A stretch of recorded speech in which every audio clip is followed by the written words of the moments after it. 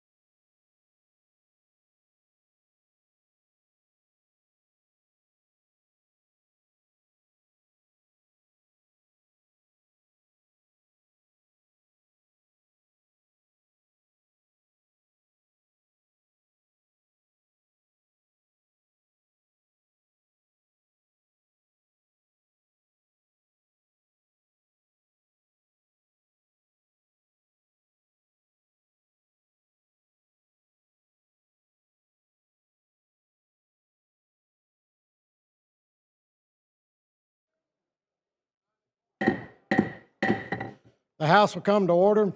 Members, our prayer today will be given by Winter Frazier. She is a member of the Dothan Alumni Chapter of Delta Sigma Theta Sorority Incorporated in Dothan. Let us pray. Lord, we acknowledge that we have been tempted to seek only your own good, hear only our own truth, and acknowledge only our own suffering. Let us start along the road to justice and peace by holding the pain of our brothers and sisters as if it were our own. We pray that no more children are lost to indifference and violence. Father, we pray for the courage to transform this beautiful world into a place where people are not tormented by wars and not torn apart in senseless division. Together, we will find the strength to resist hatred by our caring. Help us to remember that in our own hands that shape our communities. Lord, we pray without ceasing that our words become actions that give life the shape of justice. Help all persons to be able to merely see the similarities between all people, but to feel less fear in the differences. If we can be our focus, perhaps our goal may be not for homogeneity, but for a true and joyful diversity. We pray for our brothers and sisters who have no sense of safety or joy in their daily lives. We consider the hatred we witness and participate unwittingly in. And we pray for more than fear and tolerance to dominate people's thoughts and motivations in these trying days. Father, any one of us who sees wrong, let him undo it with his hands. And if he cannot, then let him speak against it with his tongue. And if he cannot do either, then let him abhor it in his heart. This is the least of faith. Lord, we know change is hard, but opposition is needed to grow. We are commanded to love. Father, your mercy, kindness, and truth are the qualities that define us. God, you are not shocked by the state of the world right now. Your ways are not our ways, and you are not at a loss for what to do. Nothing is impossible for you are able to do exceedingly abundantly above all that we can ask or think. Lord, thank you for becoming so that we can also become. Bless this assembly and the members of this body. Grant wisdom, and may the work reflect you for your people. For it is in the name of Jesus the Christ we pray. Amen. Members, today's Pledge of Allegiance will be led by Kia Garter. She is a student at Samford University and a member of Sigma Eta Chapter of Delta Sigma Theta Sorority Incorporated in Birmingham. I pledge allegiance to the flag of the United States of America and to the republic for which it stands, one nation, under God, indivisible, with liberty and justice for all. Clerk will call the roll. Mr. Speaker, Allman, Baker, Bedsole, Blackshear, Bolton, Boyd, Bracy, Brinyark, Brown, Butler, Carnes, Chestnut, Clark, Klaus, Collins, Colvin, Crawford, Daniels, Datcher, Drummond, Dubose, Easterbrook, Ellis, England, Ensler, Estes, Faulkner, Fiddler, Fincher, Fort, Garrett, Gidley, Gavan, Gibbons, Gray, Hall, Hammett, Harbison, Harrison, Hassel, Hendricks, Hill, Hulk Jones, Hollis, Halsey, Hurst, Ingram, Jackson, Jones, Keel, Kirkland, Lamb, Lands, Lawrence, Lee, Lipscomb, Lomax, Lovern, Marcus, McCampbell, McClammy, Mooney, Moore M, Moore P, Morris, Oliver, Paramore, Pascal, Pettis, Pringle, Rafferty, Ream, Reynolds, Rigsby, Robbins, Robertson, Ross, Sellers, Sells, Shaver, Shaw, Shiree, Simpson, Smith, Sorrells, Stathagen, Sandridge, Starnes, Stringer, Stubbs, Tillman, Travis, Treadaway, Underwood, Wadsworth, Warren, Whit, Wharton, Wilcox, Wood D, Wood R, Woods, Yarborough.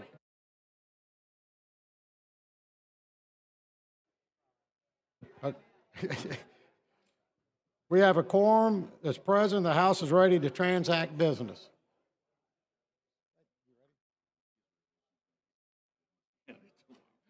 Dude. Well, I don't have.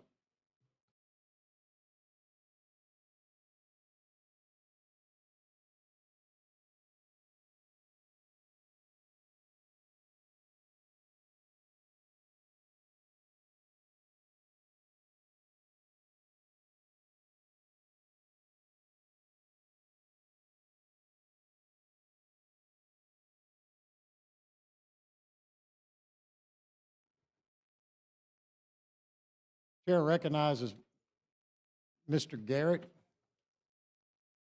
Chairman Garrett. You. Thank you, Mr. Speaker. We're honored today to have a special guest with us, and all the Jefferson County delegation should need to be a part of this. So maybe you guys ought to come down front if you care to. I'm a product of Jefferson County schools. I went grade 1 through 12 at the Irwin schools in Centerpoint, and today we're here to honor the National Superintendent of the Year, the first ever from Alabama, Jefferson County Superintendent Dr. Walter Gonsolin. So give him a can.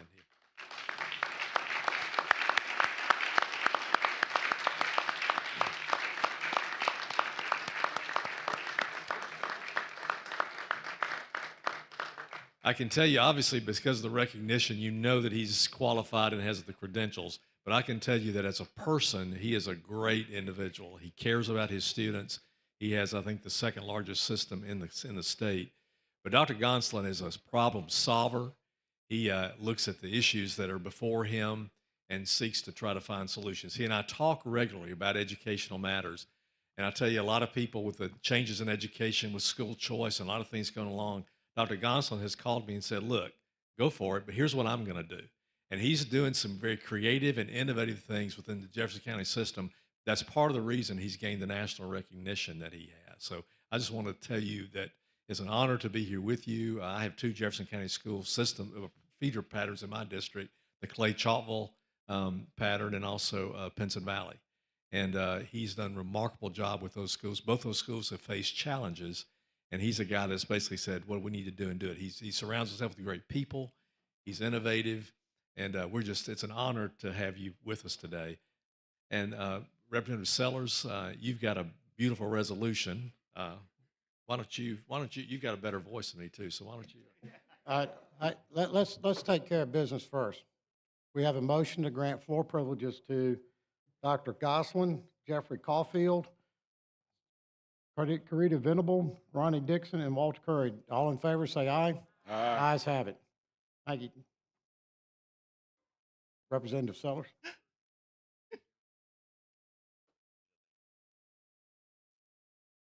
Mr. Speaker, let me see. To Dr. Gonsolin. I also have multiple schools within our district that are not only just feeder patterns, but also within the Jefferson County schools. I am a product of Jefferson County school system and proud product of Jefferson County schools. There is a resolution, Mr. Speaker. Clerk, do you have the resolution?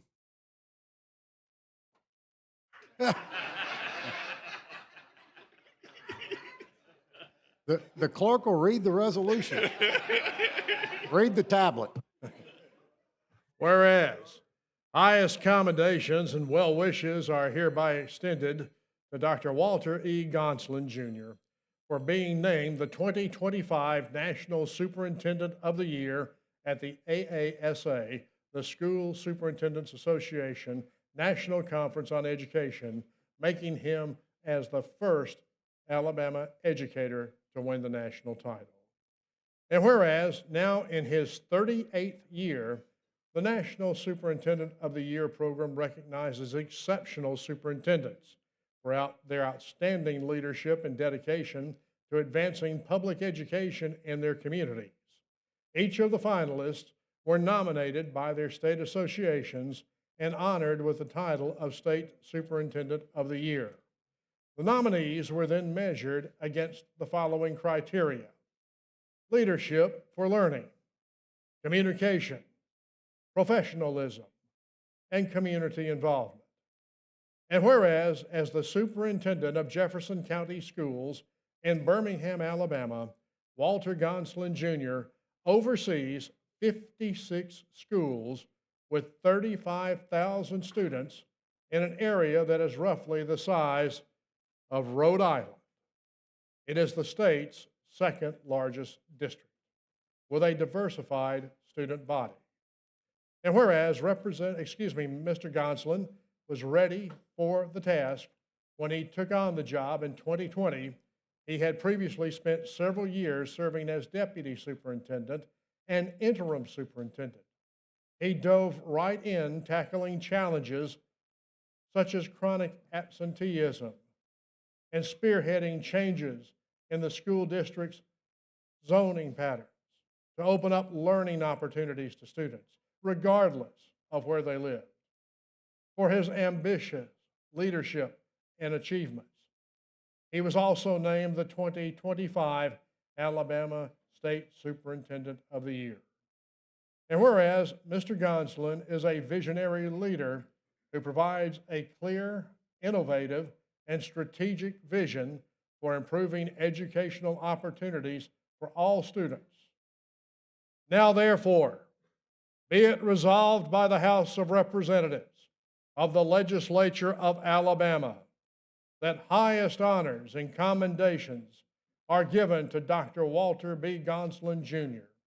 for being named the 2025 National Superintendent of the Year at the AASA National Conference on Education, and we offer this resolution as a token of our gratitude and as evidence of our sincere appreciation and high regard as he continues to raise the bar for educational leadership.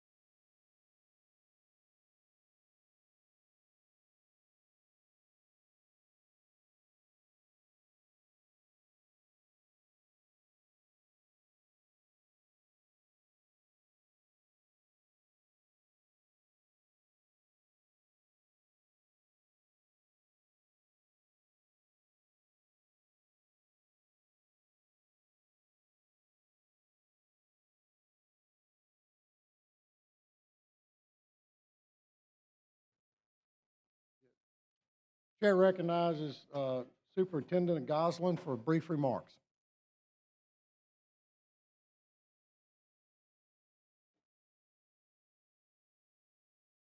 Good morning, Mr. Speaker, House members, the Jefferson County delegation.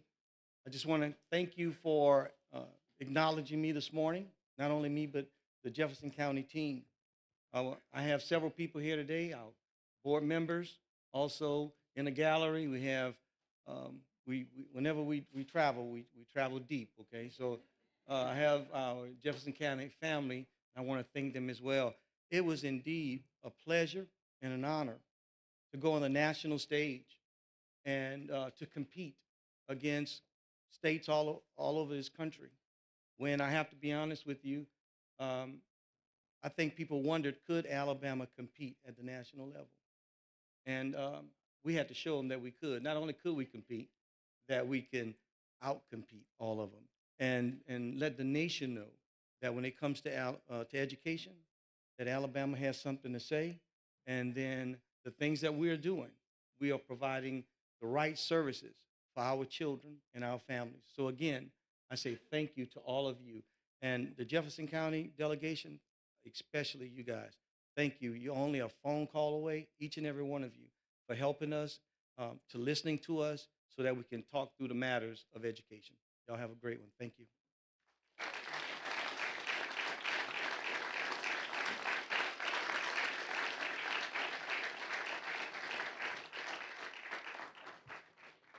Thank you, Doctor, and welcome to the Alabama House of Representatives. Now, the chair recognizes Representative Sellers for another special recognition. Thank you, Mr. Speaker. I move the floor privileges be granted to the following: James Bradbury, Rosie Bradbury, Zena Bradbury, and Regina Van Williams. Are there any objections? Hearing no objections, floor privileges are granted. Representatives, are you further recognized? Thank you, Mr. Speaker. Today we have the distinct honor to recognize one of the sons of Alabama and a product of our district, from Pleasant Grove, Alabama, the sixth safest city in the state of Alabama. And there's a resolution, Mr. Speaker. That read. There's a resolution that read. The clerk will read the resolution. Whereas, with great pride and special pleasure, highest commendations are conveyed to Alabama native son James Bradbury IV for his many professional achievements during his professional football career. And whereas James Bradbury was a two-sport athlete at Pleasant Grove High School in Pleasant Grove, Alabama, playing varsity football and basketball, a 3-year varsity letterman for the Spartans football team, James played cornerback and safety positions, earning All-Metro and first-team All-State honors. He was also team captain and was inducted into the National Honor Society. And whereas James Bradbury first attended Arkansas State University, where he was assigned as a defensive back in his freshman season in 2011, during which he was redshirted, he transferred to Samford University and joined the Bulldogs for the 2012 season, playing as a starting cornerback in all 11 games.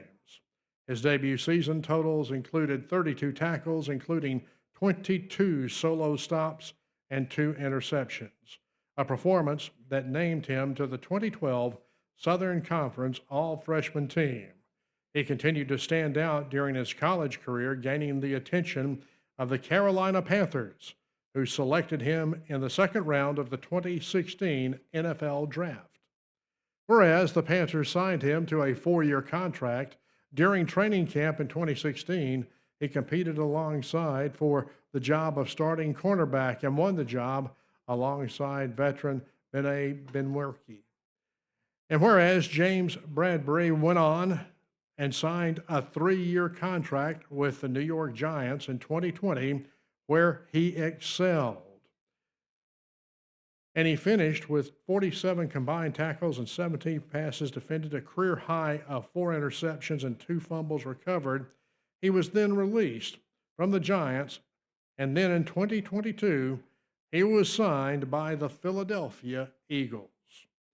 Bradbury made his debut with the Eagles in their season opener, during which he returned an interception thrown by Jared Goff to tight end T.J. Hawkinson. 27 yards for his first touchdown of his career. And his career excelled yet again, helping the Eagles to advance to the playoffs in Super Bowl 57. He was placed on injured reserve in 2024 because of a leg injury. But even so, he became a Super Bowl champion when the Eagles defeated the Chiefs in Super Bowl 59. And whereas James Bradbury returned to Pleasant Grove High School for a ceremony where his Spartan jersey, number 10, was retired on April 5th, 2024.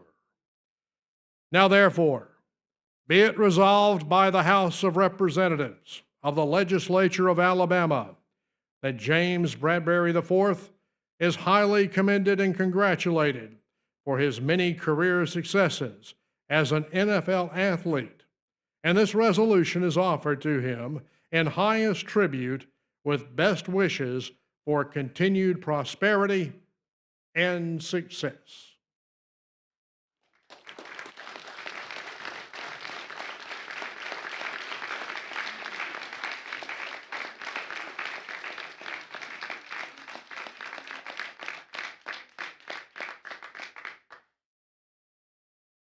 Mr. Speaker, he's not only, and to the House, he's not only just a Super Bowl champion, but this week is the Pro Blitz week. He raised hundreds of thousands of dollars for Boys and Girls Club through the course of this weekend. And listen, you're our Super Bowl champion, and you're our hero.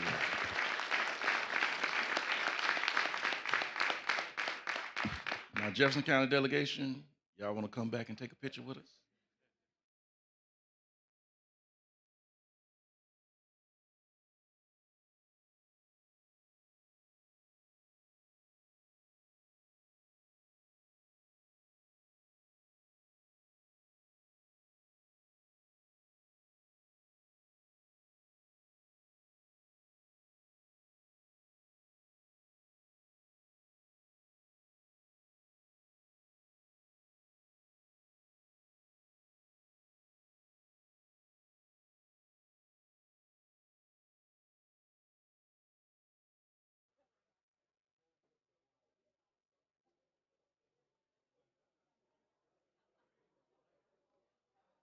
Thank you, Mr. Bradbury, and welcome to the Alabama House of Representatives.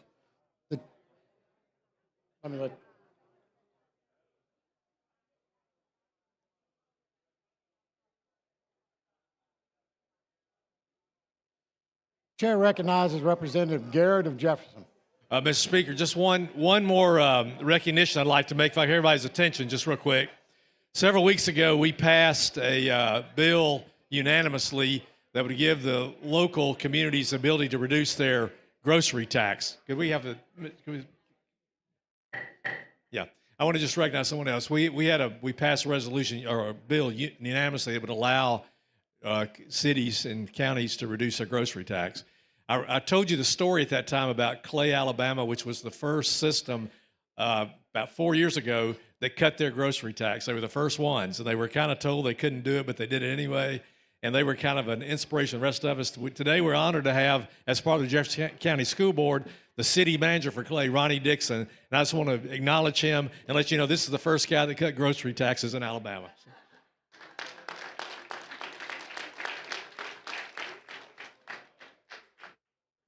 The chair now recognizes Representative Drummond of Mobile for special recognition.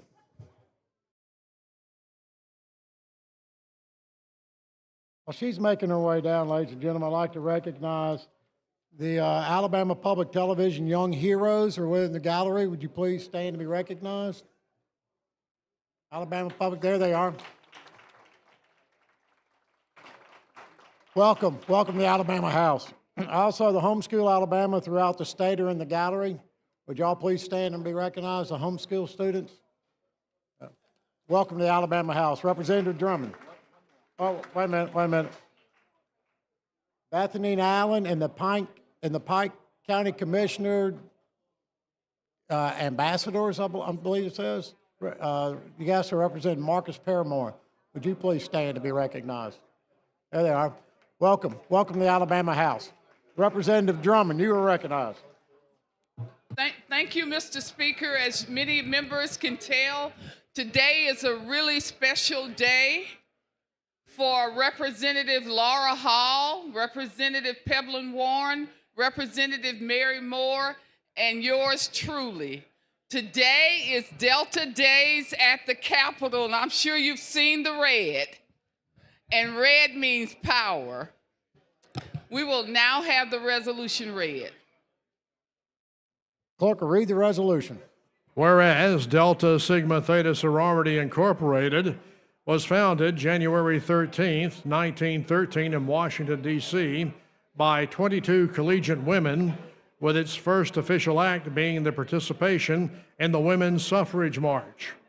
And whereas Delta Sigma Theta currently has 1,000 collegiate and alumni chapters located in the United States, Canada, Japan, Germany, the Virgin Islands, Bermuda, the Bahamas, Jamaica, West Africa, Southern Africa, United Arab Emirates, and the Republic of Korea. And whereas there are 41 collegiate and alumni chapters in the state of Alabama with over 3,500 members. And whereas the members of the Alabama chapters recognize their continued duty and responsibility to public service, which includes not only taking an active interest and participation in educating the masses with regard to issues, but advocating for policies and policy changes that impact and affect our communities. And whereas each year the members of the Alabama chapters convene on the Alabama State Capitol to educate, advocate, and ensure that their collective voices are heard. And whereas this year's Alabama Delta Days at the State Capitol will take place on April 10th, 2025, under the theme, Our Future, Our Fight. Now therefore, be it resolved by the House of Representatives of the Legislature of Alabama that the Delta Sigma Theta Sorority Incorporated is hereby celebrated and congratulated on their longevity and community service, and this legislature takes great pride in recognizing their contributions on Delta Sigma Theta Sorority Day on April 10th, 2025. Chair recognizes Representative Drummond of Mobile. Well, thank you, members. We're in room 200 if you want to come by and speak to the Deltas, but you will see red all over the State House today because today is our Delta Day at the Capitol, and they're very interested in all of the issues that we will be fighting in the People's House today. Thank you, Mr. Speaker. Thank you, Representative Drummond.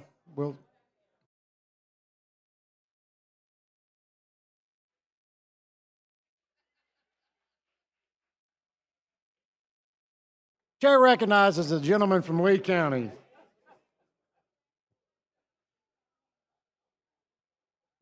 Thank you, Mr. Speaker. I request that leaves of absence be granted for absent members. Are there any objections? No objections. Absent members are excused. The chair further recognizes the gentleman from Lee, Mr. Logan. Mr. Speaker, I have a report. House of Representatives, your Standing Committee on Rules begs leave to report that it has carefully examined the Journal of the House for the 20th Legislative Day and finds the same to be correct. Signed, Representative Joe Lovern, Chairman. Mr. Speaker, I move that the reading of the journal at length for the 20th Legislative Day be dispensed with. Are there any objections? Hearing no objections, the reading of the journal is dispensed with. The chair recognizes the gentleman from Lee for a motion. Mr. Speaker, I move that when we adjourn today, that we leave the journal open to allow the clerk to complete his paperwork and that we reconvene on Tuesday, April the 15th at 1 p.m. Couldn't have said it better myself. Are there any, all in favor say aye, all opposed, no? Ayes have it. Clerk will now receive reports from the standing committees and will receive those reports throughout the day. The House is now in a position for the introduction of bills and resolutions. The House will now receive the resolution report from the Committee on Rules. The clerk will read the resolution. House Joint Resolution number 207 by Representative Ellis, mourning the death and honoring the life of Donald Wayne Armstrong. House Joint Resolution number 209 by Representative Robertson, honoring and commending the achievements of Cadet Draken True Graham. Senate Joint Resolution number 62 by Senator Stewart, mourning the death and celebrating the life of State Trooper Justin Jamel Williams. Move adoption. All those in favor of adoption of the resolutions en masse say aye. All opposed? The ayes have, the resolutions are adopted. The clerk will call the next resolution. House Resolution number 213 by Representative Travis, recognizing April 22nd, 2025 as Omega Psi Phi Fraternity Incorporated Day in Alabama. Move for adoption. Clerk will unlock the machine, the members will vote. No, voice, I'm sorry. All in favor say aye. All opposed? Ayes have it. Clerk, call the next resolution. House Joint Resolution number 210 by Representative Lovern, convening of a joint session. Move for adoption. All in favor say aye. All opposed? Ayes have it. The resolution is adopted. Next, clerk, call the next resolution. House Joint Resolution number 220 by Representative Holt Jones, expressing the will of the Alabama Legislature regarding the state of commercial property insurance in coastal Alabama. Move for adoption. All in favor say aye. All opposed, nay. The ayes have it. The resolution is adopted. Clerk, call the next resolution. Senate Joint Resolution number 63 by Senator Wagner, urging the Trump administration, the United States Secretary of Defense, and the United States Secretary of the Air Force to establish a permanent headquarters for United States Space Command at Redstone Arsenal in Huntsville, Alabama. Move for adoption. All say aye. All opposed, nay. Ayes have it. The resolution is adopted.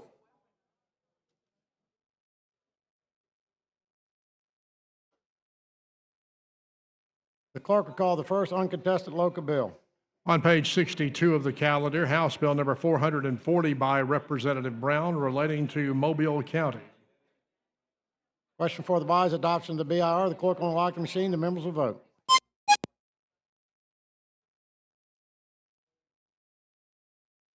Allen. Have all the members voted? Clerk will lock the machine, record the votes. 67 ayes, 0 nays. The BIR is adopted. Question for the body now is final passage of HB 440. The clerk will unlock the machine. The members will vote.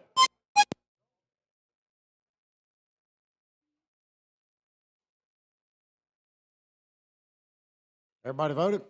Clerk will lock the machine, record the vote. 24 yeas, 0 nays. HB 440 is passed. Clerk, call the next bill.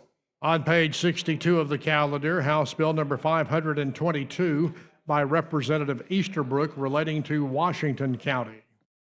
Question for the body's adoption of the BIR. The clerk will unlock the machine. The members will vote.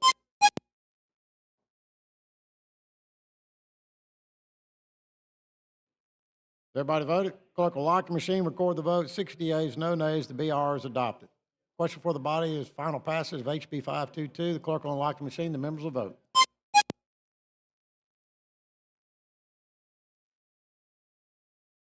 Clerk will lock the machine, record the vote. 13 yeas, 0 nays. HB 522 is passed. Clerk, call the next bill on the special order calendar. On page 63 of the calendar, House Bill number 531 by Representative Sells, relating to Conecuh County. Question for the body's adoption of the BIR. The clerk will unlock the machine. The members will vote.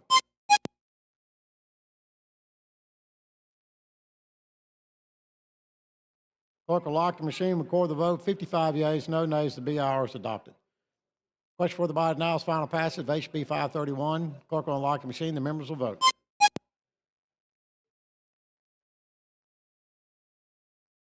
Clerk will lock the machine, record the vote. 16 yeas, 0 nays. HB 531 passes. Clerk, call the next bill on the calendar. On page 63 of the calendar, House Bill number 532 by Representative Sells, relating to Conecuh County. Question for the body's adoption of the BIR. The clerk will unlock the machine. The members will vote.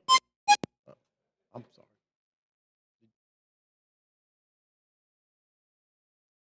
Have all the members voted? Clerk will lock the machine, record the vote. 58 yeas, no nays. The BIR is adopted. Chair recognizes the gentleman from Clark, Mr. Jackson. You got your light on, so question for the body. What? Question for the body's final passage of HB 532. The clerk will unlock the machine. The members will vote. Have all the members voted? 17, clock the machine and record the vote. 17 yeas, 0 nays. The bill's adopted.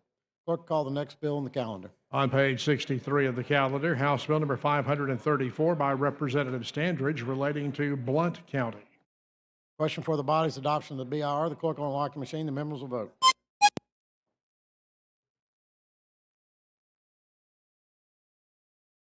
Clerk will lock the machine, record the vote. 54 yeas, no nays. The BIR is adopted. Next, clerk will unlock the final passage of HB 534. The clerk will unlock the machine and the members will vote. Have all the members voted? Clerk will lock the machine, record the vote. 14 yeas, no nays. The HB 534 passes. Clerk, call the next bill on the special order calendar. On page 63 of the calendar, House Bill number 539 by Representative Fincher relating to Randolph County. Question for the body's adoption of the BIR. The clerk will unlock the machine. The members will vote.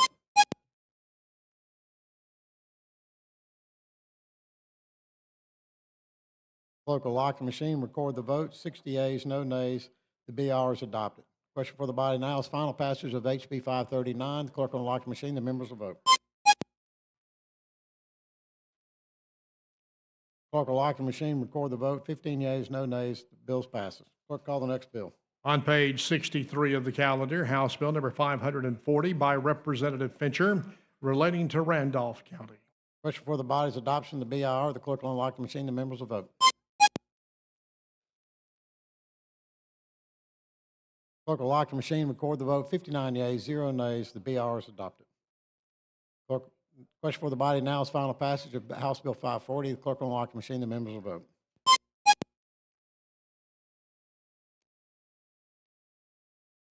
Clerk will lock the machine, record the vote. 14 yeas, no nays. House Bill 540 passes. Clerk, call the next bill. On page 64 of the calendar, House Bill number 544 by Representative Baker relating to Escambia County. Question for the body's adoption of the BIR. The clerk will unlock the machine. The members will vote.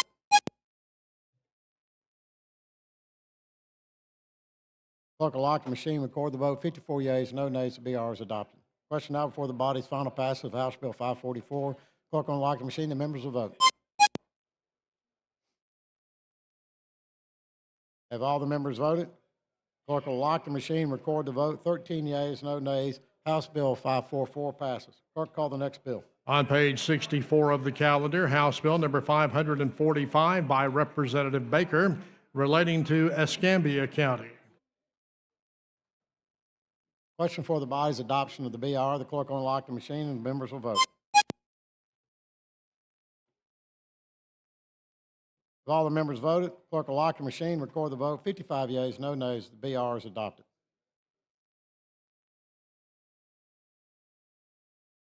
Question now before the body's final passage of HB 545. The clerk will unlock the machine. The members will vote. Have all the members voted? Clerk will lock the machine, record the vote. 15 yeas, no nays. HB 545 passes. Clerk, call the next bill on the calendar. On page 62 of the calendar, Senate Bill number 221 by Senator Williams relating to Mobile County. Question for the body's adoption of the BIR. The clerk will unlock the machine. The members will vote.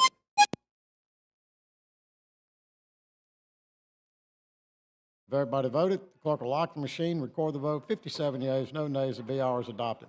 Question for the body now is as passes of SB 221. The clerk will lock the machine. The members will vote. Have all the members voted? 21 yeas, no nays. SB 221 passes. Clerk, call the next bill on the special order calendar. On page 62 of the calendar, House Bill number Senate Bill number 224 by Senator Sessions relating to Mobile County. Question for the body's adoption of the BIR. The clerk will unlock the machine. The members will vote.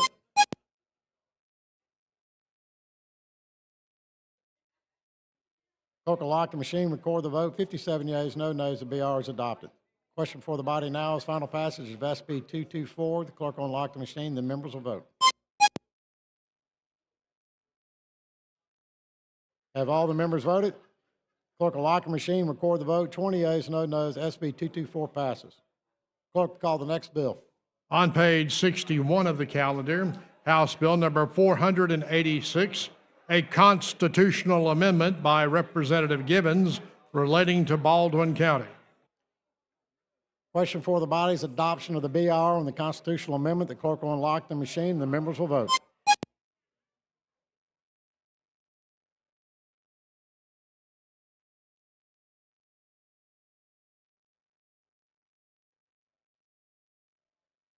Clerk will lock the machine, record the vote. 60 yeas, no nays, the BR is adopted. Now the question for the body is passage of the constitutional amendment HB 486. The clerk will unlock the machine, the members will vote. Remember, we need 63 votes.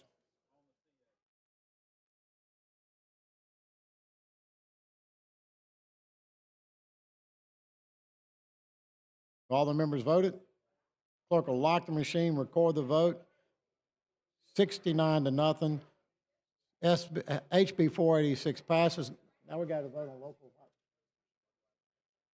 The question for the body is the resolution local application. The clerk will unlock the machine. The members will vote.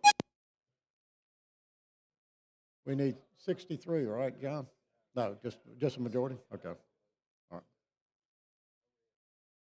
Clerk will lock the machine, record the votes. 46 yeas, 0 nays. Local constitutional amendment passes. Clerk, call the next bill. On page 62 of the calendar, House Bill number 508, a constitutional amendment by Representative Givens relating to Baldwin County. Question for the body is adoption of the BIR. The clerk will unlock the machine. The members will vote.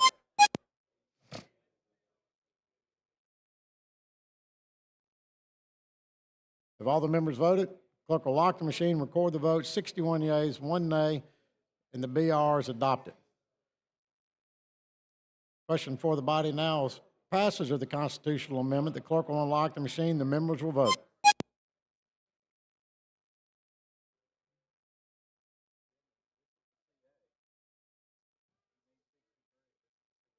We need 63 votes to approve the constitutional amendment.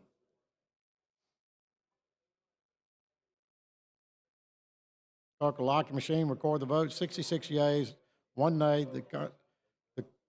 The question before the body now is adoption of the local application. Clerk will unlock the machine. The members will vote.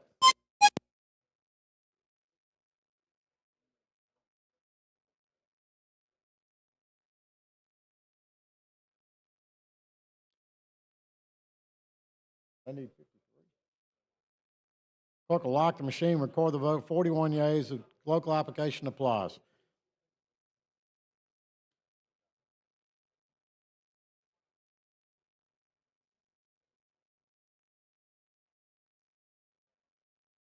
Chair recognizes Representative Jackson of Clark.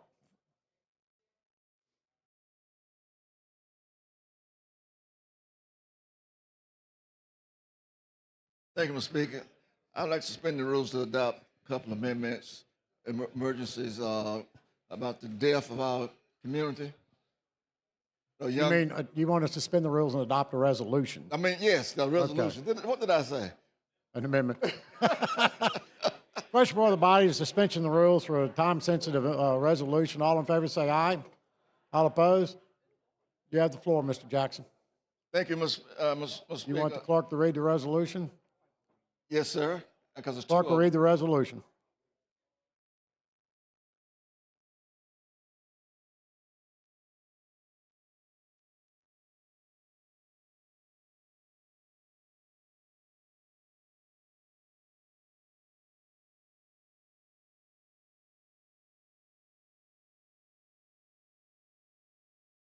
Whereas it is with profound sorrow that we note the untimely loss of Jaden Dwayne Howell of Watley, Alabama, on April 6, 2025, at 8 years of age. And whereas his departure leaves a void in the lives of his loving family and many friends and the community where he was highly regarded.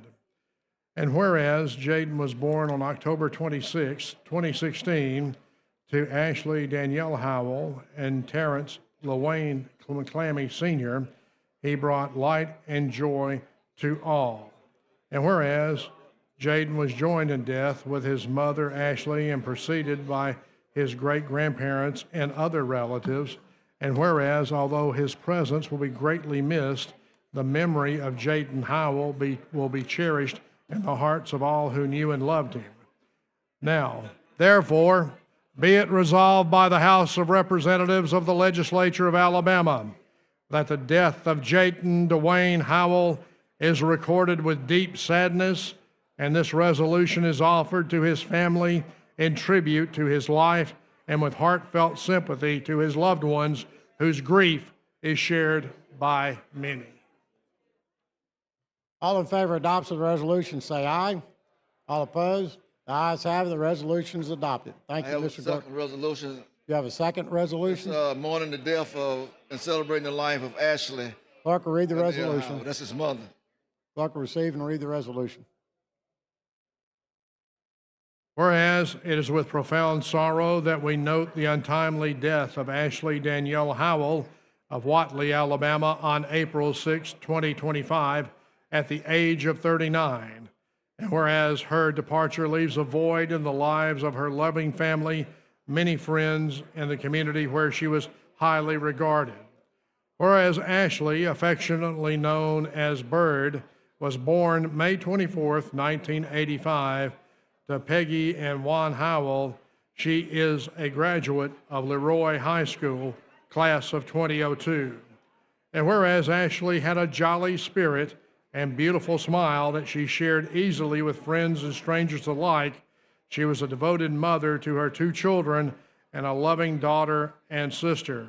And whereas Ashley was preceded in death by her grandparents and was loved and honored by many other relatives, and whereas, although her presence will be greatly missed, the memory of Ashley Howell will be cherished in the hearts of all who knew and loved her. Now, therefore, be it resolved by the House of Representatives of the Legislature of Alabama that the death of Ashley Danielle Howell is recorded with deep sadness, and this resolution is offered to her family in tribute to her life and with heartfelt sympathy to her loved ones whose grief is shared by many. Question for the body's adoption of the resolution. All in favor say aye. All opposed say nay. Ayes have it. The resolution of condolences is adopted. Thank you, Mr. Speaker, and thank you, members. All the joy that we've had this morning, we had to come with this sadness, but thank you so much. Thank you. The chair would like to recognize in our gallery the Cleburne County leadership and youth leadership of Cleburne County. They're the guests of Representative Chad Robertson. Would you please stand to be recognized? Welcome. Welcome to the Alabama House of Representatives. Chair would like to further recognize Lynn Scott and Mary Beth Bowman, the Alabama Network of Children Advocacy Centers. They are the guests of Representative Ellis. Would you please stand to be recognized? There you are. Welcome to the Alabama House of Representatives.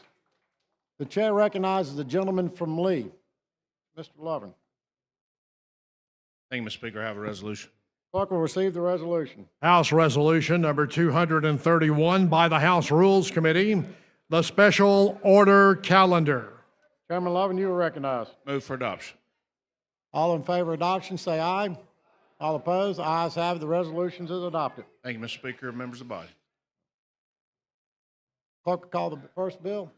On page 43 of the calendar, House Bill number 477, with substitute by Representative Faulkner, relating to nonprofit agricultural organization.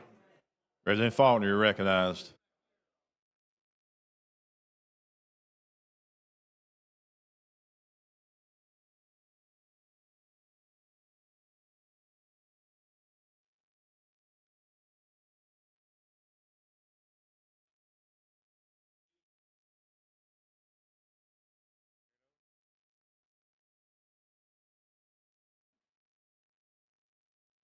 Mr. Speaker, I move we carry this bill over to the call of the chair. All in favor say aye. Bill has been carried over. Clerk, call up the next bill. On page 42 of the calendar, House Bill number 445, with substitute by Representative Whitt, relating to cannabinoids. Chairman Witt, you're recognized.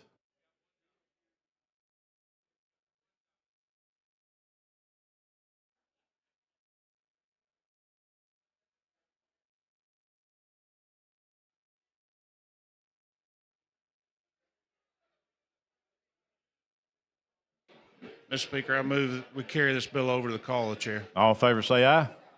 Bill has been carried over. Clerk, call next bill. On page 61 of the calendar, House Bill number 493 by Representative Ellis relating to child advocacy centers. Chair recognizes the gentleman from Shelby, Chairman Ellis.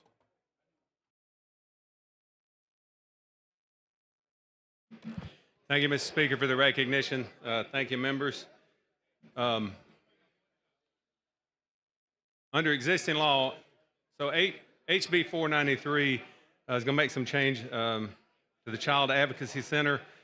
Under existing law, provides that child advocacy centers may be certified as full members of the center for the Alabama Network of Child Advocacy Centers if they meet certain statutory criteria.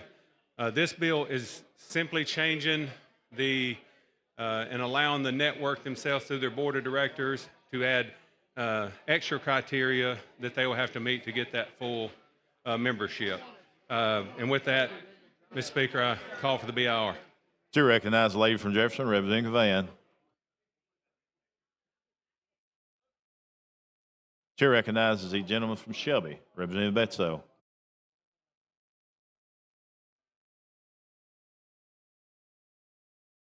Thank you, Mr. Speaker, for the recognition.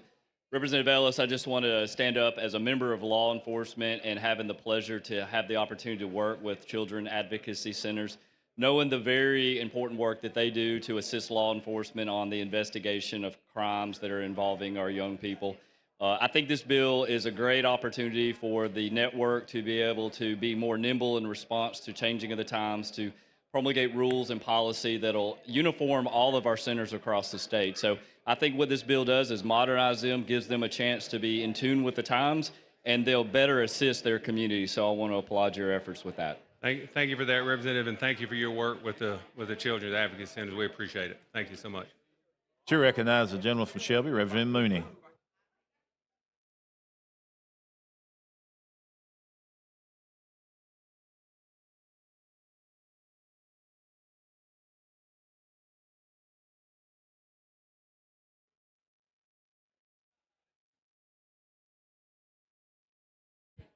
Thank you, sir. I actually was able to hear you this time. Yesterday, I didn't even hear him. You know the love I have for our Children's Advocacy Center in Shelby County and the work that they do and the difference they've made in the lives of countless young people and families in our county. And we work every year to support it privately along with whatever funds it gets and everything. Anything you can do, like this bill or anything else, we need to be totally in favor of. Thank you for bringing it. It's huge, I think, to have anything of this nature happen in a positive way. They're overlooked so often, but they do such critical work in protecting our children. Thank you. Sure, thanks, gentlemen. Thank you for that. Question for the body's adoption of the BIR. Clerk will unlock the machine. The members will vote.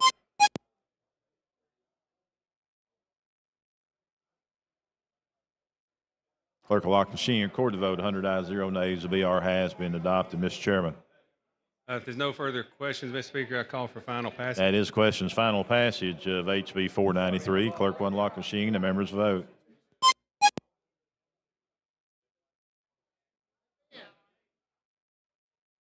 Clerk will lock the machine. Record the vote. 101 ayes, 0 nays. HB 493 has passed. Thank you, Mr. Speaker. Thank you, members. Mr. Clerk, let's go back to the first bill. We found Representative Faulkner wandering around in the hall. On page 43 of the calendar, House Bill number 477 was substitute by Representative Faulkner relating to nonprofit agricultural organization. Representative Faulkner, you're recognized. I appreciate that, Mr. Speaker. Got pulled out there just for a second. So for all those here in the gallery here on this bill and listening in, I was out there just out in the hall, so I apologize for that.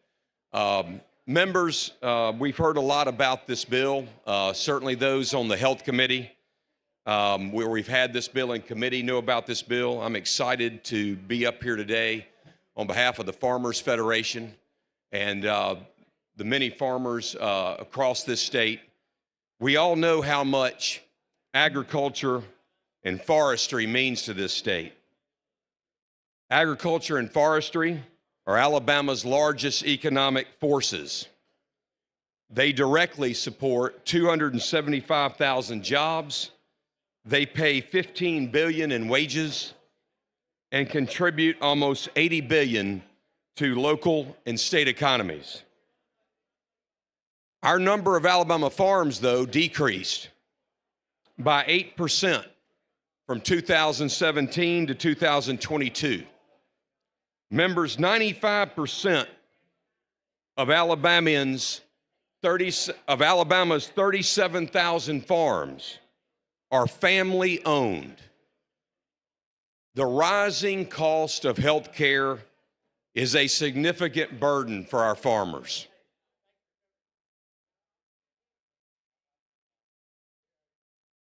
As legislators, there is little we can do about fertilizer cost or the price of cotton, but we can make a difference in one of the largest household costs for many farmer families and other citizens in Alabama regarding their health care coverage.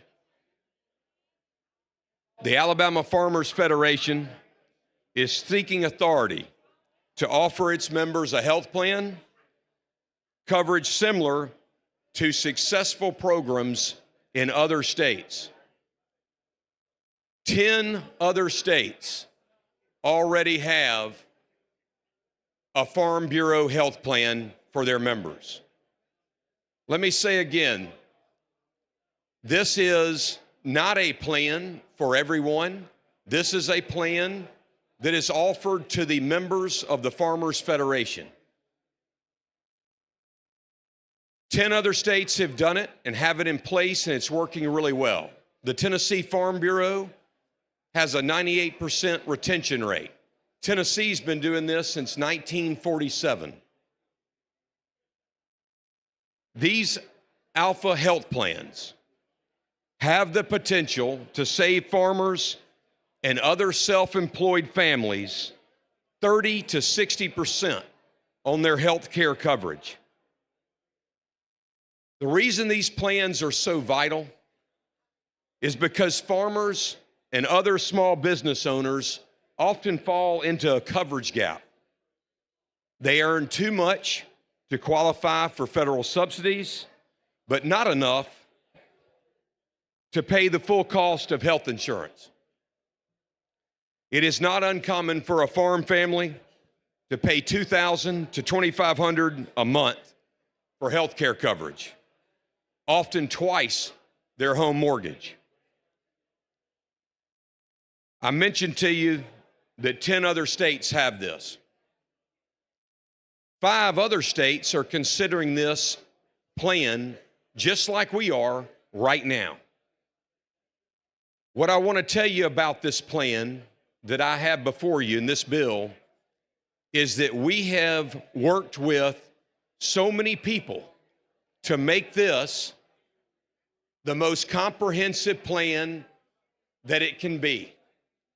Folks, this plan is so much more comprehensive than any other Farm Bureau plan in the country.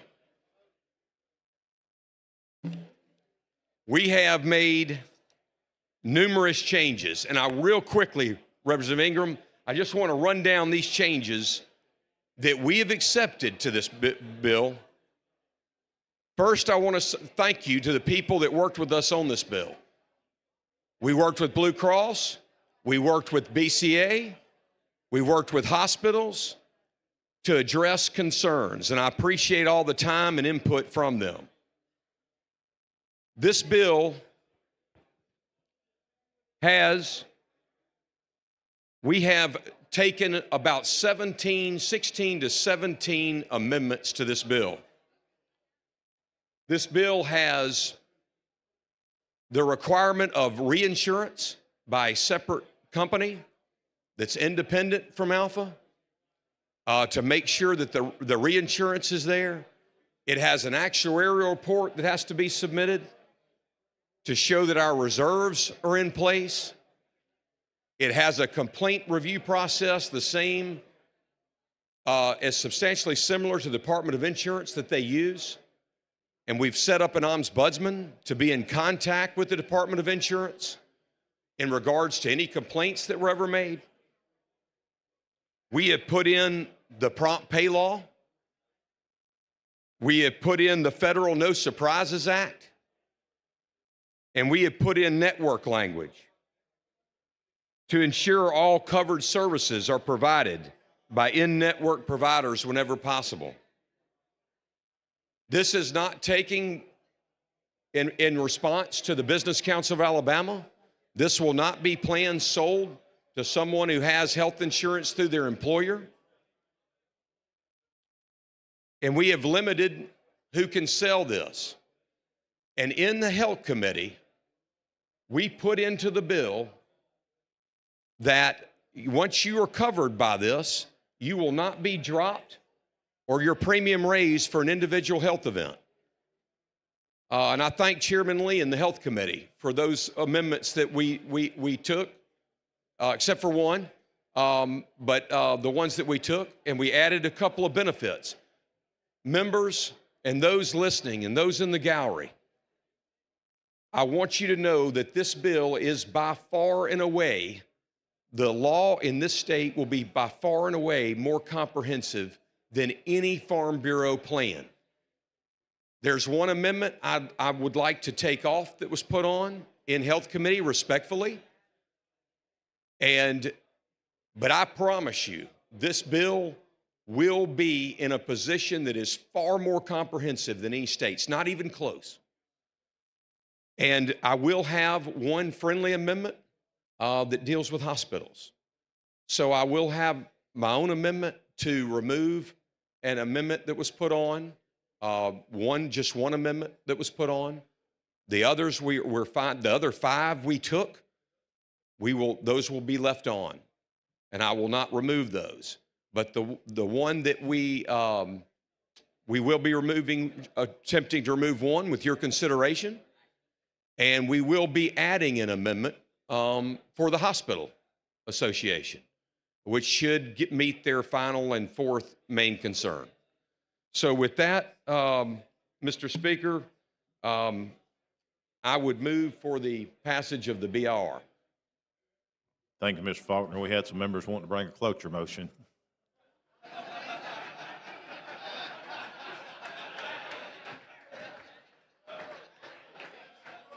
Yeah.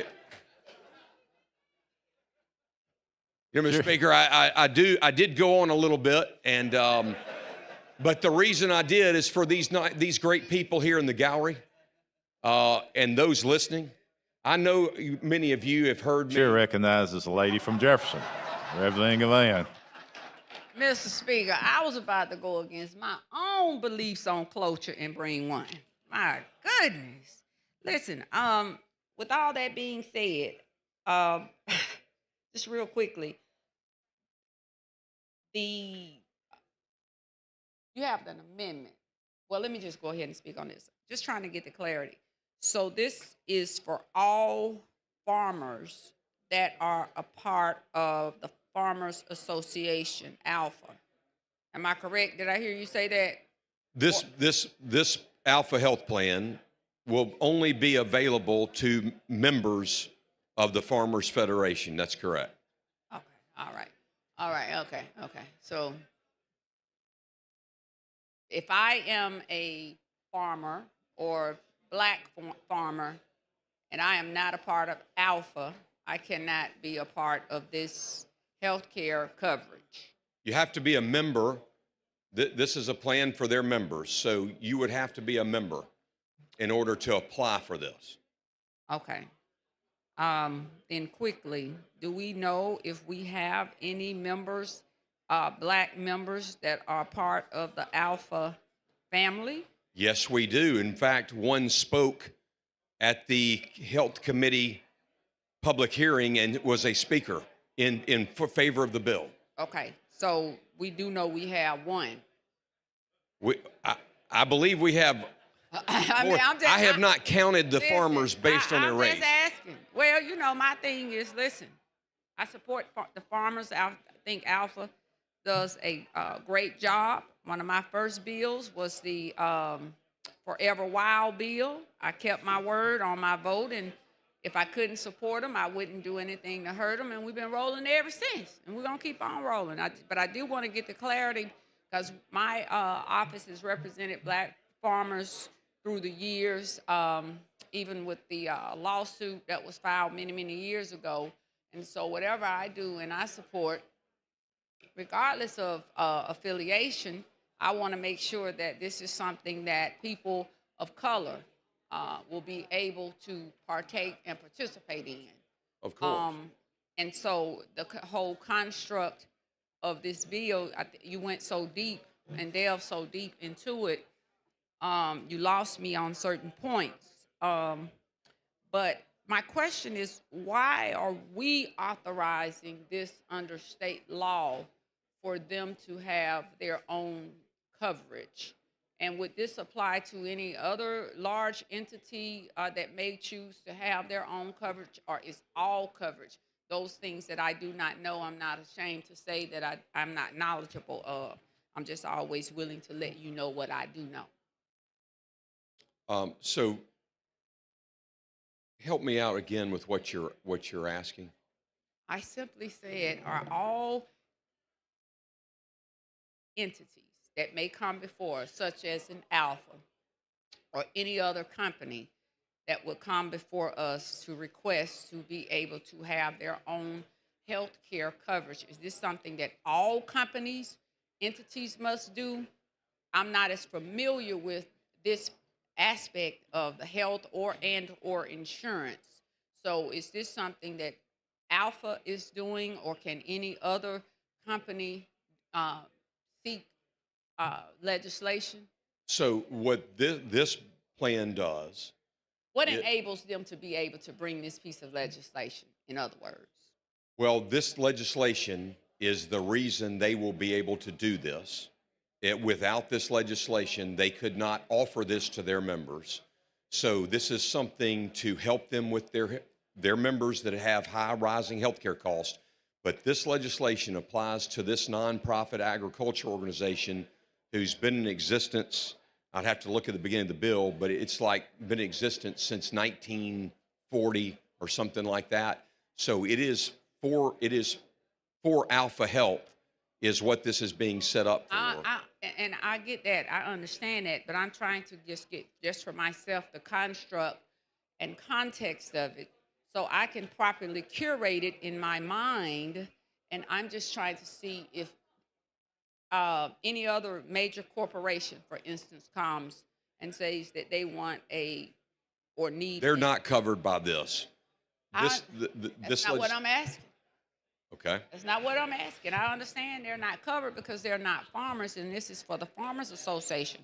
What I'm saying to you, if Joe Blow Company chooses to have its own health care authority and network, it doesn't matter who it is, will they be able to come to seek, or should they come and seek legislation from the state that will enable them to do it?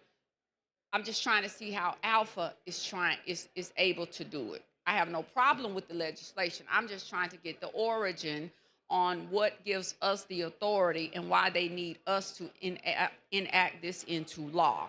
So this is not health insurance. So that's what makes it different. It's a health plan. It's a health plan. I got for that. their members. So they have to have this legislation to put this in place for them. And if somebody else wanted to try the same thing, they would need to bring legislation. So so any company that wanted to put in a health, I'm trying to see why we're enacting legislation for a health plan. That's the only thing I'm because I think I'm following you. It's not health insurance. So it's not a. That is I understand. I'm just asking why do we have to put this into law? Let me just keep it real simple, because this question is not a difficult question. I'm just trying to get one simple answer. This is simple. I'm trying to see why is it that the legislature, under what authority do we have to put it in? Will somebody please text him the answer? Because I'm just trying to get to the response. Now, come on, Alpha. Y'all in there, text him. Y'all know how this works. Because I'm just trying to get one simple answer. I don't have a problem with the bill. I'm trying to understand for myself Just because I've not had this happen, I don't think, since I've been here. So I'm just trying to see if this No, this is the first. That's what I thought. So my question is, if any other company comes with a health plan such as this, will we have to come back and do the same thing for them? Since we've never done this before, I'm just trying to figure out how we move forward in the future if there are other companies, since this is so unique. Yeah, I would assume, Representative Van, that if someone else wants to do this besides Alpha, they're going to have to be up here as well. And if it is defined as a health plan, That's right. is what I'm asking. This is a health plan. I understand that. I understand it's a health plan. I'm asking you if another company comes and wants to create what is considered a health plan such as this, they would have to come through the legislature. They would. For legislation to be passed and enacted through both houses. That's all I'm trying to get to. This is very difficult. Yeah, I have spent a lot of time on this bill and this plan. So you're asking me about what someone else would do. My assumption is that they would have to do exactly what Alpha is doing. Okay. All right. I should. The Farmers Federation. I understand. I probably should have spoken with Otney to get the clarification. Because I know sometimes when we're moving these bills, we don't know all of the answers. I'm just trying to figure out, is this going to be something that will become universal for anyone who wants to pass an insurance health? No, ma'am. The answer is no. It will not be universal for others. So then my question is, what makes Alpha so unique? That's what I'm trying to get to. Well, 10 other states have put this in place. I got And it. so they're farm bureaus. So our farm bureau wants to do the same thing.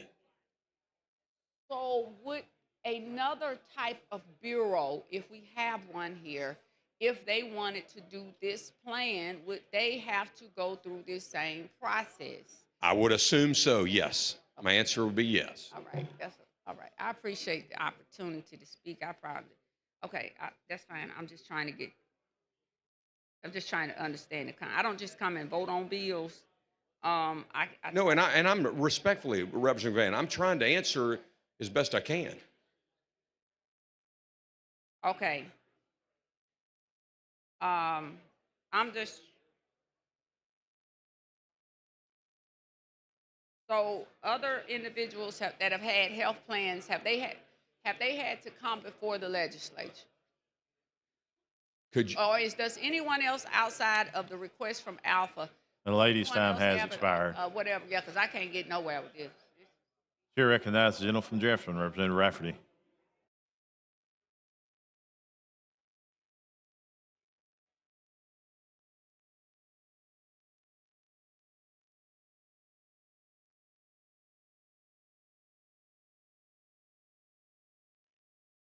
Thank you for the recognition, Mr. Speaker. Representative Faulkner, I know you've worked tirelessly on this bill, and I agree with you that we must do everything we can to protect our farmers and make sure that they have what they need. There's just a couple of questions I wanted to ask you real quick just to get some things clear here. You know, it's no surprise that for a while we've been arguing and pushing for Medicaid expansion in this state. And I just wanted to clarify, even if we were to expand Medicaid today, would they still be able to get health insurance under that program if that was the case? If we were to do it today? So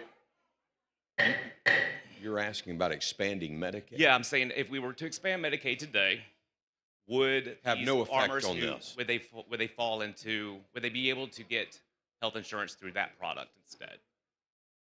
Or would they still Look, be I mean, kind of in a loophole? This plan does not affect Medicaid, whether you expand it or don't.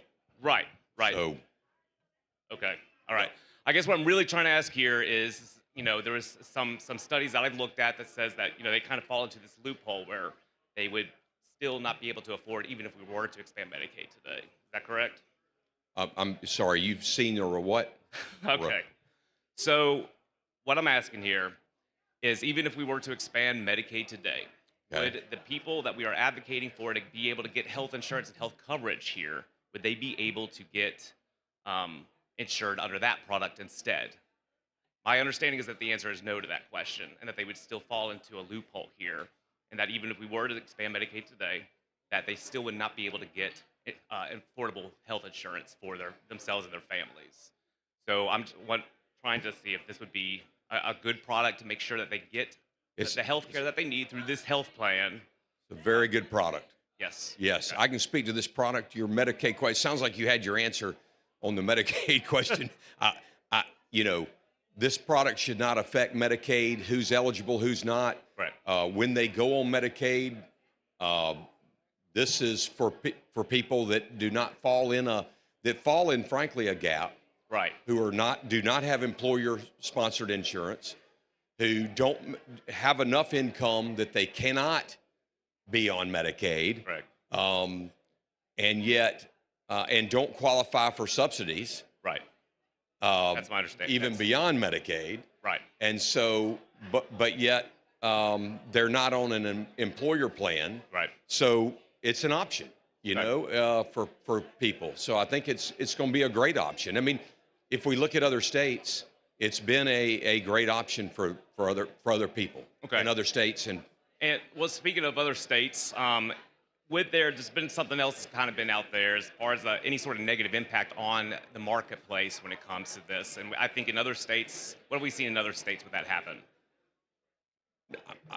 Have we seen a negative impact on the marketplace? No, we have in not. Other states? We have not. Okay. We have not seen a negative impact in other states. Looked at how it did not affected premiums. In fact, it's increased competition. Okay. We've seen just as many products offered in those other states. We've not seen an adverse effect on premiums of any material difference. Okay. And you can, look at Tennessee, that's been doing it the longest since 1947. And it's just, admittedly, it's a small group of people, right, that this is applying to. That's my understanding as well. Yeah, it's not an option for everybody. Mm-hmm. But it is a good option, right, for particularly for our farmers. Okay. Well, I agree. Thank you for bringing the bill. Thank you for all the work you've done on it. And thank you for what you're doing your amendment. For our farmers here in Alabama. So, yeah. Yep, that's it. Thank you, Mr. Speaker. Sure, thanks, gentlemen. The question for the body now is the adoption of the BIR. Clerk will unlock the machine and the members will vote.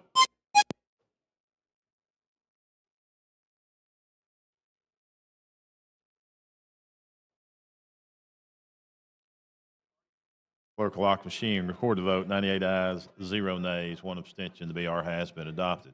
Representative Faulkner. Well, if there's no further questions, I need to move for a couple of amendments. I've got a substitute in Health Committee. Oh, that's exactly right, Mr. Speaker. I apologize. We need to move to adopt the substitute. Okay, Curry, explain your substitute, please. Yeah. So, members in the Health Committee, the reason we have a sub before you is there were some amendments put on, and that were added, and I'll explain those. First, we added, in fact, Representative Rafferty brought this amendment. We added mental health and substance abuse disorder services, and we added prescription drugs to the list of health benefits covered in this plan. Those were already covered in the plan, but they were not in the bill. So we have put those in the law. So that was the first thing. The other thing we did is we took Representative Francis Hoke Jones' amendment about who could sell this product. And it has to be licensed. We clarified that it had to be licensed insurance agents. It was already going to be that, but we took her amendment to do that in the law. We also took that once you are covered, this was Representative Brinyard's amendment. It was a friendly amendment. We took and put into the bill, this was already going to be the case in the Alpha Health Plan, but we took in there that once you're covered, you will not be canceled or your premium increased for an individual health event. That was a major amendment, but friendly, and we put it in the bill. And by the way, no other state has those amendments. We're the first one to put it in our law. They all have it in their plan, but didn't have it in their law. We also put in emergency out-of-network situations, we put in language to say how that would be paid for. And that was placed in the plan. We also moved that the cost of the money that was received from this, from the privilege tax, that it would be going to the Department of Insurance and be collected by them. And that's pretty much, also there was one amendment put on involving Department of Insurance regulation, but that is what is in the substitute, Mr. Speaker and members. Okay, you've heard the explanation of the substitute. Chair recognizes the gentleman from Marengo, Representative McCampbell.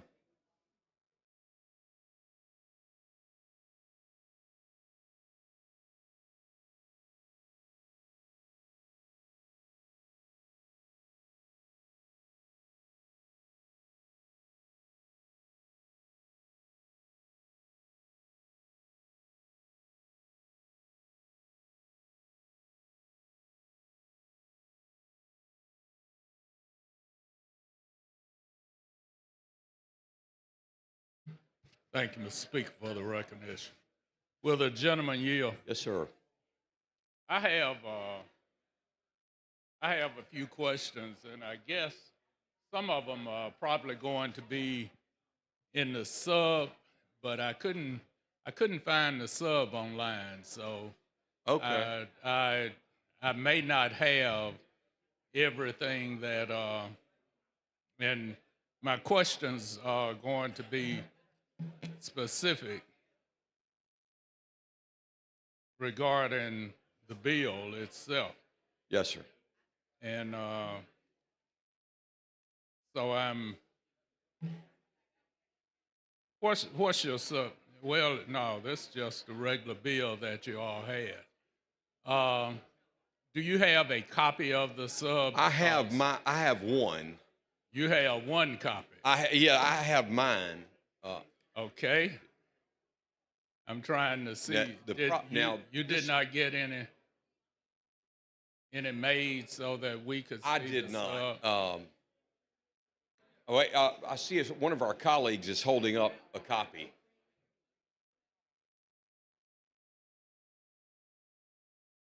Okay, because I don't want to address these issues without you having already taken care of it. I have a concern, and my concern is about the protection of the consumer, of the overall consumer. I grant you that this is a great opportunity, especially in rural America, okay? In rural Alabama. We have hospitals closing every day. And a lot of it is because they are not being able to be reimbursed for their services. And this is an attempt to try and really help that process as well.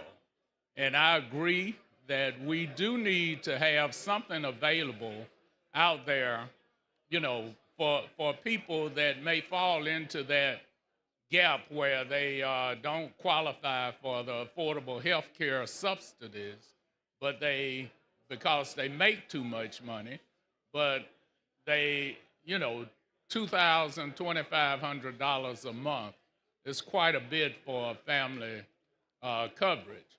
Do you have any idea of what these premiums might run for the typical family of four that's in good health? What I do know is that from looking at other states who have done this, you can see a 30 to 60% reduction in what you're paying in healthcare cost. So I know that's a variable, 30 to 60%. So I can't give you anything specific. It obviously depends on the person and the plan. But in other states, But in other words, if it's a $2,000 a month premium, 30% would be what, $600 off? 30 to So 60%. about $1,400 a month, which is a substantial amount of money. Yes, sir. Now, the other things that I wanted to look at, there was, you said you put in there the emergency, there was something regarding emergency health care. Yes, sir. What specifically is that? Because in Yeah. the one I read, it talked about a non-emergency situation, and that was located on. So, Representative McCampbell, if you'll look at, you've got a copy and it's highlighted with the on page 6. Page 6 of the substitute. Okay. And I think that is what you're asking about. So it says in emergency situations where an out-of-network provider delivers emergency care, Yeah. the nonprofit agriculture organization shall pay the Okay. out-of-network provider one of the following, less the enrollee's in-network cost-sharing amount. Okay, that's what I was looking That's for, right. because it's not in the original bill. That And we I- this was agreed language with the hospitals, and we had, in fact, we're going to have their fourth major concern we're going to address today. Okay. So we had we put in the no surprise billing, we put in the prompt pay law, the language that they wanted. We had language that they wanted. We had already agreed to this, but we found out there was an issue with that language. Uh-huh. And so we agreed to this language with hospitals, and that was put in health committee. Okay, and as I say, that's the reason I was asking about that, because that is a situation.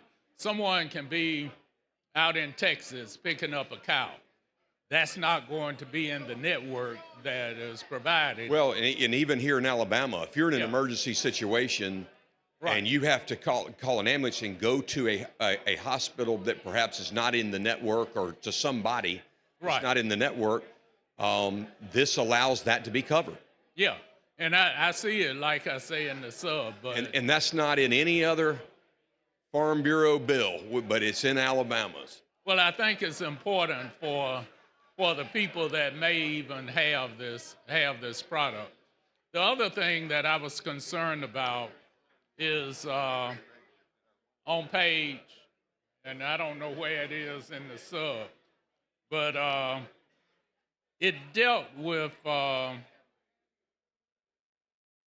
governance, the appointment of an arbitrator or an ombudsman. That's what Yes. it dealt with. All right, I don't so- know where it is in the sub, but I will. that was a concern. Yeah, so that was not put in the health committee yesterday. That is something we agreed to. Okay. We've had a lot of I would call oversight and things we put in, and that was one of them, dealing with the complaint process. Okay. So that we would have an ombudsman that would be the point of contact for Alpha Health Okay. with the Department of Insurance. So when a complaint is made, the Department of Insurance is going to have the ability to review and comment, but they will have a point of contact within Alpha Health that they can go to about any complaint they've received and any issue they have.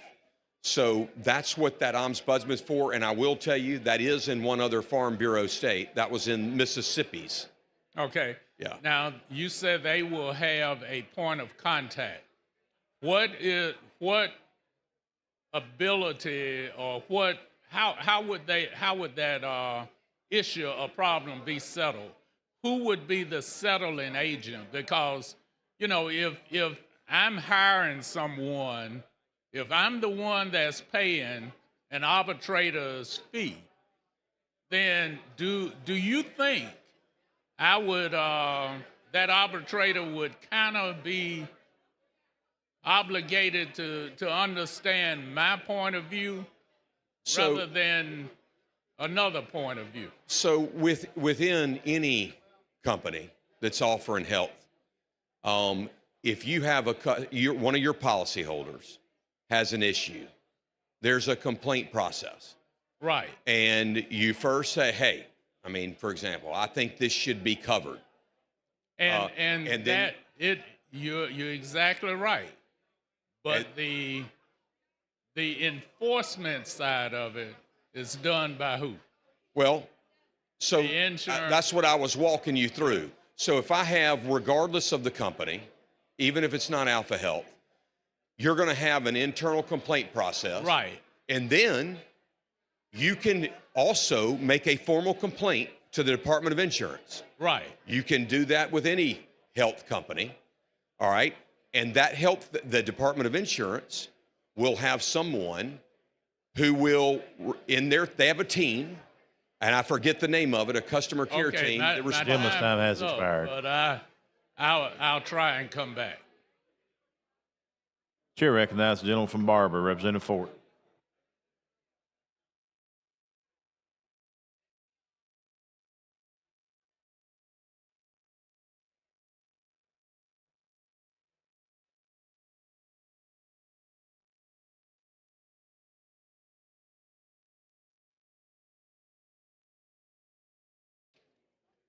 Reverend.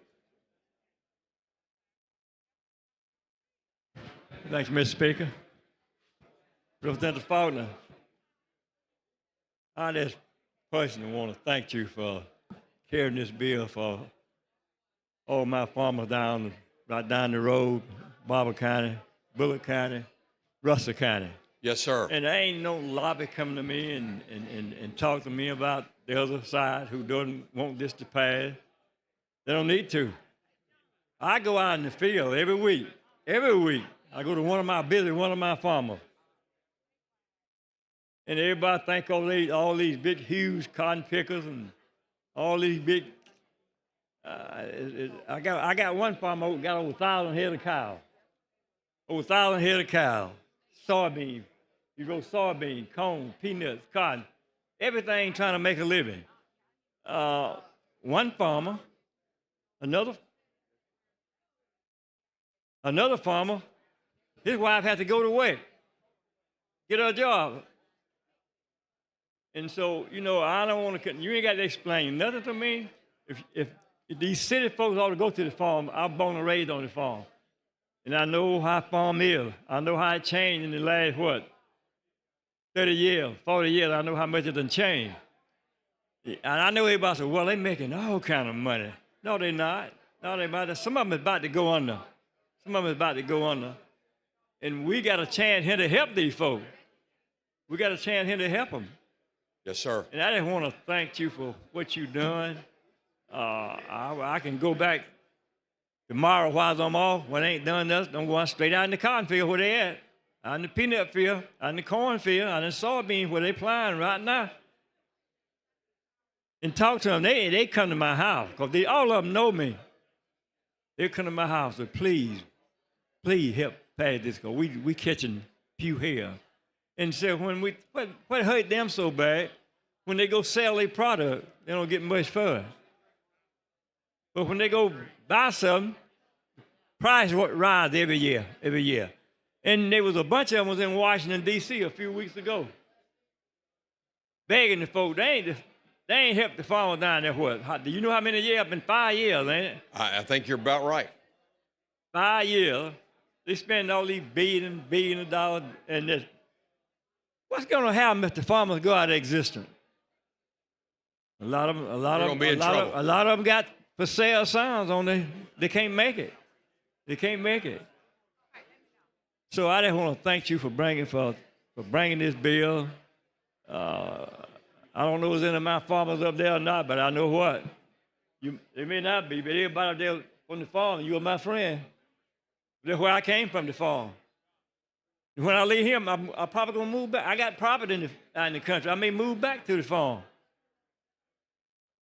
I love, gardening and growing my own food. And it just makes me, I didn't know the farm was in this shape till they started visiting me. Visiting me. We need help. We need help. The folks in Washington, D.C. done turned their back on us, and y'all need to give us some help. We need some relief. We need some relief. And we got small farmers and we got large farmers. We know that. But the folks in the city, most city folks don't give a you know what about the farmer. They don't care whether they make it or not, but I do. I feel for them. When I ain't up here on my Well, I certainly do. I do. Yeah. When I ain't up here on the farm, I'm either in Russell County out on the farm, I'm either in Barber County out on the farm, or either right down the road here in Bullock County out on the farm. Thank you very much for bringing this bill. Really appreciate your support and your nice comments. I Thank support you. 100%. I remember you coming up on that Uber Lyft bill too, and your support of that. But really appreciate your Anything to help a farmer. You're looking at a man standing here, born and raised on the farm. I got people still on the farm. I got folks still live on the farm. They wouldn't live nowhere else but on the farm. And I got some farmers that, you know, they done good. But they had to go borrow money from year to year. Oh, they huge debt. And when they go sell their produce, they don't get much for it. And that's why a lot of them going up now. But I urge everybody, y'all folk from these large metropolitan areas, y'all don't think about the farmers. I wish you would think who putting the food on your table. Think about who putting the food on your table, who's growing the food. Absolutely. Couldn't agree more. Thank you very much. Thank you. Thank you, Mr. Chair Speaker. thanks the gentleman. Chair recognizes the lady from Jefferson, Representative Moore. While she's making her way down here, we have some guests in the gallery I'd like to recognize from Chilton and Shelby, homeschoolers. The guest of Ellis, Bedso, and Smith. Let's give them a big hand. Thank you for being with us today.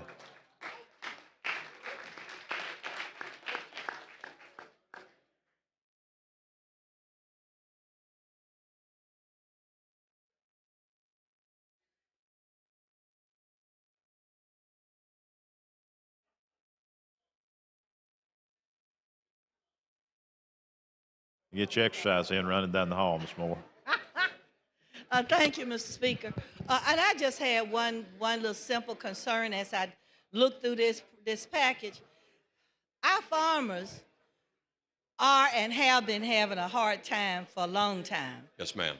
And I looked through this insurance package, but I'm concerned that with the troubles they have, and most years they're not able to make ends meet, is there a program set aside for when they're not able to pay a premium? Not that I'm aware of. Because that's something that needs to happen, you know, and I don't know if you consider at some point coming back with a package and let us looking at that, because it seems like hard times follow our farmers a long time. And I could see if I'm not doing well this year, I'm not doing well next year, and I can't meet the premium, but you still need some type of health care for you and your family, that maybe we need to look at some way of helping them start a package of where we could, an investment program, where from the investment program that we're able to provide for those farmers when they're not able to make a premium. Because if you look at the weather concerns, you look at so many factors that come into play.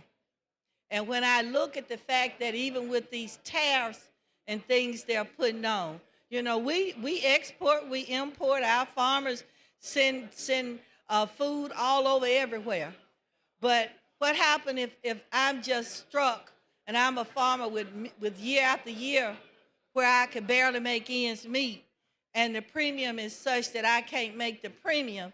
We ought to have something in place where we can help them make premium. And it's a good thought that whenever we bring up that gaming bill again, that maybe that could be some funds for us to invest. And in between time, before we bring the gaming, let us look at what we have in the state that we could use to set up a fund for them. Because that was a concern when I looked through it. It's good we got a package coming up, but we just got to help them, because There's nobody else to pray for every night, is our farmer. If it's not a tornado, it's too hot. If it's not that, it's raining too much, or something is happening that is out of their control as to why they might not be able to do the best they can. And just in the spirit of trying to survive, that premium might be out of reach for them. Thank you, Representative. Chair thanks the lady. Question for the body now is adoption of the sub. Clerk unlock the machine. The members vote.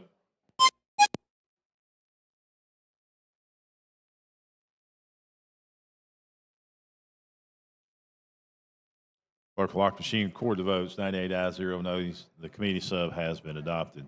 Representative Faulkner. We do have a friendly amendment that I think is being brought by Chairman Lee. This is I mentioned to y'all earlier that we had been working with Hospital Association to meet their concerns. We have 3 of their concerns, their main concerns addressed in this bill already in the substitute. And this was at their request. We're trying to address their concern. And yes, sir. Clerk, receive the floor amendment. Amendment to House Bill number 477 by Representative Lee. Thank you for the recognition. There are copies up here if anyone would like to see. I received a call this morning, your work and diligence working with them. I really didn't know the conversation was going on and asked would I bring it. I said, certainly, be happy to. So, and again, there are copies up here if you'd like. I don't see Miss Hall. I was wanting to get her one. There she is. Oh, there she is. Hey, I hadn't been around but a few years, so I know who to get them to. All right, what this does, the root of it, it's the aggregate value of benefits or services covered under a health benefit plan under this act shall not be subject to an annual limit of less than $2 million per year per enrollee. I know that you have said, and this was some of their comments, that there are no limits on it. That's But- correct. so- There are no limits. There are no limits, but they wanted something in print to see, at least say that it was the $2 million. As a floor. That's right. as a Yes, floor. sir. So I'm very grateful that you've been able to do this. You made a comment just a few minutes ago, and I agree with you that there's more in this bill than in other areas, but maybe we think more of our farmers. We want to make sure that our farmers are taken care of. I've made the comment, I'm the first generation away from a dependency on farming. So I understand it, grew up in it. So I know the hard times and the late nights and getting up and looking for a cloud in the sky. So I understand that. So we want to make sure that the farmers get the best thing and everything that we can get in this bill, which this is something we're proud that between yourself and the hospital have worked out. So thank you. Well, and thank you for bringing it, Chairman Lee, and for all your work on making this bill better. Thank you. Okay, you've heard the explanation of the floor amendment, and the sponsor sees it as a friendly amendment. Yes. The chair recognizes the lady from Madison. Representative Hall speaking on the amendment.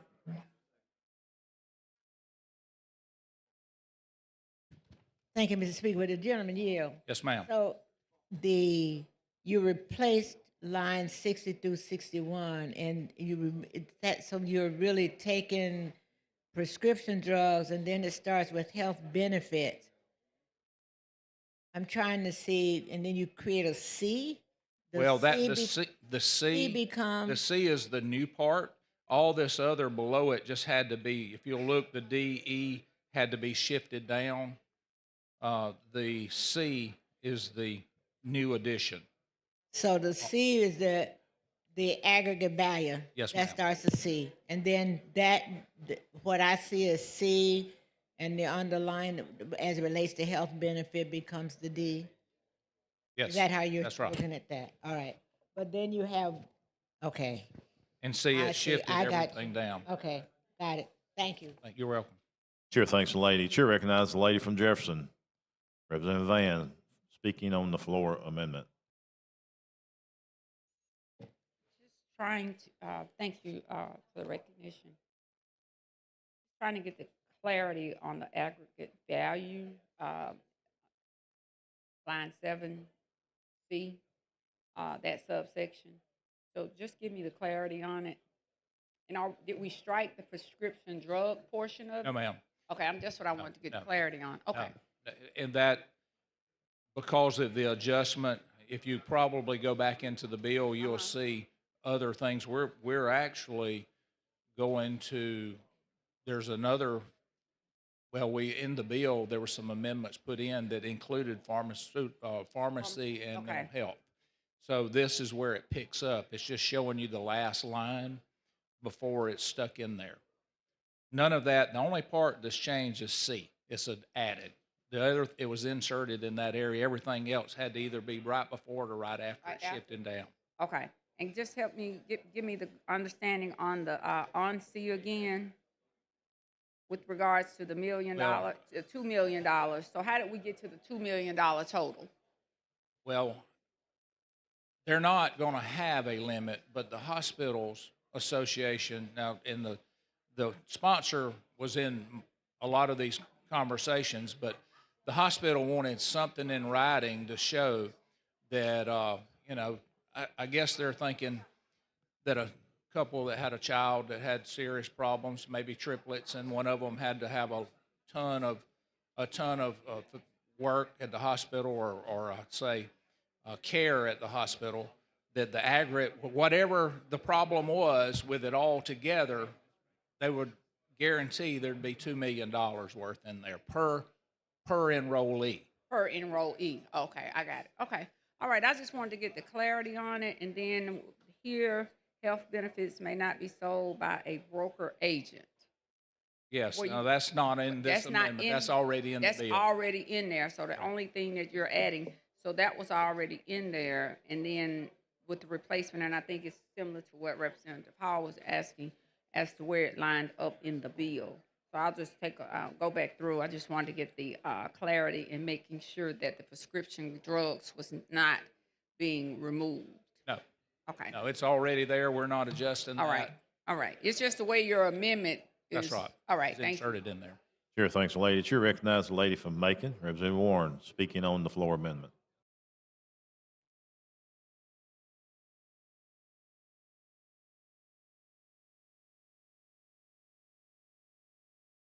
Body, I would, while she's coming down, would like to let you know that Representative Faulkner has made the comment multiple times that there will be no limit in the contract.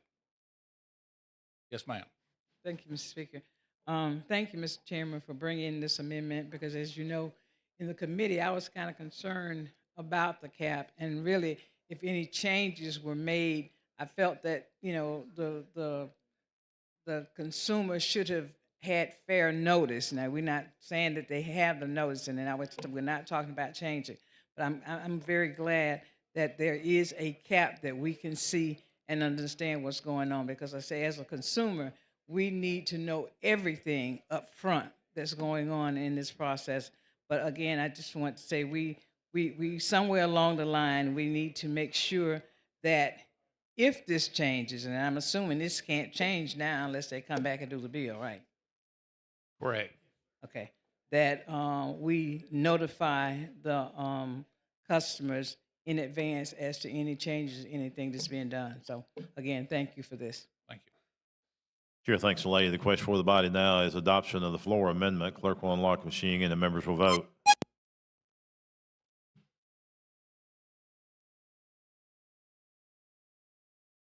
Clerk will lock the machine, record the votes, 98 ayes, 1 nay. The floor amendment has been adopted. Thank you, Mr. Thank you, Speaker. Mr. Chairman. Thank you. Representative Faulkner. Mr. Speaker, I do have an amendment. Clerk, see the amendment. Amendment to House Bill number 477 by Representative Faulkner. Mr. Faulkner, you care to explain your amendment, please? Yes, sir, Mr. Speaker. Thank you.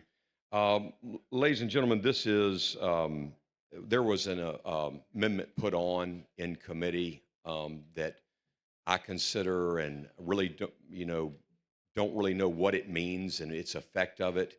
It's too vague, in my opinion, to be on there. And that is an amendment that put the enforceability of the act with the Department of Insurance. That is very confusing based on what is in our bill. And the State Department of Insurance does not regulate self-funded plans. And the federal regulation that does apply to self-funded plans doesn't really have any application to what's in our bill. Our bill is far more comprehensive, and so it doesn't make sense to me for that to be on there.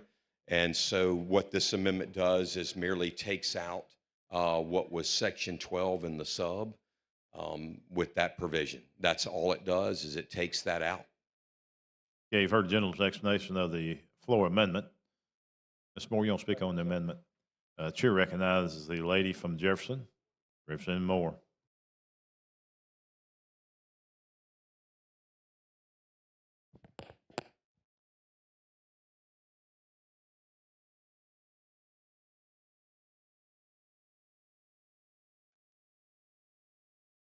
Thank you, Mr. Speaker. Some of us was told that there was a portion to be taken out. Is this the amendment that they were talking about that you were going to take out? Is it in your sub already? Is Well, Section 12? yes, ma'am. So if you look at the sub there that you have in your hand, Section 12 says the Department of Insurance shall enforce this act. that's And correct. so your amendment will remove this, and explain that again, Yes, ma'am. My why amendment you're will remove- removing it. Okay. So this is a self-funded plan, meaning the farm, Alpha Health's not going to be receiving any money from the government. There's not going to be any subsidies. And so there's no money coming to them. It's all going to be a self-funded plan by them. Our Department of Insurance does not regulate self-funded insurance plans. Now, Should they? no, I do not think they need to. No. Why not? Because that's between an employer and an employee. Yeah, and but it's what's- self-funded by the employer. Yeah, but they might be committing some irregularities. Well, in Is our, that going to be okay? it'll be okay because It's okay as long as it's self-funded, if they commit any irregularities. No. So currently, Don't you think they need a little currently- oversight? Well, so our law, people will tell you that ERISA covers. ERISA does cover self-funded plans. Okay. Okay, but ERISA's application doesn't have near the regulations that we have in this bill. They're not over the things we have in this bill. They're not over prompt pay law. I mean, they're not over the benefits we put in. They're not under the all these provisions we put in about oversight with the So department. let me ask you a question. Why was Section 12 put in the first place? It unfortunately got in Do you know who by presented close it? vote, and I think now that there's been further explanation, I hope people will When realize when it they doesn't put- need to be in there. But when they put Section 12 in, did they explain their intent at that point? I believe it was just trying to put more oversight. Was the intent. Good or bad? Oh, I think the colleague who brought the amendment had good intentions, and I Okay. think they wanted to have more oversight. But what I'm saying is that statement is too vague to be applicable, and it doesn't make sense on a self-funded plan. And I think, Representative, my concern at this point is that it was put in committee, right? yes, ma'am. So therefore, we don't know, because you don't have a copy of that amendment. And- It's just what you and see the there. intent, we're just listening to what you said, and you allowed it, you said it passed by a slim margin in the committee. I'm just always concerned if we put something in the committee, then we come back on the floor and take it out, and just knowing the way operations go here, whoever put it in is not going to come up and defend why they put it in, and we can't be sure if it's good or bad for the farmers by taking this part out. Because, you know, we weren't in the committee, and so we weren't privy to the explanation that was given for it. And that just causes me some concern that whomever presented could have come to the floor before doing this process of you taking this part out to further explain why they put it in the first place. And I just have concerns over that. Well, and I do believe, as I said, I do believe the reason was a good intention. But And that person is a representative in the House of Representatives today? Well, yeah, And that person couldn't come up and explain to us because, you know, once you start spreading word, they're getting ready to take something out of a bill, then some of us want to know, a lot of us don't, but some of us want to know, inquiring minds want to know why you let it went on in the committee, and then you come out on the floor where people sometimes vote kind of like, you know, they just press that button and they don't understand why. And then later on, we'll hear from somebody that we were hoping you left that in. So I know it won't happen, but I wish that the person that put the amendment on would explain to us why they put it there before you take it off. Just one black woman's opinion. Thank you. Chair recognizes the gentleman from Lee, Representative Blackshear. Thank you for the recognition, Mr. Speaker. Representative, I've never been down to the well to talk about a piece of legislation that I 100% support at the end of it, but not this piece. You know, we worked on a lot of things in this legislative body since I've been here. And one thing we really focus on is making sure that we have oversight and understanding. Because a lot of times what people are told they're going to get, a lot of times aren't what they end up with. And so let's go back. So again, let me make sure I'm perfectly clear. I'm here with this for you and I to have a discussion because I want to fight for the farmers.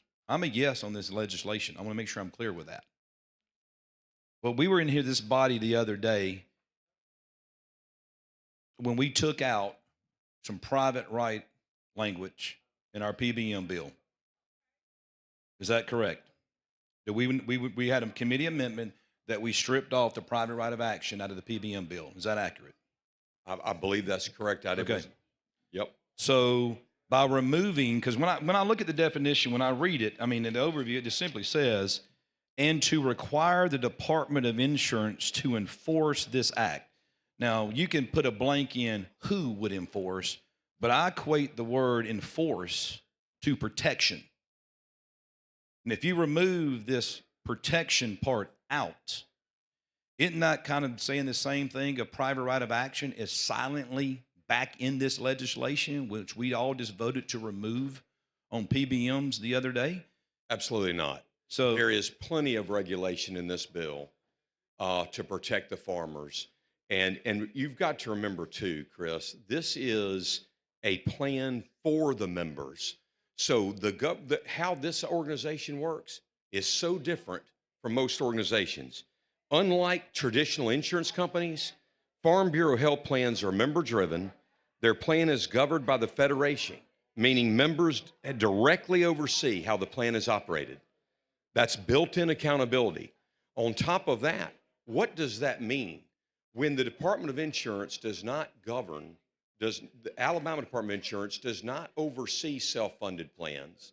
So this being a self-funded plan, they would not be the ones to oversee it. But what I want to also say to that at the same time is we have put in more accountability and oversight with the department than any other plan in the country.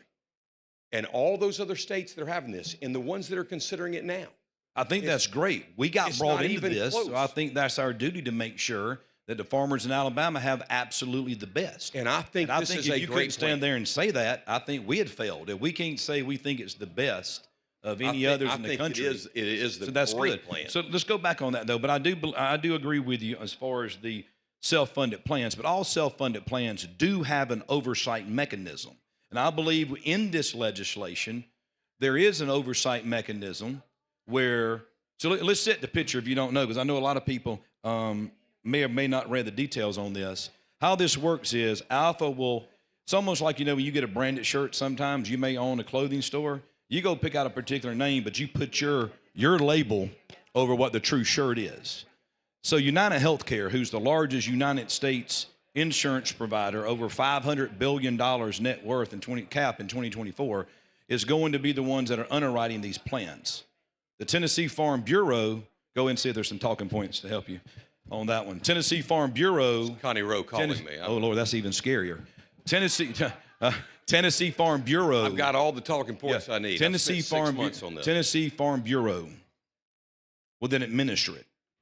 So we will have people from Tennessee helping our Alabama farmers. We're going to have people in Minneapolis helping our Alabama farmers. I think it would be good to have somebody from the state of Alabama having the back of our Alabama farmers and not having everything done out of state. Well, because the third party you've misstated some things, but go ahead. With those two, please explain it to me. Is United Healthcare underwriting the plans? They are not. Okay, who is? That's why you misspoke. Okay, where are they involved? United Healthcare is the provider network. Okay. So and they will. So semantics, tomato. Go ahead. Well, but words matter. So you're right. Yeah, you're right. So it's disingenuous to talk to this body and say that this is not going to be a plan run by Alpha Health. They're the ones selling this plan to their members. Correct. And they have affiliated with Tennessee Farm Bureau. Other states, I think 3 of the 10 states that have this have affiliated with Blue Cross Blue Shield. The other states have affiliated with Farm Bureau, with the Tennessee Farm Bureau. So you have 7 states that affiliate with Tennessee Farm Bureau for underwriting, and you have 3 that affiliate with Blue Cross Blue Shield for underwriting in their network. So that's the affiliation with Tennessee Farm Bureau. They will be the underwriter. Okay. So who's the third party so let's say there is a claim or something that if this amendment stayed in, that the card holder, and it's not the doctor, the chiropractor, the whomever would call, right? Who would that go into? Who would that call go into? Are you talking about if there's a claim? Like if there's a claim, well, I'm saying if there's a dispute. So the intent of the oversight that was going to be under DOI as it is now, and I made that complaint to DOI, who would help? So it would be DOI today if it comes out. In all situations, whether it's Blue Cross, whether it's Tennessee Farm Bureau, you're first going to go through the TPA, a third-party administrator, that's going to take the first level, that first call. And that's what's in here now, right? Submission of claims. Okay. That is United, a subsidiary of United Healthcare. Okay. They'll be the first call. If you continue with a complaint and a claim, it will go through Tennessee Farm Bureau. We'll be handling that claim. All right. And then if you want to make a formal complaint, just like you can with anybody else, you can complain to the Department of Insurance. All right. And you'll follow the exact same complaint process. All right, because my concern is, and some of my Huntsville colleagues definitely know a lot more about this than I would, but didn't some of the hospitals had to pull out of network or something because they were not having lack of communication with United Healthcare or something in the past, that there may have been some problems with getting help, getting people on the phone? See, that's my concern about outside the state. How much more? And that's just where and the last thing I'll say with this representative, look, I know how hard you work. And again, I'm supporting the bill in the end, but I'm a firm believer that in supporting my committee chair and supporting the members, let's be honest, today's an easy vote one way or the other. The difficult vote is to be one of those 12 or 15 people that are on a committee when they're staring down the 200-300 people looking at them. That's the tough vote. And we had a majority of that committee take a tough vote, and I'm going to have their back on the floor today. Thank you. Chair, thanks, the gentleman. And Chair recognizes a lady from Baldwin, Representative Holt Jones.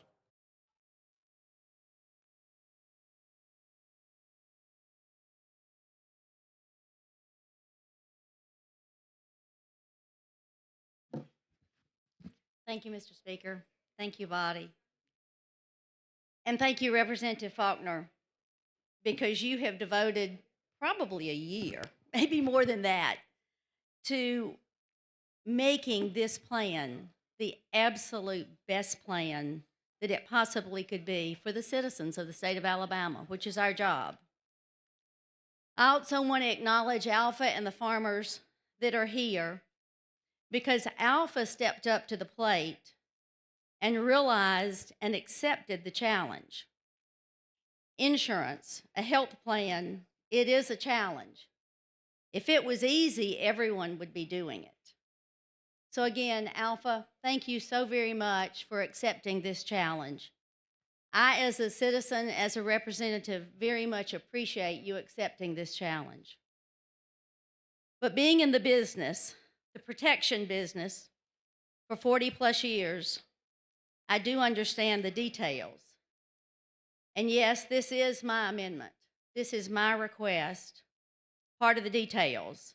And establish an insurance plan, a health plan, protection for the members, for the policyholders, the customers, members. These are our constituents. And it's a little bit more, insurance is a little bit more than just saying, give me the money and I promise or I plan to take care of you. Yes, it's a contract. It's a health plan. I take it as my responsibility, as this body's responsibility, to promise the members that have this product, the members of our community, to have the absolute best plan possible. That's why we took all of the good stuff, and thank you very much for taking all of the good stuff in these other states and putting it in our plan, because we want the absolute best plan. My late husband was a farmer, and these Alpha members are our friends, our constituents, and it is our responsibility as a legislative body to take care of the citizens of Alabama to the best way we know possible. Now, nobody likes a boss. Nobody likes a mediator. So as I said in the committee the other day, these amendments, this one in particular, that says the plan will be enforced by the Department of Insurance, it's just a precaution. It's a precaution for the individuals that have this policy. I call it a prenup. While we're in love with each other and we're all agreeing to everything, that's when we want the prenup, the best possibility that it can. I want this marriage, this agreement, this plan to be the absolute best it can possibly be. Members, if your future life partner is not willing to sign a prenup, they're not willing to sign it, do you not stop and think and wonder why? Why they're not willing to have this prenup? Why they're not willing to have this amendment for that just in case? I was actually told yesterday that payback is hell. Well, that might be true. But is it wrong to do the right thing? It's tough to stand up here and say this is the right thing. It's tough, but I guess that's the deal.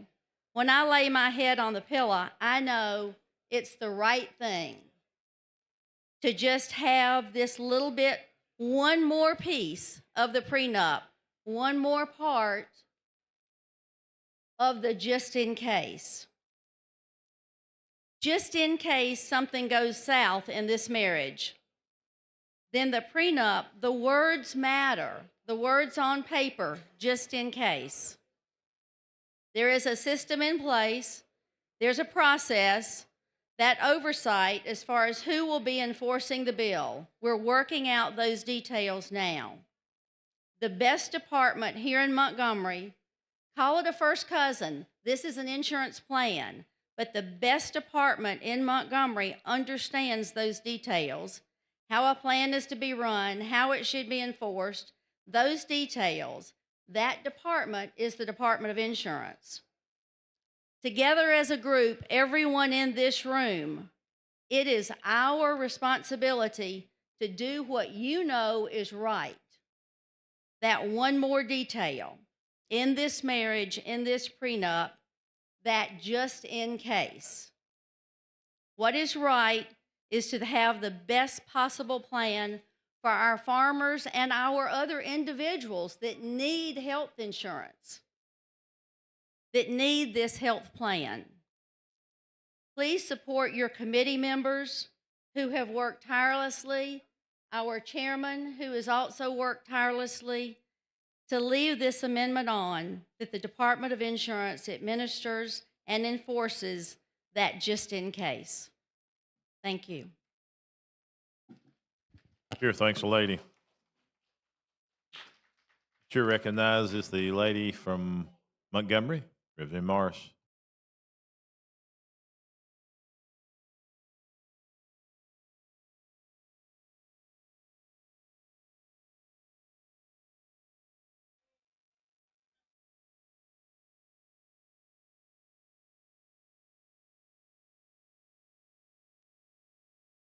Thank you, Mr. Speaker. With a gentleman yield. Yes, ma'am.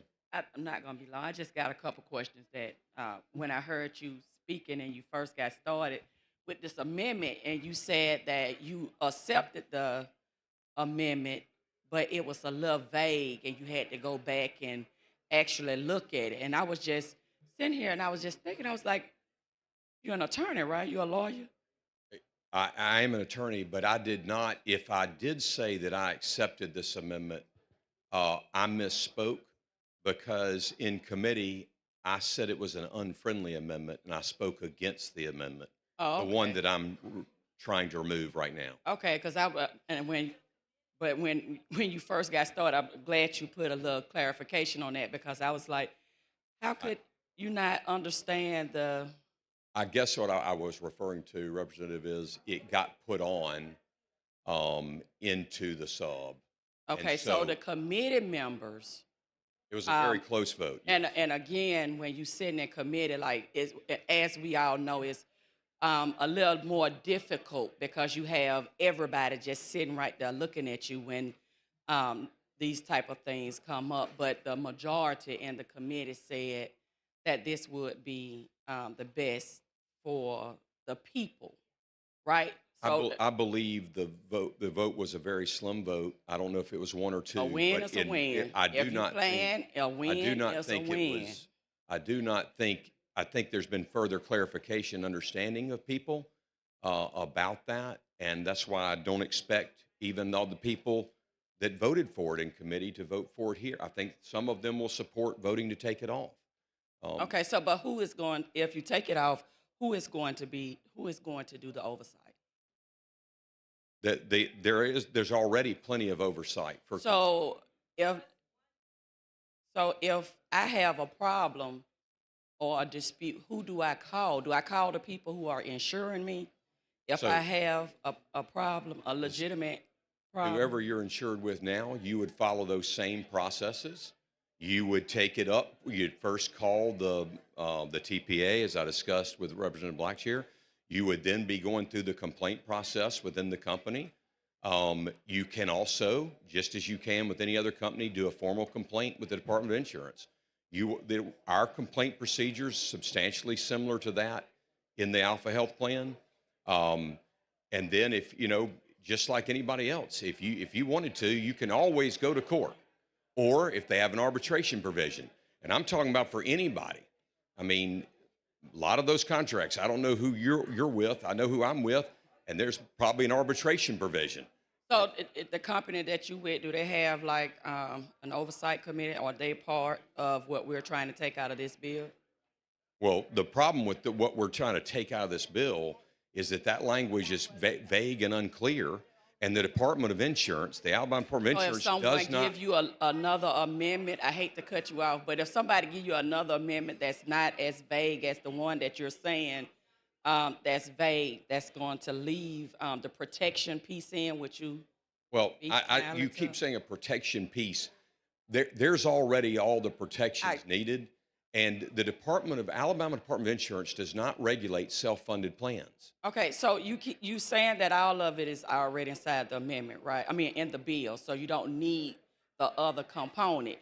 But if you don't need the other component, why the people who actually involved in insurance wanted to bring the amendment? What for the just in case piece of it? What is the just in case? Why is there something that needed to be put in that the committee members who may or may not change their mind decided that it should go on. Well, so I will try to address this as best I can. Okay. This plan has already got more regulations than any state who's doing this by far. I think it has plenty of protections in here. And this is what's just in the bill. But on top of that, you do not have, our department does not oversee self-funded plans. They don't regulate self-funded plans. Yes, self-funded plans have ERISA, but this bill is far more comprehensive than ERISA regulations. Okay. So there's plenty of protections here. And I think it's a very good bill. I think it's very strong. I appreciate the intentions of the representative who brought this. I think they were good intentions. I do think, I understand what was just said. And I think that was the representative's intentions. And I don't question that. I just don't believe, all it is a question that I don't believe this statement, this one provision needs to be in this bill. I do not think it's applicable. I think it's so vague that I don't really know what it means. You know, what does it mean? So with all due respect, and You don't know what it means. I mean that how do you interpret that provision on a Department of Insurance as far as regulating a self-funded plan and the things we put in this bill that are very comprehensive? The protections I've worked with Blue Cross, I've worked with BCA, I've worked with hospitals. Anybody that came to me, I've tried to address all their concerns, and we have done so much. Like the members have said, we should be proud of that. Yeah. We should be proud of that. We have a very good bill. I'm not attacking people for put this on, what their intentions were. What I'm saying is, with further understanding and education about that amendment, I think it should not be on there, and I hope they'll agree with me. Okay, well, I guess we'll just have to wait and actually see. And I would actually say that to the members, that if they actually feel like it's supposed to still be there and they are actually representing their constituents. So if they are thinking about their constituents and they believe that it should still stay in the bill, then their constituents should be the first person that they actually vote for, because they are the people that vote for us. Well, we definitely need to represent our people that sent us here.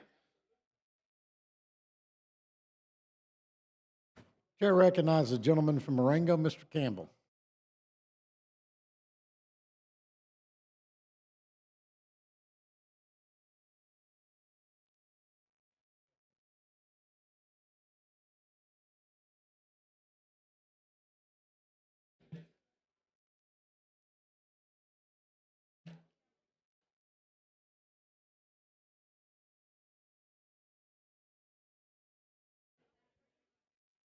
Thank you, Mr. Speaker, for the recognition. The gentleman yield.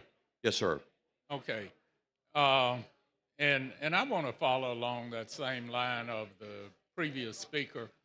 My question is, who do you said we have plenty of regulation already in the bill. Am I correct?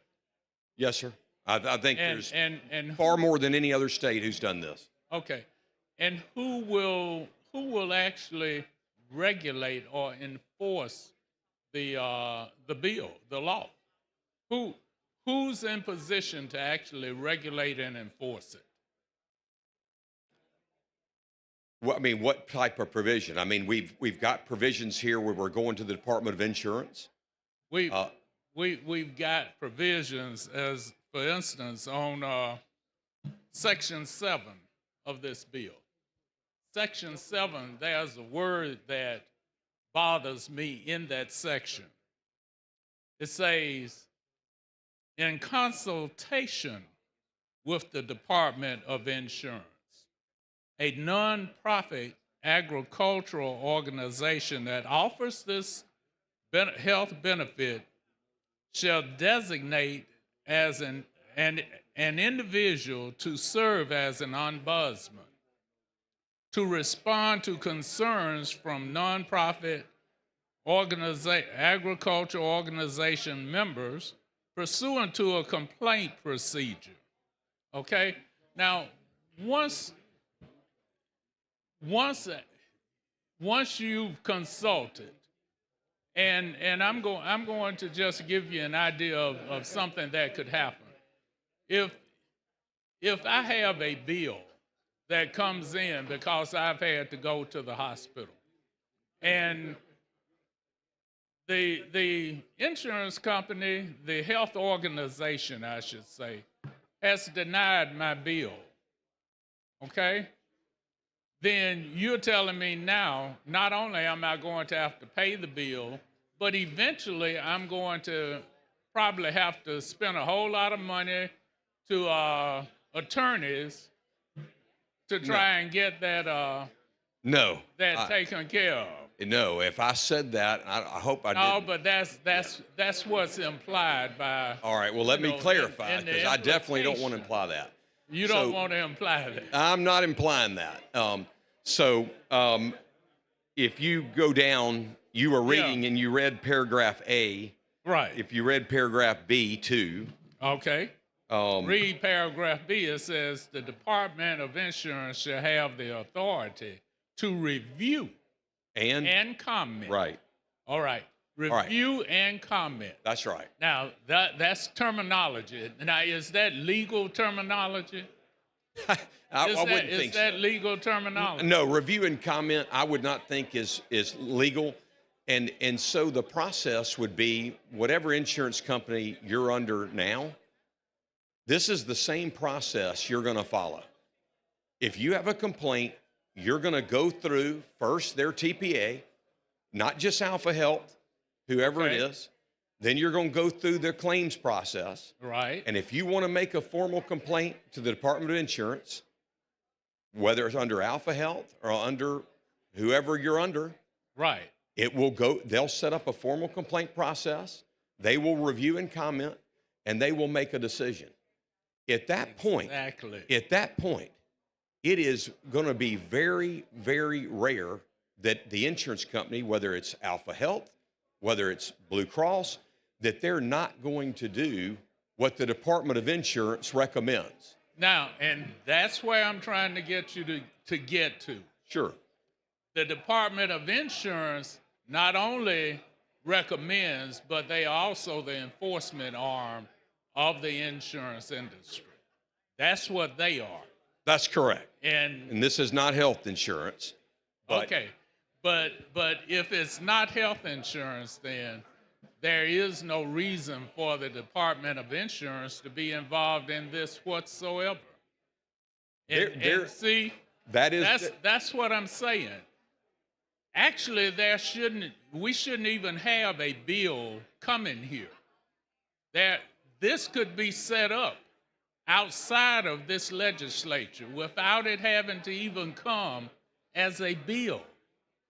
But once you bring it as a bill, then it's incumbent upon us to actually make sure that we are taking care of the constituents.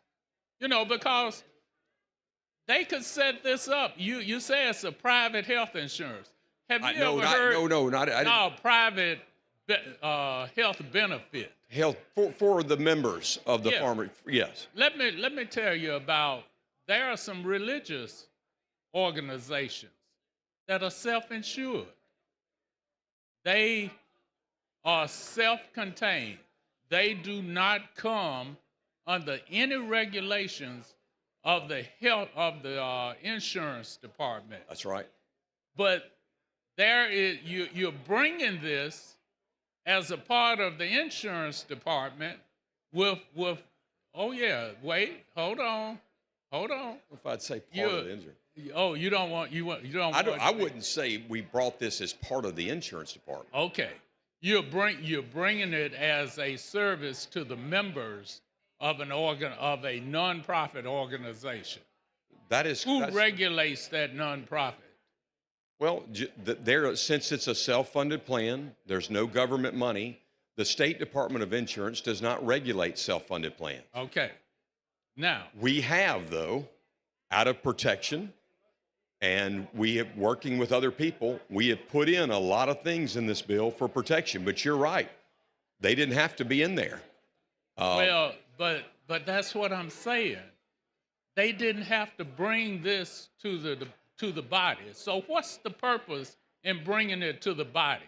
Why are we wanting this to be a law in the body? Why? Because they did not have to.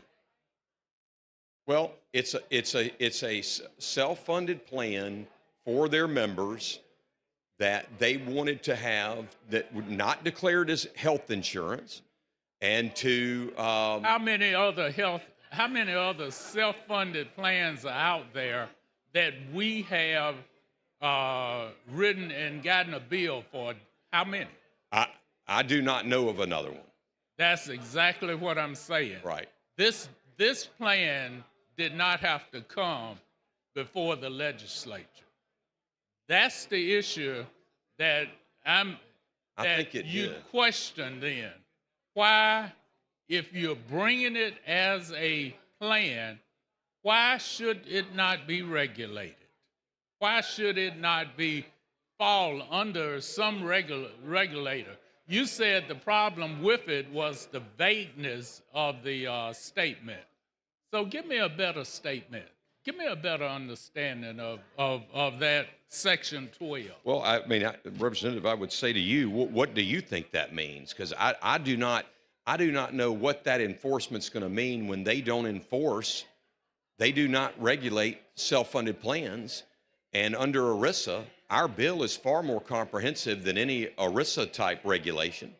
Well, but then who regulates it? If you say it's a lot better, or it's a lot more, what was your terminology? This bill? It's a lot. The bill is a lot more comprehensive than. Okay. So there's 10 other farm bureaus doing this. Right. And it's working very well. Okay. And we have far more limitations in here than they do. And I know there's 2 of the 5 states considering it now, where their bills are like 2 pages. And ours we have put in so many things because I've listened and I've worked with other people, other groups, and tried to listen to their concerns to make this a really good bill. And I think we already had a great plan. Well, but now it's just what's in the law. Yeah. And before we go, I think if it's going to be in the law, I think it needs to be regulated by the department. Thank you. Thank you. Chair recognizes Representative Travis of Hale. While he's making his way down, the chair would like to recognize the Jefferson Alumni Chapter of Delta Sigma Theta Sorority Incorporated and their chapter president, Vida Boyd. Would you please stand and be recognized?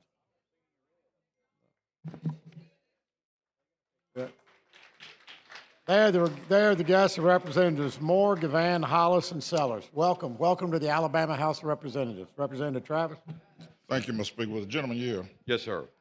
My commitments, and I'm a supporter of Alpha and supporters of the plan, but my conditions center around that viability of that comfort of having this Department of Insurance amendment in.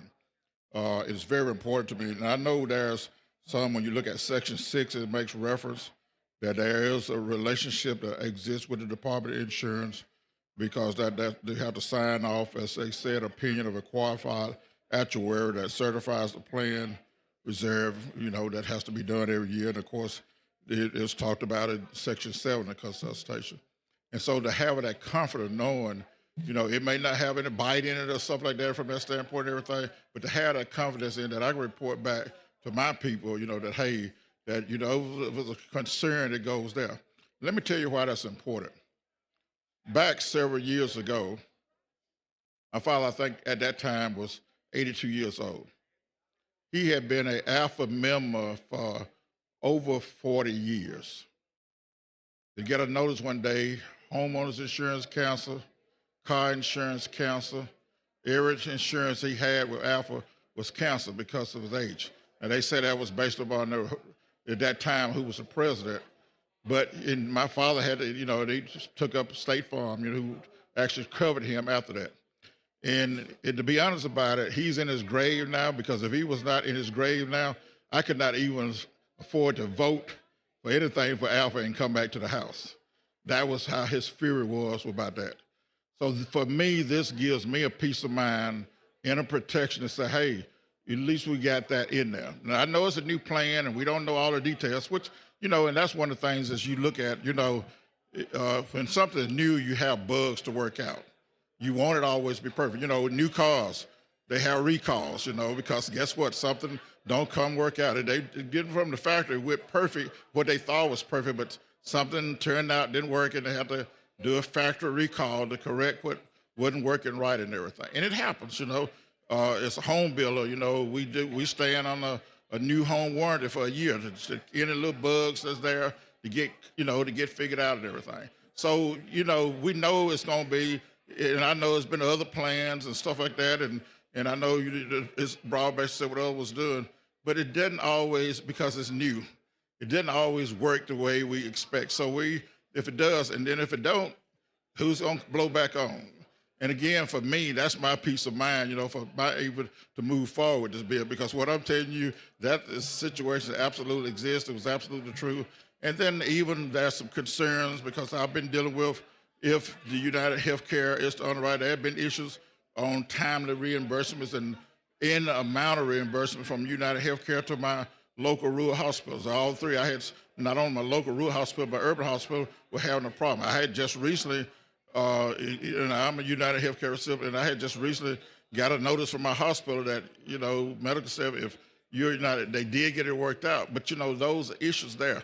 So for peace of mind, that, there may not be nothing they can do, and it may be what clarity, but for my peace of mind, that's why that amendment is so important for me and everything. Because again, we have recalls, we have those circumstances and situations, and I would appreciate it, and I know that they want it, and they would love to have it. But for peace of mind, that's what my voters matter about, my peace of mind and everything like that and everything. So hopefully you find out a way that we can move forward with it, because our farmers, because not only, let's be honest about it, it's not just for farmers, it's for anybody who wants to pay an Alpha membership, whether they live in the city, in the agriculture, whether in the forestry business, whether they're a small business owner, whoever want to pay that premium and everything, they can become an Alpha member, and that's all it takes to pay. So it's much broader than just the farmers, on that and everything, and I understand that. But like I said, for my peace of mind, having that there gives me and to my constituents that I talk to and say, hey,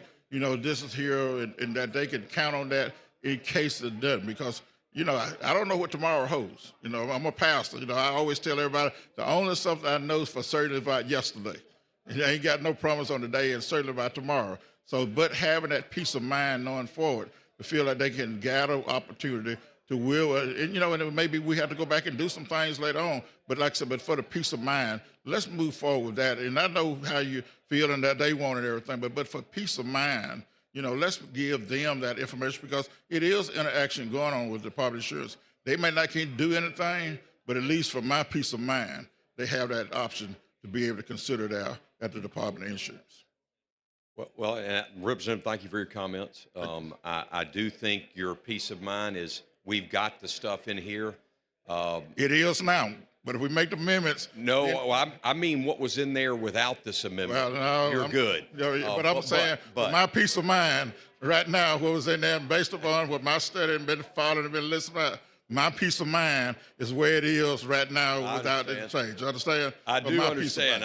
Appreciate it. Yes, sir. Thank you. Thank you. Chair recognizes Representative Fiddler of Baldwin.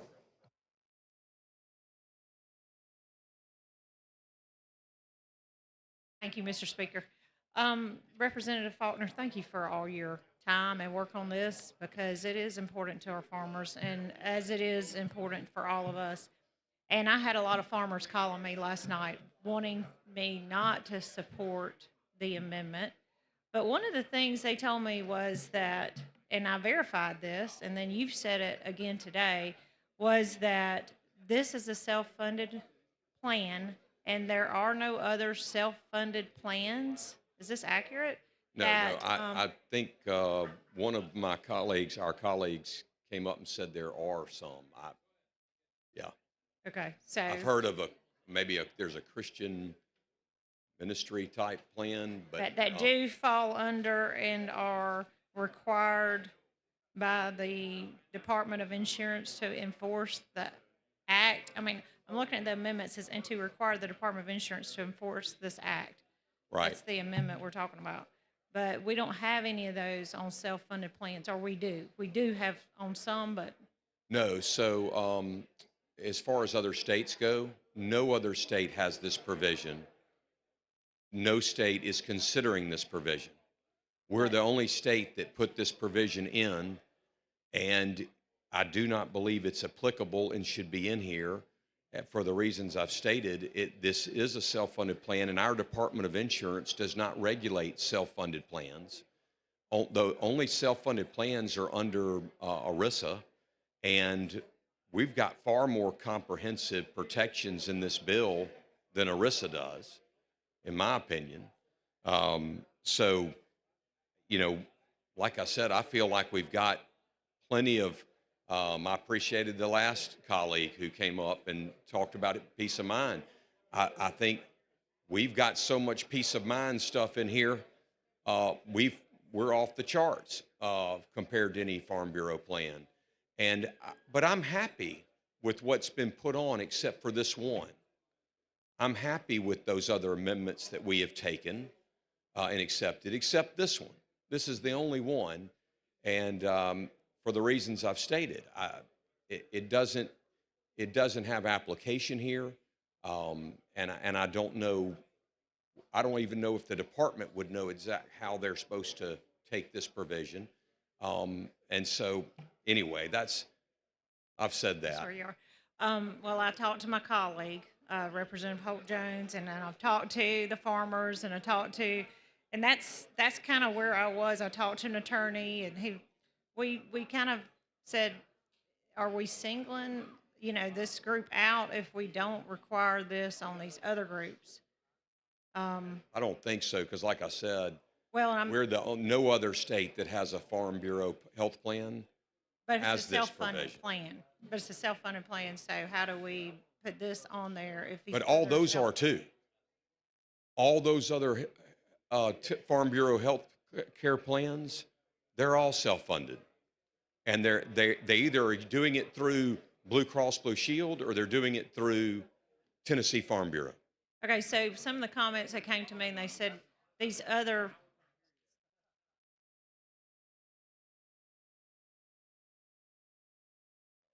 so these other self-funded plans that people have statewide, they don't have this requirement. So I guess my question is, are we singling out because there's not any of these other requirements on I the see. other self-funded plans that we have throughout the state?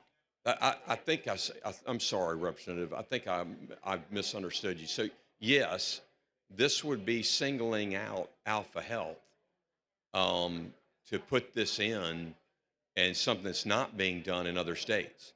I mean, other states are not putting this provision in that I'm trying to remove through this amendment. So it would be trying to single out Alpha, and I don't think it works. If we left it in, That's what I was, after, really studying this and looking at it, that's what I started thinking. It wouldn't be fair to single, the farmers, this group out. So, yeah, I agree with you. thank you. Thank you. And I'll support not being friendly to the amendment. Well, actually, the amendment I have here on the floor, it is my amendment. So yes, I'd ask you to vote yes. Okay, but I plan on voting yes. All right, thank you. Thank you, Representative Faulkner. Chair recognizes Representative Stubbs of Elmore. And while he's making his way down, I'd like to recognize in the gallery the Mobile County Farmers Federation, Art Sessions, and Ashley Morgan. They are the guest of Chip Brown and the entire Mobile County Legislative Delegation. Welcome. Welcome to the Alabama House of Representatives. Thank you, Mr. Speaker.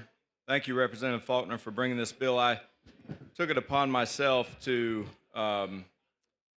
actually go to the Alabama Department of Insurance website and look at what it takes to file a complaint there, because I find myself as a licensed insurance agent in the state of Alabama dealing with the Department of Insurance a lot on the regulation side of who is licensed, who is not licensed, who has the ability to do business in the state. And I think it's interesting, and everything that you have stated is correct. The things that they can do is you can file a complaint, but the first thing they recommend you do is actually submit the complaint to your insurance company. And then, following that, you have the ability to fill out a form on the Department of Insurance website. But later, they caution you with 10 things they cannot do at the Department of Insurance. Some of them are obvious. They cannot provide medical advice. But some I find interesting. They cannot determine who was negligent or at fault. They also cannot provide you assistance with your insurance complaint if you have an attorney. They cannot determine the value of a claim. They cannot determine the facts surrounding the claim or determine who is being truthful when there are different versions of the accident. They cannot determine the facts regarding any other disagreement between you or the party. And lastly, they have an asterisk, and it says, please note, if the insurance company is self-funded, your employer administers the program, you will need to contact your employer for assistance. So I think that is very clear that while the Department of Insurance serves the people of the state of Alabama and they play a vital role, are we putting them in a position where the expectation is that they will be able to resolve problems that they do not have the authority to resolve, nor will they be serving in some type of mediation capacity that they do not have the authority to do. We still have the ability to file a complaint, and they will do things to assist in helping people understand their insurance policy. All those services would still be provided to people who are under this plan. The assistance would still be there, but the assumption that they will resolve problems in a legal fashion for this particular plan is not, I mean, it's on their website. They're telling us that they're not going to be able to do anything like that. So I think it's important to note, I think it's important for us to support the farmers, but more importantly, as we try to solve problems to fill the gaps in the state, this is a gap that's been identified, and I think we have an opportunity to serve these people. So Thank you, Representative. Appreciate it. Comments? Chair recognizes Representative Shirey of Mobile. Thank you for recognition. I have a couple questions for you. Yes, sir. Who is this health plan for? It is for the members of the Farmers Federation, and particularly our farmers who are struggling with high health care costs, premiums. But it is for the members of the organization. And who's going to be paying for this plan? It'll be paid for by Alpha. I mean, it is Alpha Health.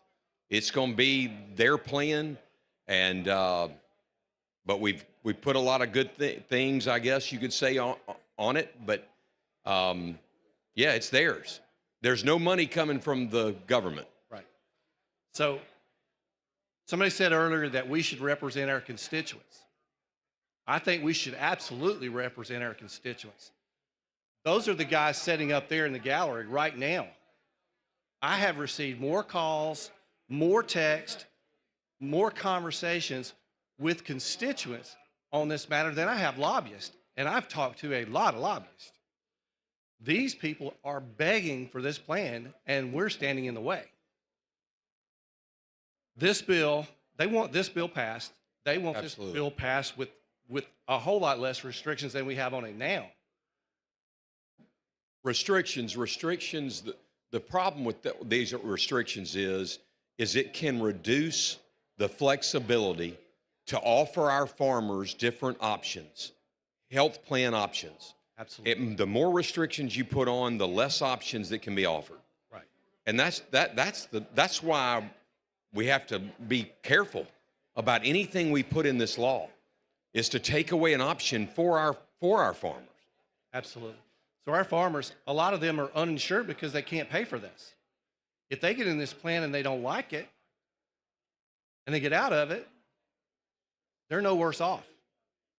You still have what you have now. This is as I've said from the beginning, this is putting a tried and proven option that's worked in other states in our state. Right.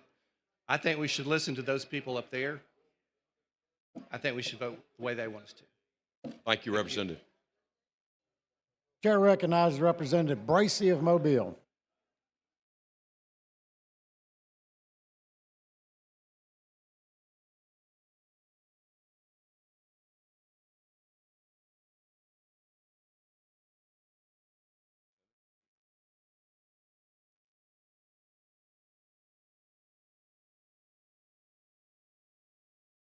Thank you, Mr. Speaker, for the recognition.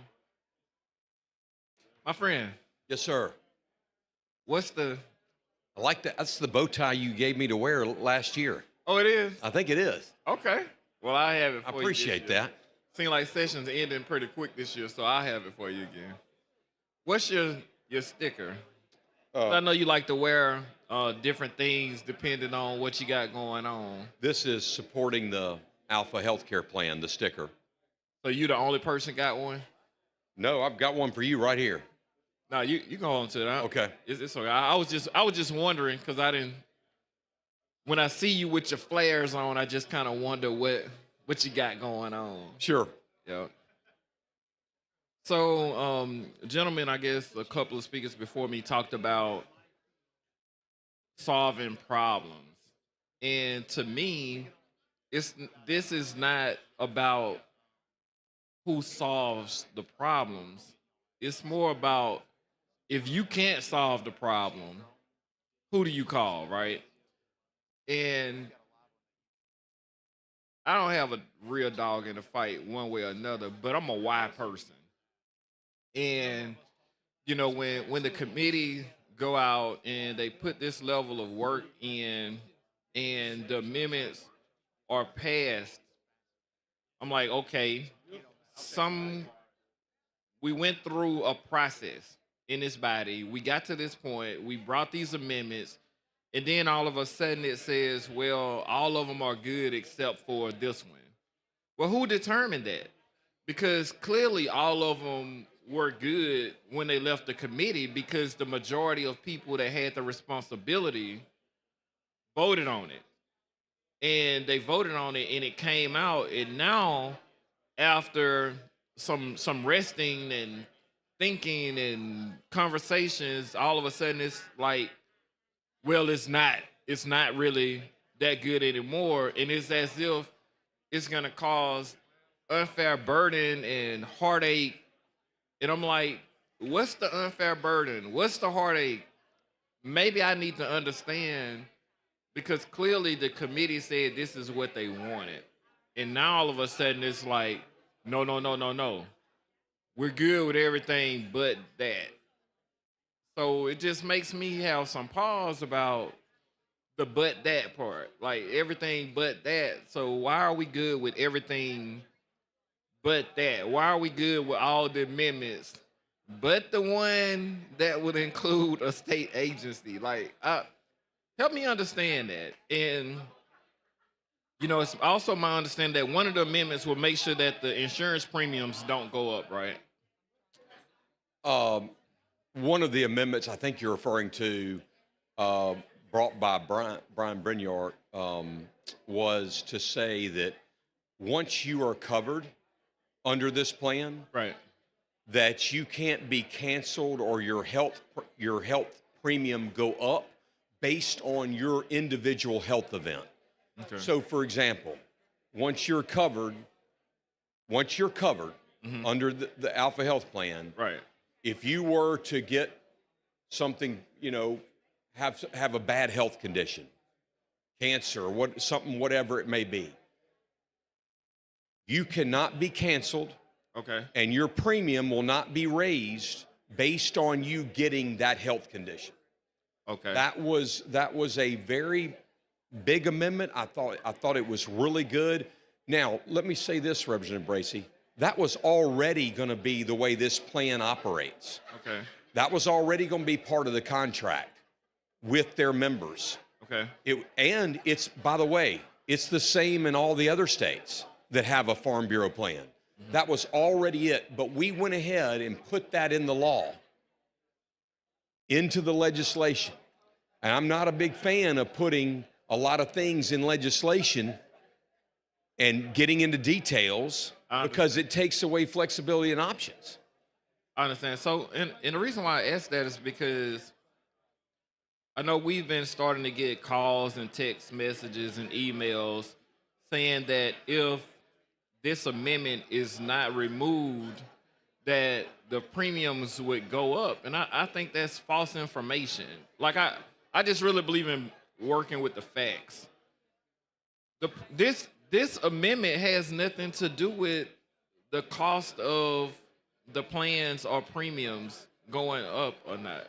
I You see what I'm guess saying? Like, let's just deal strictly with the facts of what we got. I do understand what you're saying.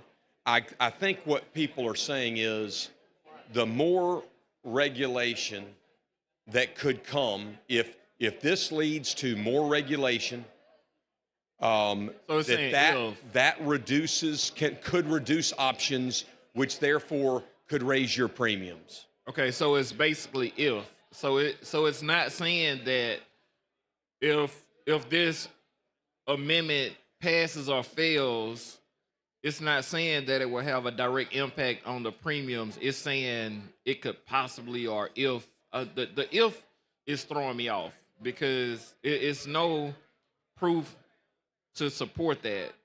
Well, but people are calling as if this is the way that it's gonna be, and that if this section 12 is not removed, that all of a sudden they're gonna have these skyrocketed premiums, and it's just not the case. Yeah, and I do think the point of this is you can see the statement that was put on, the one I'm attempting to remove. Right. And it says the ability to enforce or regulate, enforce the act. Well, what does that mean? Oh no, you tell me what it means. Well, I mean, because and one of the things that I wanted to ask you, because you talked about how vague it is. You talked about, as if this doesn't have the substance or the teeth. So give it to it. If Section 12 saying the Department of Insurance shall enforce this act does not mean what you feel like it's supposed to mean, then what should it say? What should it say that will make it stronger to protect the consumers? I don't think it needs to be in the bill because I don't think it has any application, and the only thing I think it can do is hurt. No, but you talked about how it was vague and you didn't really know I what agree. it meant. That's why you said you thought it shouldn't be in the bill. Well, no, initially. Well, it's one of my reasons for sure. Okay, but that was the first reason. You mentioned that it was vague and that you didn't know what it mean. What exactly does it mean? Like I've been paying attention to all the conversation today, and that's one of the things that you've asked. I definitely agree. And I knew you were going to ask that. That's why when you say, "Well, what does that mean?" I said, "Well, no, you tell me what it means." Well, because I didn't put it in. I didn't put it on. Yes, you didn't put it on, but you talked about what it didn't mean, as if, okay, well, if it meant this, it would mean more, or it could support the bill better. What could this section say that could really help protect the consumers? Because I think at the end of the day, that's why we're here. Yeah, I don't think this helps the consumer At all. I do not. Okay, why not?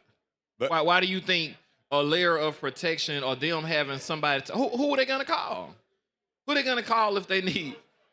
They're gonna call me? You? Who are they gonna call? If we don't have anybody here. So it's we've already put those provisions in the bill. Talk to me about it then. We only have 1 minute. Section the sections I talked about with Representative McCampbell, Section 7, it'll be the same as with any other company. You will be, if you want to, you'll follow your companies just like you would with the company you have. You'll follow their complaint procedures. And then if you want to make a formal complaint, you can. And we've even specified that they can review and comment just like they do it with anybody else. Well, let me ask you this. The Department of Insurance, were they okay with this amendment? This was not, to my knowledge, an amendment pushed by the Department of Insurance. I'm not saying pushed by it. I'm saying, were they okay with it? Were they okay with it? What I Have the heard- Department of Insurance came to you since when this passed? No. Tuesday? No. Have they came to you and said, David, take me out of this bill. I don't want to have this responsibility. Well, this is outside of my scope. I don't need to be. This provision, I have not heard them say they support it. I have heard that they said they do not know what it would mean for them. All right. Thank you, man. Enjoy talking to you today. Chair recognizes the gentlewoman from Madison, Ms. Hall.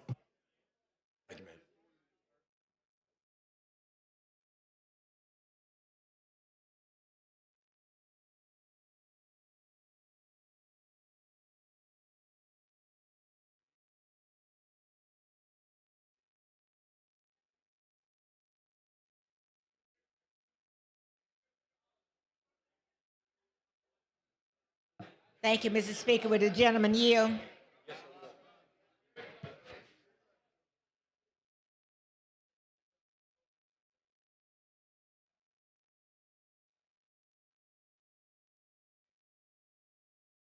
So, I'm always, as a member of a committee, concerned when the committee makes a decision and then on the floor we decide we don't like the decision and then we remove it. That always, because I usually think that we do a pretty good job. Oh, I agree. And I think especially so in the committees that I'm on, especially Health Committee, I think we're pretty thorough in terms of the work that we do. And so when I went to I didn't bring my phone up here, but when I went to the website for the Alabama Insurance Department, it seemed that having the Department of Insurance on this bill is appropriate because of what it does. Making sure that the policyholders have mainly as an oversight, I would say.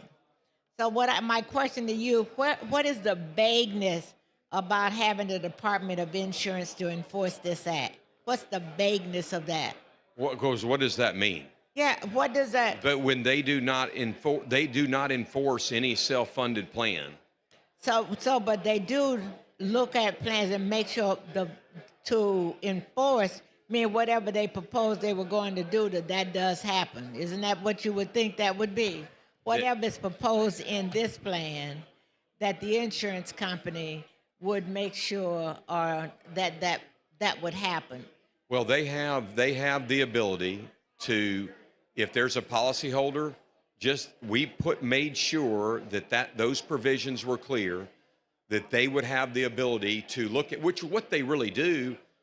My understanding of what the department does when there's a complaint between a policyholder and the company, and I'm talking about right now, whether it's property casualty or health, they have a formal process and they have a team that will look at those complaints and they will tell both the policyholder and the company, this is what we think, but it's got to relate to the terms of the policy. But So that's already in the bill. You're saying the statement doesn't relate to the terms of the policy? That statement has no relationship to the I don't policy? really know what the statement, the one I'm trying to remove, I really don't know I what. I was in the committee. Yeah, right. I do not know. And I didn't like it then. But the fact that you didn't like, see, I think that's where the problem comes. That you didn't like it then. But since it's on there, you don't like it even more because on the floor, the chances of being able to remove it. I'm saying the committee, that was a vote. And I've heard you indicate from that vote that it was a close vote. Yeah, we always, that's just part of the process. But I'm always challenged or feel challenged that when we have something that happens in the committee, many times we immediately, okay, well, I'll just take it off. It's worse to me than it is a person saying, I'll put it on when we get to the floor. Now, there's another bill that's coming where that statement was made, and I have some concerns about it not getting it done in the committee because we didn't have the amendments early to make sure that happens. So I have some concerns on that side too. But my concerns becomes even greater when we have something that has been passed by the committee, and then when it gets to the floor, we decide that we should take it away. I mean, we should remove it.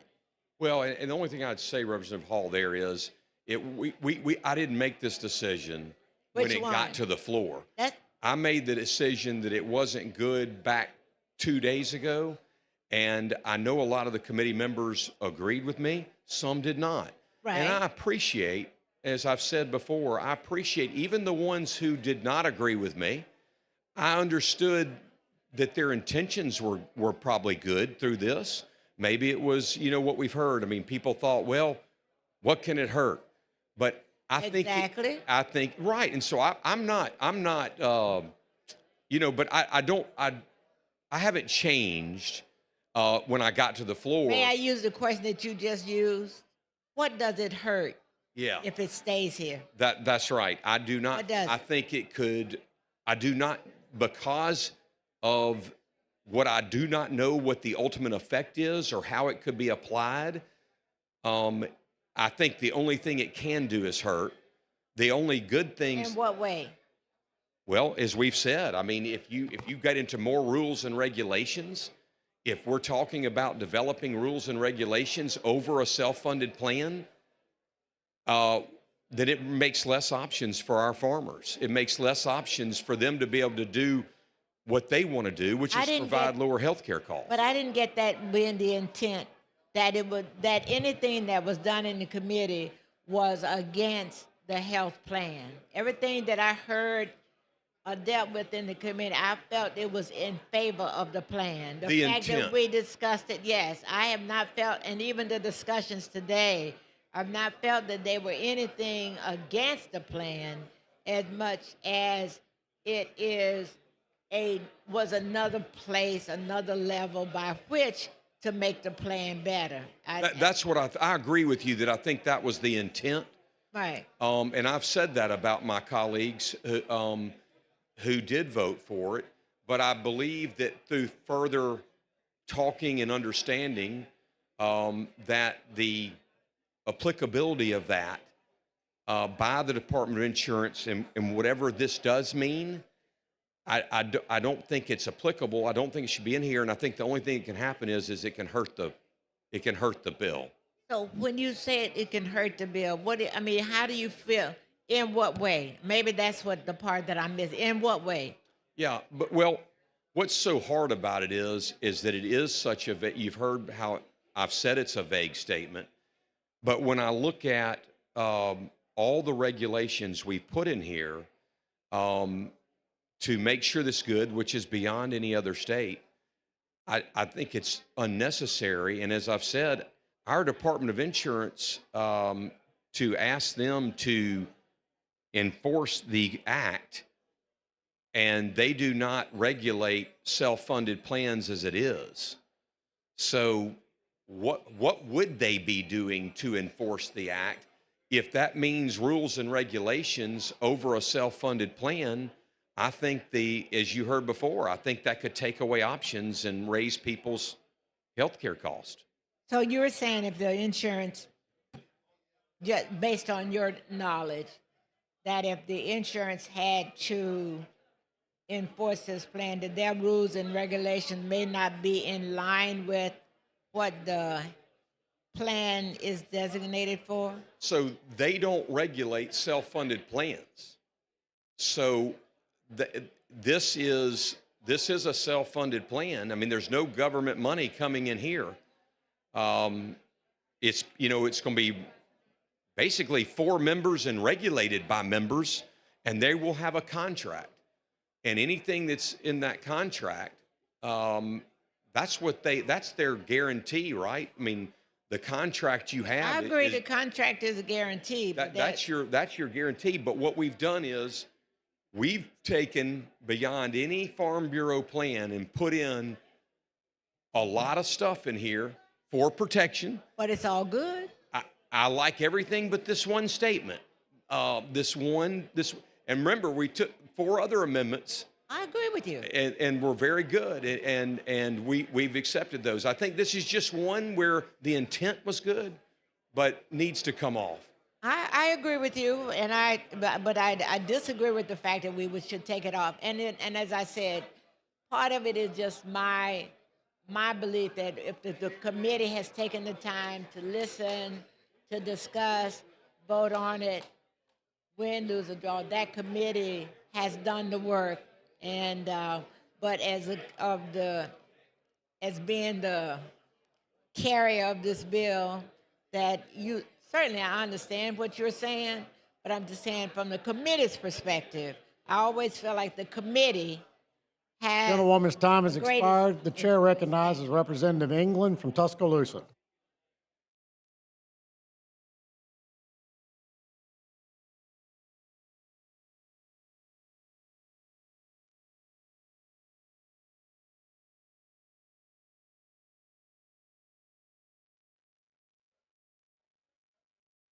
Thank you for recognition. Will the gentleman yield?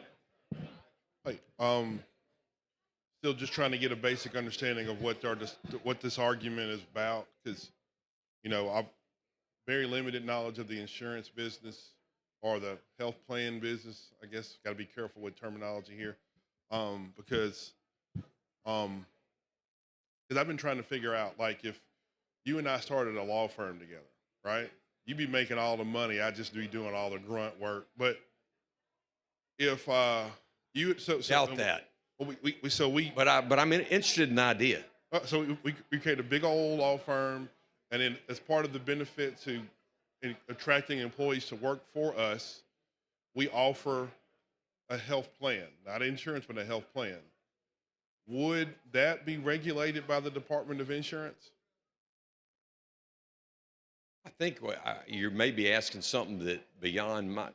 I would not think so. If you're talking about we're not doing insurance. Yeah, we're offering a health plan. A health plan. Yeah. Right. So would that be regulated by the Department of Insurance? I do not believe so. Okay. So self-funded, we created, offer it to. Although an employer provided plan, health insurance plan, Sure. which is under ERISA. Yeah. It's not under our state Department of Insurance. Right. But it does have ERISA. So it'd be federally regulated then. Federally regulated, but not as I think our regulations in this bill are more comprehensive than that. And see, that's where I'm confused, I guess, because I'm trying to figure out why is this bill necessary? Because that's where I keep getting stuck. What through state law, what is created through this bill that requires us to be involved? Well, because if it's a large group of people who organize a quote unquote health plan to do whatever, I guess the plan is designed to do, then why do we need to pass a law for it? Well, it is this, in order not to be health insurance, we have to pass this just like the other states to allow Alpha to do this. That's been my understanding from the get-go. Is I looked at the laws of the 10 other states that have done this, and they all had to put this in their laws. I don't think our state's any different. I think it's so if Alpha wanted to offer this as a service that they provide, right? And it is completely 100% a private thing. Why do we need to create a law to regulate something that it's completely separate, completely private. It's their own own thing they're offering to their own members, people who've paid to be a part of it. Yeah. I'm just trying to figure out why. And again, that's my, because what happens is, I'll tell you, I think the answer is because it's not, when you have employees, you know, this had, frankly, had never really come up in all the work on this. But when you get into employer and employees, but since you are offering this to people that are not employees, I think that's what takes this to the question that answers your question. because as soon as you come into this building with this bill, right, and then you've got what we know as ACA protections, pre-existing conditions, and so forth. Then you've also got the Department of Insurance, and then once it comes here, we're going to engage in a discussion about what protections are offered to members who become a part of this health plan. So then the conversation will then immediately shift to, well, do we want a business that fundamentally is going to engage in this to make money? Let's not mistake that. It's offering a service, but it also wants to make money. It also wants to make sure it's actuarially sound, so the number of people who pay into it can ultimately pay the cost of the inevitable health issues that arise from the people who buy into the plan. So obviously, they want to make money and also stay solvent. Those are the two primary concerns. And if health care is offered as a fiscally responsible way so it doesn't bankrupt itself, then that's also going to be part of it too.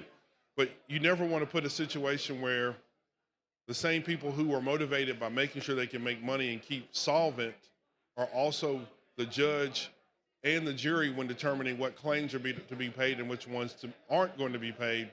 You kind of get to what everybody's kind of saying is you want to make sure that there's some protection so that the company that is designed to make money and stay solvent doesn't make that their primary concern when also denying coverage on a claim. So in our minds, the way to make sure that balance is there is you put the third party in there as the Department of Insurance to say, no, this claim is a viable claim that should be paid, and we're offering you that protection because we review it without any regard to the financial part of this because we want to make sure that you're offering that service and you're providing it, right? So when you come here, that's where that conversation is going to turn into, because I hate to say the government, because I usually don't like government getting involved in much of anything, but if you bring it here, you put our role in it as making sure that the consumer is protected the best way possible. And a lot of us won't agree with the fact that the consumer is protected if the provider becomes the judge and the jury, so to speak. Well, I'll tell you, I don't think the provider under any healthcare company is the judge and the jury. But in this one, if without some sort of third-party review or the ability to do so, because even if I feel like my claim was wrongly denied, and I file some sort of complaint with the Department of Insurance, right? They don't have any ability to enforce it. They don't have any ability to do anything if the Alpha still says no. Well, but you and I know why I say it's not the judge and the jury. Yeah, I mean, because in any health, regardless who your insurance company is or health plan company, the judge and the jury's always there unless there's an arbitration provision. Right. And that's a long way down the road. Well, and but if I've got a condition that's an emergency, I'm going to need somebody to enforce relief quicker than to say, I got to get all the way to a court to do it. But ultimately, again, fundamentally, I believe I agree with you in the position that you've taken about me as a consumer buying a product, all knowing that, it's arm's length deal is whatever you put in front of me, also whatever's in the contract confines what are the terms of our agreement. If there's nothing hidden in it, then I've bought it and my expectations are based on what's on paper. That's right. Your contract's going to really govern, as it does with anybody else. So fundamentally, I think I agree with you, but I also, Representative McCampbell and Representative Gavan also made a good point too, is I still don't understand why we have to have legislation to do it. If it's purely private, you don't take any subsidies or anything like that. I'm wondering why it needs a law, but and at the same time, as you mentioned too, several other states have done the same thing and they required a bill. So Every state that's done it has required a bill, and I think it's because it's not just employees. All right. But I really, nobody's really ever talked about that. And of course I got into it. I looked at the other states and. Well, no, I think fundamentally though, I think I agree with your position overall about it. It's just, I also want to have some sort of measure for consumer protection, but when you say you have a contract, that is essentially what that is. Representative, you nailed it. And I probably should have said that earlier, because that's the contract. That's what you have. The only thing that bothers me, though, is that in some situations there needs to be an immediate, urgent response to a denial of a claim. And we do have the Department of Insurance complaint process in here. Gentlemen's time has expired. The chair recognizes Representative Gavan from Jefferson for a brief comment. Thank you for the recognition. Listen, I took this floor to the well earlier, and I knew I was going to keep on until I could get down to at least some understanding as to what this is. Now, y'all can call this whatever you want to call it. You can call it a plan. You can call it whatever. It's still insurance. But the but factor is we shouldn't have to pass a bill for this if it were just health insurance. But the reason we're passing this bill is because you all are trying to avoid one thing, and that is why you are terming it as this plan versus what it really is, insurance, because you're trying to avoid the Affordable Health Care Plan. Now, y'all can walk around here and fix it up all you want to, but I would not leave here without telling the people the truth. We should not have to come here and pass this piece of legislation. It's gonna pass. I have no problem, as I said. Alpha doesn't have to email me, tweet me, message me, or whatever. I've always been a supporter of Alpha. Even when it wasn't popular. At the end of the day, however, this is a very serious undertaking for which we will be creating a monopoly for one that we will not be doing for others. If it is your intent, and if that is the purpose of it, to avoid the Affordable Health Care Plan, just bring it to the floor and be through with it instead of sitting here manufacturing a lie through and through that even members of the Republican Party are now beginning to see through. It's not fair to the people. It's not fair to us as legislators. Call a thing what it is. And this is simple health insurance, however you frame it. But it's curated for one purpose, and the construct is for what I just said. And that's the only issue I have today. We have wasted a whole lot of time today playing a whole lot of games, calling something that you're, however you all are framing it, is one thing when it's really the same thing. And it will not be fair to anybody else in this state that attempts to do this. Because it's simple health insurance, however you look at it. And the dadgum insurance companies should be marching today.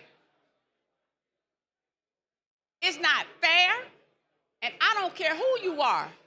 I'm going to stand for what's right, and I'm going to stand for what's fair. I'm not going to lie on you, for you, or to you. One question was asked of you this morning. If someone else comes with this and you bobbled the question, and it was a simple yes or no answer, you can carry it either way you want to carry it, but I'm very disappointed in this hour because I was going to tip around and I was going to find out the facts of why we are passing this piece of legislation and doing it in this manner. And that is the number one. Outside of all the hoopla about Alpha and its members and this, that, and the other, and this, that, and that, it is because of that reason that I just mentioned. And I'm hoping that folks that's in the media room, because I just got off the phone with a couple of folks, actually, that didn't even know this bill was on the agenda, and I was just talking to them, and I said, listen, this has got me so twisted. But that's exactly what this bill is going to do in the end. And one thing I'm going to do, and I don't care who like me down here. I don't come down here for y'all to like me. I don't care if nobody in this building likes me. They didn't even vote for me because it wasn't their responsibility to. And I've done pretty well, as I've said many, many times before. Even when certain companies have turned against me, I still had the highest rate amongst Democrats for many, many years. So at the end of the day, I'm fine with that, but I'm going to tell the people what this is about. I don't like the process that you're going through with this, Faulkner. I'm very disappointed in my friends at Alpha on that with regards to this amendment, and we should never pass legislation here where we will do for one that we will not do for all. And that is what many of the members that are coming up here, Republican and Democrat, are saying. It is wrong today. It is wrong in the morning. And I don't care if 60 states, and we only have 50, want it. But this is what this is. It's a further attack on the Affordable Care Act. Alpha does not want to be associated with it. And for that reason, they are moving this piece of legislation in the manner in which they are moving. Folks in the media room, that's your sound bite, and I hope each one of you report it out just like I gave it, because I just gave it to you straight with no chasers, and it cannot be denied that this is what this is all about. I would never leave out of here and not have and allow this piece of legislation out and not tell the people the truth about it. It's not fair, it's not right, and I'm disappointed in those with Alpha who would move it in such a clandestine manner to fool the people. I thought we had come further than that, but obviously we didn't. But at the end of the day, this is another health care insurance that we shouldn't even have to be here creating. But since we're creating it under the terminology of a health care plan, it's quite shady. This is real shady business right here. It's real shady. Shady, shady, shady. But at the end of the day, it is what it is, and we're going to move it forward. Because I've done my job today. If I haven't done anything else, somebody going to know the truth. And I just spoke the truth. And for that, I am proud, and I'm happy. And you and nobody else, even with that smirk on your face, can tell me that I'm lying. Not one of y'all. Not one. So if this is the plan, it's the plan. We have a lot of things shifting in this country, a lot of stuff going on, a lot of stuff. I'm sitting back, just watching. But it's okay. I can take it. I'm good with it. But again, for those who depend on the affordable, and maybe the farmers, I'm sure many of them don't need it. Many of them don't need the affordable health care plan. He can't say nothing, because if he say something, you know he's going to be telling a lie. Can't tell him not to say. It's not a matter of him saying anything. The truth is the truth. At the end of the day, It's not a matter of him saying that. He couldn't even answer the simple. I asked him one simple question that he couldn't answer early on, and he tried to act just like he was in another zone. So, and that question was asked by multiple people. So I'm fine with David Faulkner. I've been knowing how David Faulkner was from the first day he walked in here. He was double-minded then, and he double-minded now. So we call a thing as it is. So I don't have a problem with that. I can stand by whatever I say in this well. And so that is why he pretends as if he doesn't know anything when anyone asks him an answer. And also that is why usually we get all kind of text messages and responses back from the people and different bills. As a matter of fact, I don't even think Alpha asked me, and I saw them in the hallway, I don't know how many times lurking around, and not anybody on that team said anything to me about this bill.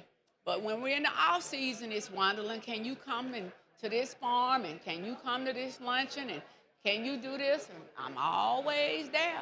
I readjust my schedule for Alpha, but on this one right here, not nobody, not one person said anything about this bill, not to me anyway. So I'm fine with that. I can accept that. I have no problem. But again, this is an attack on the Affordable Health Care Act, and it's very unfortunate that you all are taking this route and this position. Thank you for the opportunity to speak. Chair recognizes Representative Jackson of Clark County.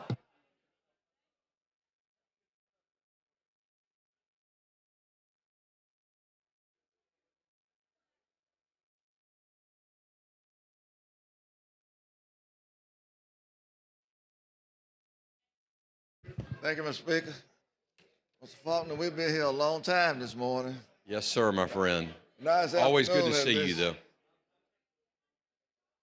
though. And you've said some things that I kind of agree with, and you said some things I'm kind of puzzled about as it relates to your not accepting this amendment that was put on by the Health Committee. Could you further explain why that you felt that this is not a good amendment? Sure. I think we have. You've heard me say many times today that this is a self-funded plan. That the Department of Insurance does not regulate self-funded plans. Then you came back and said that there are some other self-funded plans that you said that this was probably the only one, but there's more than this one, and the insurance don't regulate those. Yeah, I believe some of my colleagues have come up and talked about that. But we have the most regulation in this bill of any Farm Bureau plan bill out there. So we have plenty of regulation here. We have plenty of things to protect. First of all, the contract, the evergreen contract that they'll have with their members, that'll be what will govern, your rights. That covers you. This is just the legislation, that surrounds that. And our legislation has far more regulations, protections than any other plan in the country. In fact, more than any of the plans being considered right now. Okay, that was a member that maybe an insurance person that came and spoke, and they believe in this situation as it relates to this plan and this amendment. But let me ask the question: why do we need this legislation? The legislation to set up this plan, we'd be the 11th state to have this, and you have to go through they've all gone through their legislatures to say it's not insurance, but it is a health care plan for their members. So, okay, so it's members only. It is for the members only. That's right. Now, could a person become a member? Yes. And buy the insurance, or is for the people already in a member of Alpha? You could join. You could join and apply. And our purpose is to lower the health care costs. Is that what you're saying? Yes, it's for those people, Representative Jackson, that are caught where they don't qualify for subsidies. they would not qualify for subsidies under the ACA, Yes. and they could be uninsured, but they make too much to get those ACA subsidies. But they have to, so they end up having to pay so much. They're in that gap because they don't qualify for a subsidy. And this is a tried and proven option that's worked in 10 other states. Yeah, I heard So you say that. why wouldn't we do it? Are those states that is working in, are they regulated by the Department of Insurance in those states? No, They're not? none of them have this provision Are there any reasons why? because they're self-funded plans, and none of them would have this none of them have this provision to my knowledge. And I looked at them, and I don't think I missed it, and none of the states considering it, to my knowledge, have ever had this amendment. You know, I listened to one of my colleagues come say this is a prenup agreement, and if you don't want to sign your section of that prenup, it leave a little suspicion here. And so like I said, I've been listening all morning, and I'm caught between the rock and the hard place, as some people say. You want to do what's right for the constituents. You Sure. know, and I represent more than just Alpha in my constituency. There's some people out there that need help. And I hope There's some this people will, out there this that could be don't an want option. help, but they still are my constituents. And so what's best for them? That's when right. we look at the picture, and Alpha sell help, homeowners, and they sell automotive insurance. And are those insurances cheaper because they sell them rather than going to the market trying to get other sources? Can you compare their rates against other companies? That's what I'm asking you. I'm not. Yeah, earlier I told you that what we've seen in other states that are doing this, it's been a 30 to 60% reduction, and that depends on the person, the plan they have. But in other states, it's a 30 to 60% reduction in their health care cost. And that's what we're trying to achieve for those people up watching and those people listening all around the state, is to give an option. It's not going to solve, and some people, it will not be an option. But some people, this could be a great option for. For healthy people. Well, no, once you're covered, Tennessee has an 85% acceptance rate and a 98% retention rate in their plan. And they've been doing it a long time, but we put in the amendment. It's already in all the plans. It's going to be an Alpha Health's plan, but we went ahead and put it in the bill. That is that once you're covered, even if you don't remain healthy and you have an event, you won't be canceled. There's been some rumors about pre-existence conditions. Could you give some insight on that? Now, the way they frame this, if a young couple, they bought into this plan, and 6 months, the wife come up pregnant, and they would call it pre-existence, so we've been covered under that. So I'm baffled about what I've been hearing, and I'm sitting here this morning. I was not going to get involved in the debate, but there's been so much said, and I need some clarity because I don't want to be confused more voting than before listening to the debate. So what are the ramifications of not accepting this amendment, or doing away with it, and keeping it on this? This amendment has nothing to do with health care. I would probably say so. Yeah, I mean, I do not think it has anything to do with the items you were just discussing. Okay. So yeah, I do not. I'm not sure what it would end up doing, but the only thing I think this amendment could do is hurt. You've been an attorney, and you before in the court of law. I'm one of the jurors that you're trying to persuade. I want you to do your best bet and get them in to vote in your favor. Yes, sir. So, what are the ramifications of this bill passing with this amendment, and what the opposite of those things? This amendment should not be on here because I do not believe it does anything to help the consumer, if you will, the member who wants this policy. We've got enough protections in here, and this specifically relates to the Department of Insurance, and the Department of Insurance does not regulate self-funded plans. And so I do not see how this helps. The things we have been asked to put in this bill, and were asked long before in the last week, I have put in this bill, particularly with regard to oversight. That is something the Speaker took up, and we put in all the oversight protections that I think are needed. And I do not think this adds value, and I think the only thing that can do is end up hurting the bill, hurting healthcare options. Thank you. Thank you so much. Thank you, Mr. Question for the body's adoption of the amendment. The clerk will unlock the machines and the members will vote.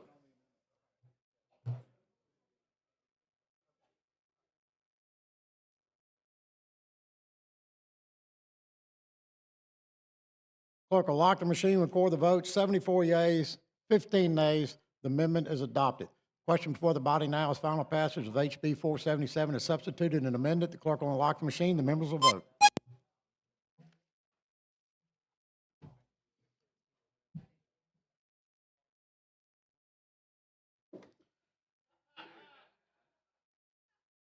Clerk will lock the machine, record the vote. 98 yeas, 1 nay. HB 477 passes. Thank you, Mr. Speaker. Thank you, members.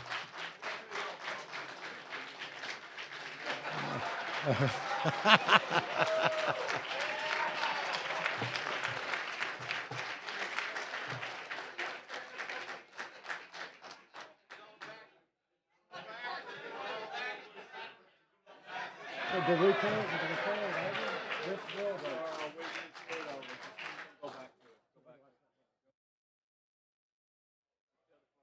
The clerk will please bring back House Bill 445.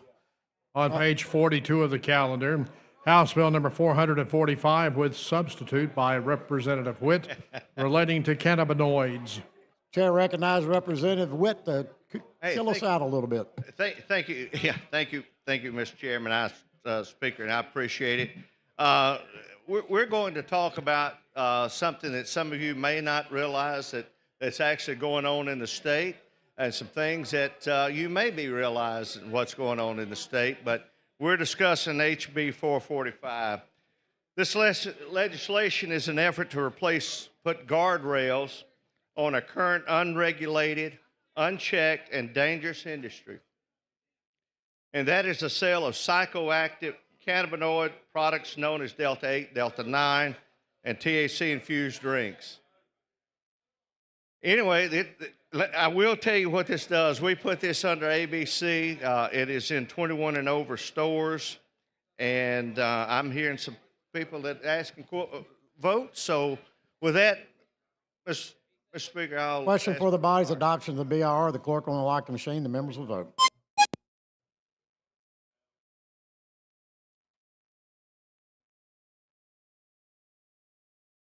Clerk will lock the machine, record the vote. 80 yeas, 14 nays. The BIR is adopted. Thank you. We do have a substitute, so I will be glad to answer any questions. If not, I will ask for the adoption of the substitute. Question for the body's adoption of the substitute. The clerk will unlock the machine. The members will vote. Yeah. Clerk will lock the machine, record the vote. 84 yeas, 1 nay. The substitute is adopted. Yeah, and I will make comments quickly about the substitute. We are putting these products under the purview of ABC. They will be licensed by ABC. They will be sold in 21 and above stores only. It will be capped at 5 milligrams for the THC drinks and gummies. This takes it out of our convenience stores, takes it out of our retailer stores. There is no vape products that will be allowed in this bill. There's no inhalables. We've all seen the buds that are in the glass jars. these will be outlawed in that bill as well. So with that, I will ask for final passage 445 as substituted. Question for the body's final passage of HB 445 is substituted. The clerk will unlock the machine. The members will vote.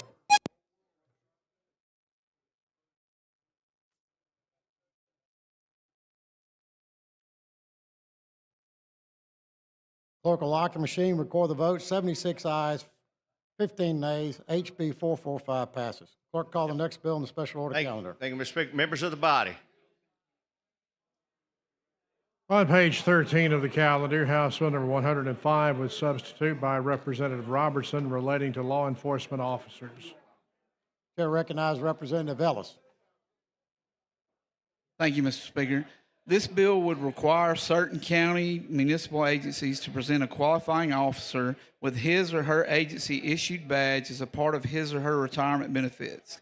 This bill would authorize certain county municipal agencies to present a qualifying officer with his or her agency issued pistol as a part of his or her retirement benefits. With that, I ask for the BIR, please.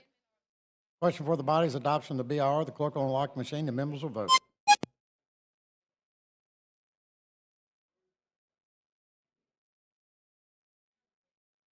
Clerk will lock the machine, record the vote. 99 yeas, no nays. The BIR is adopted. Mr. Speaker, there's a sub. Question for the, do you explain the sub? It just, for smaller agencies that can't afford maybe the purchase of the firearm, there, it's offered to, the officer could buy the firearm at a reasonable price from the agency. With that, I ask for the Question for the body is adoption of the substitute. The clerk will unlock the machine. The members will vote.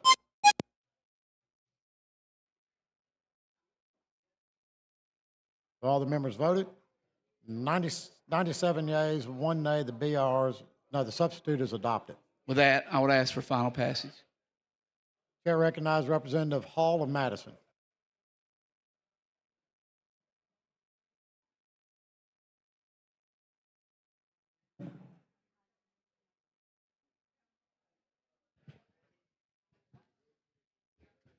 Thank you, Mr. Speaker. With the gentleman here, wanted to make sure I was clear. You said if a person or the agency cannot afford to buy the firearm? Well, with smaller agencies, municipalities, they may not can absorb the price of the gun or the pistol. So in that case, if they can't, then they would offer it as a purchase to the individual. So they would have a law enforcement officer Mhm. who could not afford to have the gun, or the town could not afford to pay for them to have a gun. How do they have a law enforcement officer? Well, they do. It's just so they wouldn't have to absorb a cost that they couldn't handle. You know. What? And most of these, I think most of And these then sidearms are reasonably priced. So it's just to help them out if they couldn't absorb that. How much do they cost? It just depends on which ones they carry as a department. We have cities, small towns. For example, my municipality police station, their police officers are required to bring their own Bring their sidearms. own firearm. Yes, So you ma'am. could have any kind of firearm. I mean, is there a designated one that the police officers Some, should have? as my understanding, some I'm asking out of municipalities. curiosity because that seems to me, it's interesting that the individual who's assuming the job has to, and I'm assuming you're talking about not the sheriff's department, but the town's police officer. Well, sheriff and towns both. The county as well? Yes, and I think it's common across pretty much the state that they can carry what they qualify with as long as they qualify with that weapon, they can carry it. And my example would be when I was in the Navy, I qualified with a certain it was a Ruger. What kind A Ruger was the name of it. So I feel more comfortable with it than I would, say, carrying a Glock or whatever. So some municipalities allow their officers to carry their own sidearms. Would an officer by any chance go buy a Glock? I mean, is that, if they're more comfortable with that, would that be what they would use? I think in some cases they would. Yes, ma'am. Really? I learned something today. Thank you. Yes, ma'am.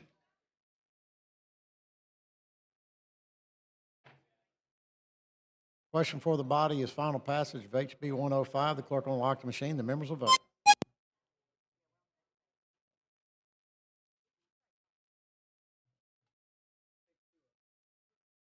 Clerk will lock the machine, record the vote. 94 ayes, no nays. HB 105 passes as substituted. Thank you, Speaker. Thank you, body. Question call the next bill on the special order calendar. On page 16 of the calendar, House Bill number 330 by Representative Wood R., relating to the Alabama Lead Ban Act. Chair recognizes Representative Wood. Thank you, Mr. Speaker. House Bill 330 changes the state's definition of lead-free to match the federal government's definition. Reason we have to do this, so when ADM wants to apply for a grant or anything, we got to be perfectly in line. And if not any questions, I move for the BR. Question for the body's adoption of the BIR. The clerk will unlock the machine. The members will vote.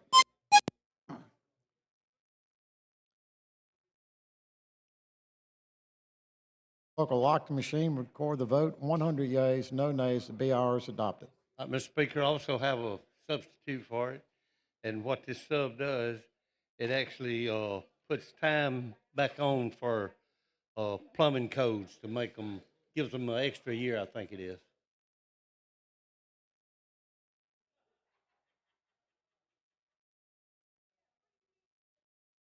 Question for the body's adoption of the substitute. The clerk will unlock the machine. The members will vote.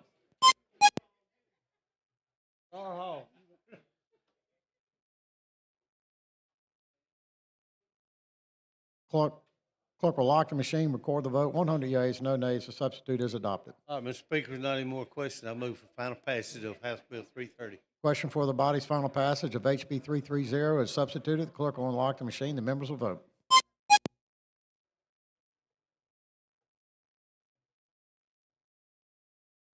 Clerk will lock the machine, record the vote. 100 yeas, 0 nays. HB 330 passes. Thank you, Mr. Speaker, members of the House. Clerk, call the next bill in the special order calendar. On page 26 of the calendar, House Bill number 357 with substitute by Representative Hollis, relating to tobacco products. Chair recognizes Representative Hollis.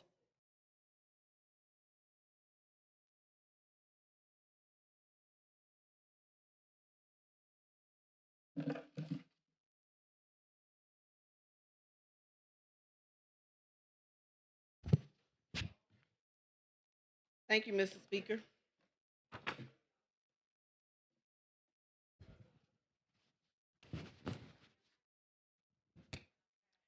Members, HB 357, this bill recognizes that heat, not burn technology, is different and less harmful than a cigarette that burns and produces smoke, which produces thousands of harmful and potentially harmful chemicals. Heated tobacco products are harm reduction alternatives that provide adult smokers with a safe alternative than continuing to smoke cigarettes. As someone with a husband who smoked, I wish something like this had been around for him a long time ago. I'm also happy because this product does not produce smoke, therefore does not produce secondhand smoke, does not produce the tar in your body as well. The FDA recognizes that these products are appropriate for the promotion of public health and are up to 99% less harmful than cigarettes. This is not a vape bill or a vape product. These products are regulated by the FDA and are not marketed to kids. It does not come in all types of fruity flavors like the vape does. This product is, when you go and you purchase this product, it's not an inexpensive product. When you purchase this product, they ask you if you're a smoker or a non-smoker. If you are a non-smoker, they would turn you around. But if you are a smoker, then they would service you And you also are provided a coach, and that coach will call you to see how's it going, to make sure you're using the device right. And basically what it does, it keep you from, it ease the addiction of cigarettes. So if you can see right here, this is a cigarette, a normal cigarette, and this is your yes, that comes with it. That comes with this instrument here. And what it does is that it calms you to help you to stop smoking cigarettes. Mr. Speaker, if there's no Question for the body's adoption of the BIR. The clerk will unlock the machine. The members will vote.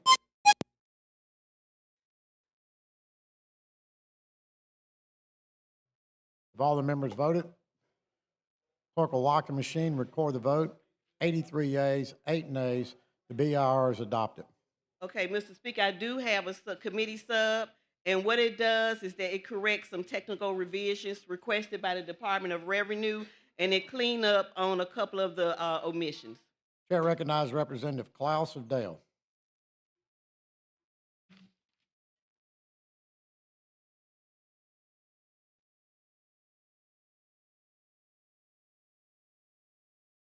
Thank you, Mr. Speaker. Representative Hollis, this product is not sold, I don't think, in the state of Alabama right now, Correct. but it could be. Yes. This doesn't allow it to be sold. It could be right now. The only thing I see in this piece of legislation that's allowing is the fact that it's going to be half the tax of what we pay for a pack of cigarettes right now. Mm-hmm. And which was an agreement with the Department of Revenue. Well, the agreement with them so it wouldn't affect the master settlement with the tobacco companies back 25 years ago when they were sued. They're paying all the states. So now we get a certain amount of money each year through the tobacco settlement. And the Department of Revenue wanted to make sure that we were able to keep that same amount of money. Now, so yes, they're okay with that part, and you know, it's up to us to decide what the tax is. And Now- basically, this is really to discourage harmful products. Well, I know that, but to individuals, because it's really about the health of individuals, and we know that cigarettes has killed more people than accidents. I So understand it's that. basically to help our constituents in the public to become more healthy. That's right, and I agree with that.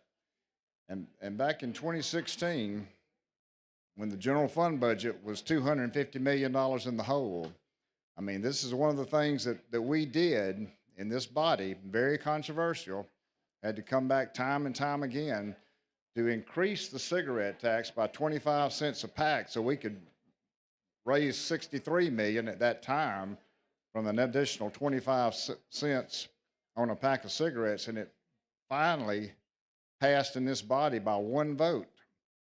Now, we don't have too many one vote margins anymore, but we had a lot of them back then, and that was one of them. And we got that passed. And at that time, we were the third lowest tobacco tax rate in the nation. And that extra 25 cents a pack put us up to the fourth lowest. Since that time, we're back to the third lowest now. I think maybe Louisiana raised their tax, and so that's kicked us back to the third lowest now. So we've got a low tobacco tax right now, but even so, in the last 5 years, our tobacco taxes continue to go down and down, which is fine. I hope people quit smoking, and it's down $42 million from 5 years ago. And of course, we've been fortunate because we've had the interest on state deposits, which has helped keep the general fund budget up, and that's not going to last forever. But, you know, we'll just have to one day come up with another tax to supplement this tobacco tax. If it continues to go down, I don't know, maybe a lottery or something, but you can't ever tell. But Well, the excess tax is separate from the master settlement tax. no, that's right. The excess tax is, but this bill addresses that excess tax. Right. And it makes it a half of what a pack of cigarettes is. So why isn't it the same tax at a pack of cigarettes?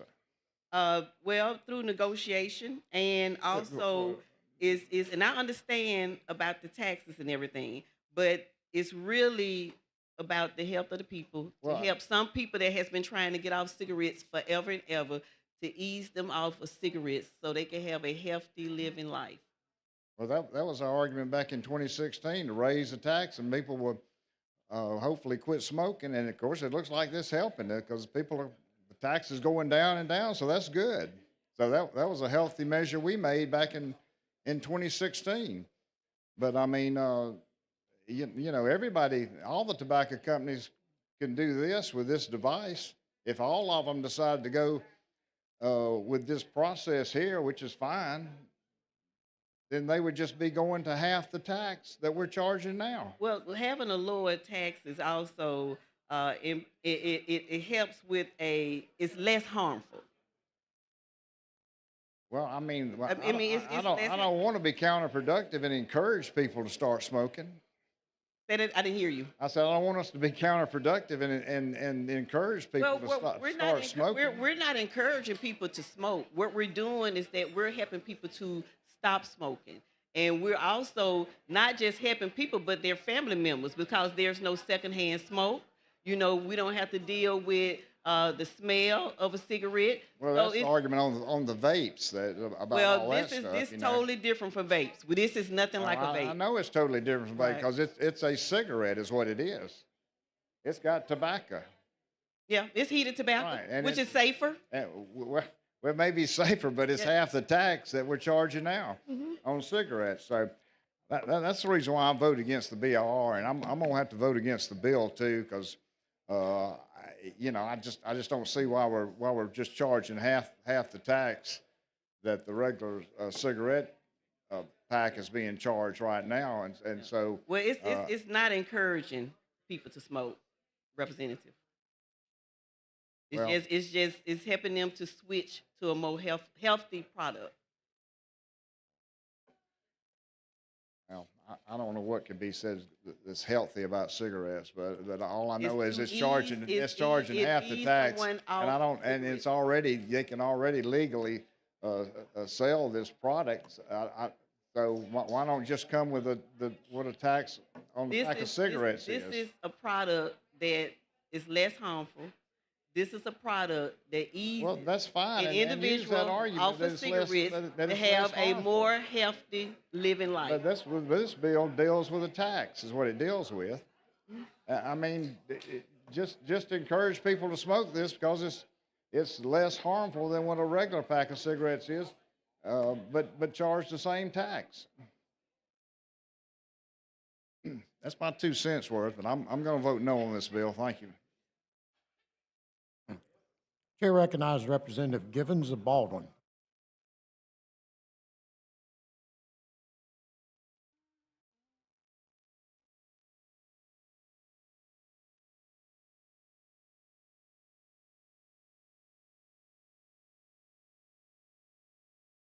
Thank you, Mr. Speaker. Will the lady yield? Yes. Okay. I guess I understand it differently, but I am in support of this bill. I have friends, very close friends, and I have family members like you that are hooked on cigarettes. So an alternative to allow them an opportunity, because apparently that's the hardest thing to do in the world is quit smoking. I have watched them struggle with that over the years. I am in support of this, and I hope it works for everyone that I know that smokes. I've encouraged them to buy this when it becomes legal to buy it in the state of Alabama. So I know that. Thank you for that. I let my husband try it, and for a weekend, and it actually did help. Oh, well, good. I'm glad to hear that. I will probably be purchasing some when I can to give them as gifts to them. So this will be an alternative to help them get off cigarettes is the only way I know to put it.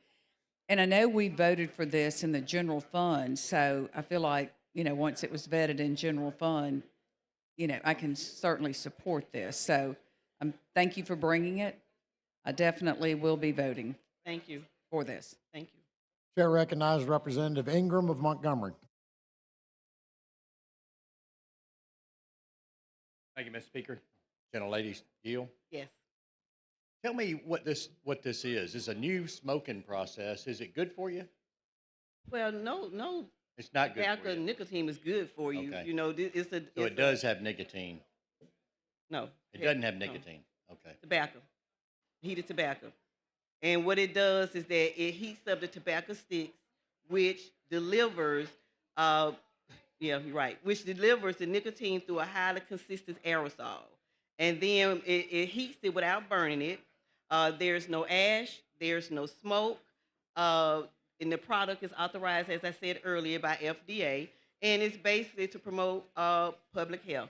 But it's not good for you. Well, I mean, it's a lot of things that's not good for us, but we do it. Right. But if there's something that's out there to help me ease off of something that's worse, I'm all for it. So there's in Montgomery we have a 10% sales tax. On nicotine gum, it's 10% sales tax. We don't reduce it on nicotine gum, and that's not inhaling it. That's better for you, but we've never reduced the tax on nicotine gum. You know what I'm saying? So it's still 10% sales tax on to help you get off of nicotine.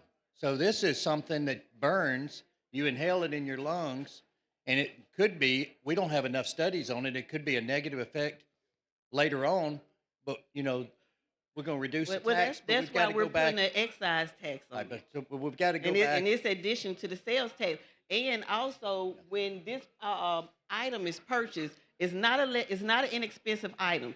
They're being taxed on this this item. Is it allowed? You show me how the body how that works? Yeah.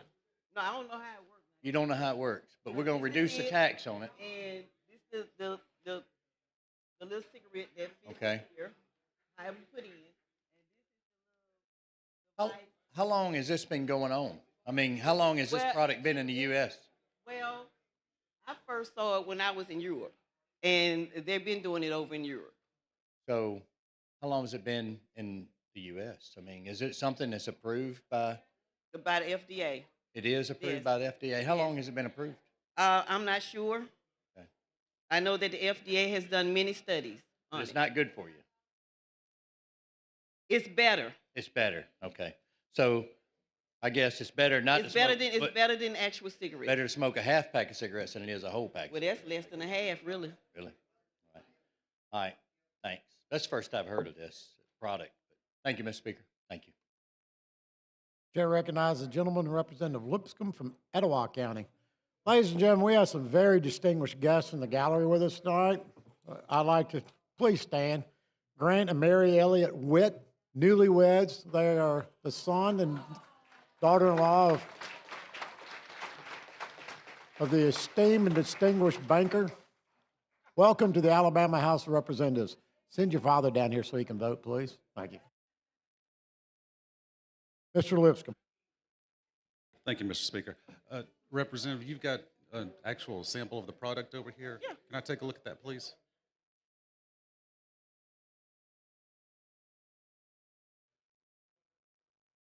I think I was remiss. I missed your beautiful daughter, didn't I? Sorry about that. He didn't write you on the list.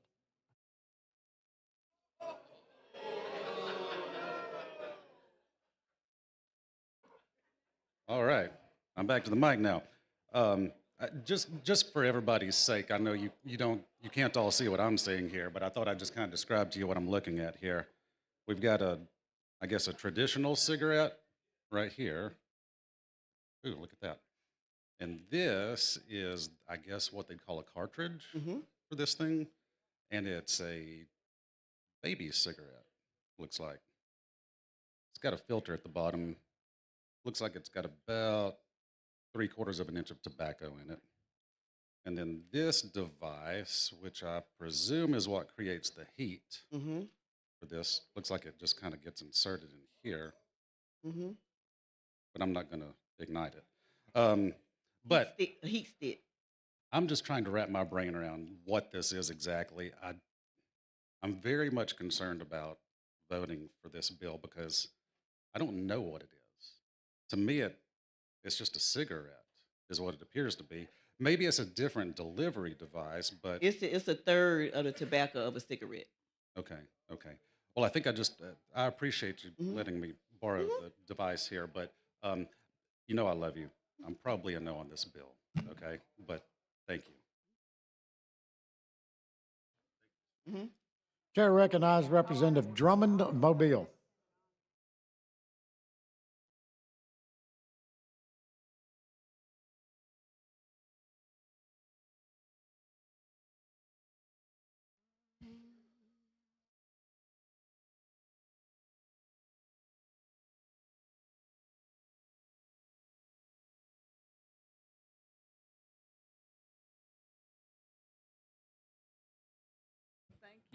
Thank you, Mr. Speaker. Will the young lady yield? Yes. I wanted to stand because I was listening to all of the debate about taxes and so forth and nicotine. And you know, I've been fighting this vape thing for a while. And I've come to realize that in Montgomery, and you may disagree or agree, you can't get it all in one swoop. You have to take one bite at the apple. And I am a big proponent for health. And I'm not a smoker, but I am an advocate for our young people not to vape. And I had an opportunity a year ago with the folks who are pushing this. And so I was listening and I stood to say that sometimes, guys, we got to take a bite at the apple for people's health care. And this product, and it's been proven that it's getting people off. I know that we've got to live off taxes. It's like till the day we die, we're going to have them. But this is one time that we need to look out for folks' health. And I like you bringing this bill. My only question, and I've already got the answer to it, that young people will not even have access to it. That is what I'm more concerned about. But I like it because a little bite at the apple to even get more people off of nicotine.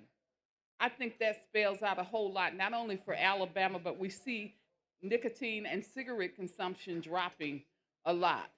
So we need to find a healthy tax, not one that is going to kill people. Right. And I am the daughter of a stage 4 lung cancer, and unfortunately my dad died in my arms, and he smoked, and I will never forget that cigarette brand, but he smoked that brand all his life. And if you ever sit by someone's bedside and hear that machine going, and they're dying. So thank you for taking just a little bit bite of the apple. And thank you. And if we want to come back as legislators and tax it more, I'm okay with that. But we're taking a little bite of the health apple today. So thank you. Thank you. And also, smoking kills more people than alcohol, AIDS, car crashes, illegal drugs, murderers, suicide combined. But thank you. Thank you. Chair recognizes Representative Shirey of Mobile.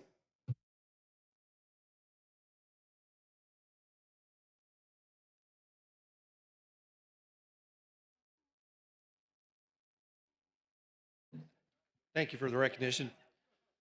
So when you were introducing this, you said it was a safe product? I said that it was a heat non-burning technology, and it's different and it's less harmful than cigarettes. Okay, I don't think the studies have proven that yet. I Because think we haven't so. had this It's been many studies done on this. But- And again, the main purpose of this is to reduce an individual's smoking habit. It is less harmful. It's no secondhand smoke. You don't get all the tar and everything in your body. So they will And- be able to, and- they'll be able to advertise that part, correct? Yeah. To sell this? Yeah. But what this bill is really about is giving them an edge on their competition by lowering their taxes by half. Is that correct? Well, FDA has reviewed millions of pages and determined that it is appropriate for the promotion of public health. So But this I'm- bill is about lowering their taxes by half. well, on the this product. taxes are lower by half, and that was a negotiation with the Department of Revenue. Department of Revenue doesn't tax this. The we do. Department of Revenue. So so it was the Department of Revenue is going to set this tax rate? We negotiated. Doesn't the legislator set that tax? We negotiated and we was able to set the rate at 50%. Okay. And Is that the you state know, rate? excuse me? Is that the state rate that we're negotiating here? Is that what we're setting here? I guess my question is, are we mandating that the city and the county also drop their tax rate? No, we're not mandating anything. What we're doing is promoting healthy people. So in the bill, we changed the way that cities and counties tax these products. That's in the last part of your bill. And every bill that we brought that's been a revenue bill here, we've allowed the city and the county to opt in if they wanted to. Is that correct? Well, as I stated, we just want to embrace and for individuals to have a better, healthy life. I'm all for a better, healthy life. The counties and cities, they agreed to the rate, the ones whom we talked to. We have talked with everybody, negotiated with everyone. And millions of studies has been done on this. And this is basically for adult smokers to switch to this because it's less harmful. Yeah, it's less harmful. So we're giving them a less lethal product, but it's still lethal. Well, I mean, no, I disagree with you.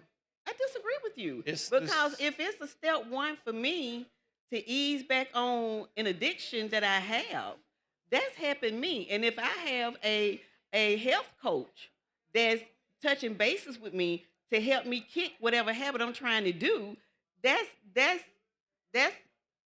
good. It's a step for any individual. So I disagree with you on that one. Well, you brought up alcohol. Does any program that we're an alcoholic, does any program say, hey, has nothing to do with alcohol. Let's drink half of the amount of alcohol? Well, that's up to the individual. This is dealing with heated tobacco, sir. We never do that. I can't support us bringing a product or basically endorsing a product by lowering the taxes that we don't have long-term studies because this hasn't been around. I think we'll find, because of the method, I think we'll find that this is going to be more dangerous because the molecules are smaller and more able to penetrate tissue. It's the same thing I said about vape products. It's totally different, and I disagree. Well, I think we should definitely. And it's less harmful. I think we should definitely look at the what we're telling the counties and cities to do, because we've stayed away from that in all of our tax bills that we've done. So thank you for your time. Mm-hmm. Question for the body's adoption of the substitute. The clerk will unlock the machine. The members will vote.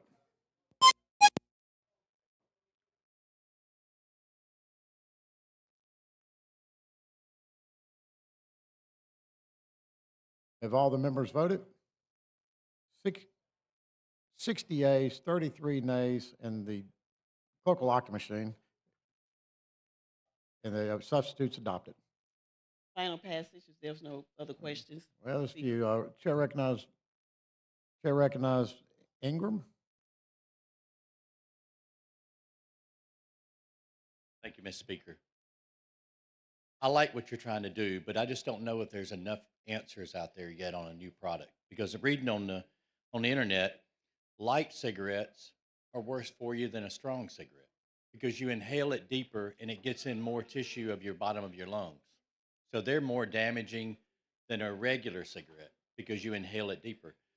You know, I don't want to say, you know, this has got nicotine. You said no, but it's going to have nicotine if it's got tobacco. I corrected it. So, you know, a regular cigarette. And keep in mind that this is different from a cigarette. It's a third of a cigarette, right? And it's heated. And I understand with the cigarettes being you know, because maximum strength or whatever light, and the light is this and that. But this right here is less harmful. How less pregnant if you're pregnant? Nicotine, pregnant's pregnant, you know?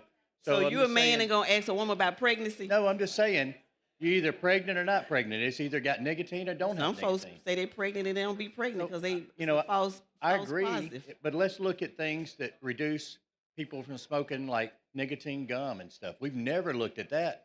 Well, I've known people to try nicotine gum representative, and it was not a success. Well, I smoked I- for 31 years and I quit like that. Everybody's different. But I didn't have anything. You know, I Yeah. just realized how And bad some- it and was some and had a people can do wake-up that. call. And I think everybody needs to quit. Yeah, But some you people know, do the that. secondhand smoke is great if you're in a house, but most municipalities have banned secondhand smoking. I mean, smoking inside anyway. But I think if we're going to charge one person one way, I don't think we need to be picking winners and losers, in my opinion. But I applaud you for carrying something And to make a FDA difference. But conclusion was that it was basically 90 to 99% less harmful.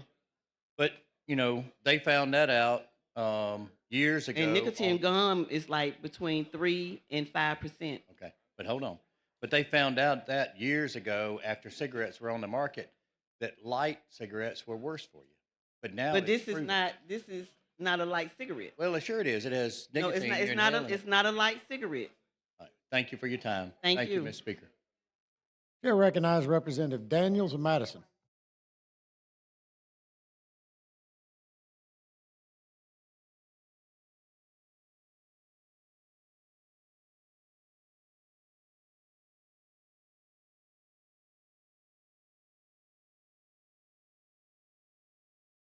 Work overtime. Will the gentlelady yield? Yes. Thank you, Mr. Speaker. So this product really is less lethal than nicotine or a cigarette, right? Correct. So from a public health standpoint, we should want people to consume something that's less lethal than a cigarette. Is that- Absolutely. And I've never thought in a million years that I would hear individuals up here advocating for a tax increase and taxing on a product that's better for you versus a product that's harmful, and we're trying to tax them at the same rate. I mean, I'm just blown away that we've been trying to increase taxes on a better product, a product that's I wouldn't say healthier, but it appears to be healthier than actual consuming cigarettes. So and we're trying to meet people where they are. Yeah. You know, in order to help them. So from a public health standpoint, I applaud you for bringing this piece of legislation. From a public health standpoint, I'm certainly with you on that. And then from the conversation around taxes, I just feel that if it's taxed at a lower rate, it's an incentive to purchase in order to curb an addiction. And so it's a lower price and a lower tax point, right? And so why would we encourage it to be an increase in taxes at the same level as a product that's extremely harmful? So that's counterproductive to me.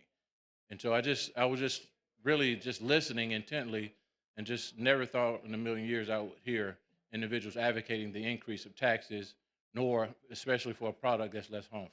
So I just want to make certain I set the record straight and was very taken away when I heard individuals out here advocating for a tax increase. Thank you.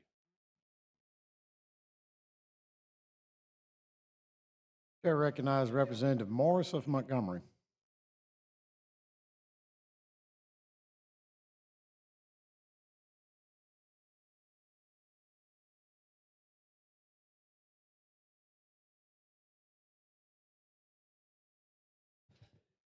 Would the gentlelady yield? Yes.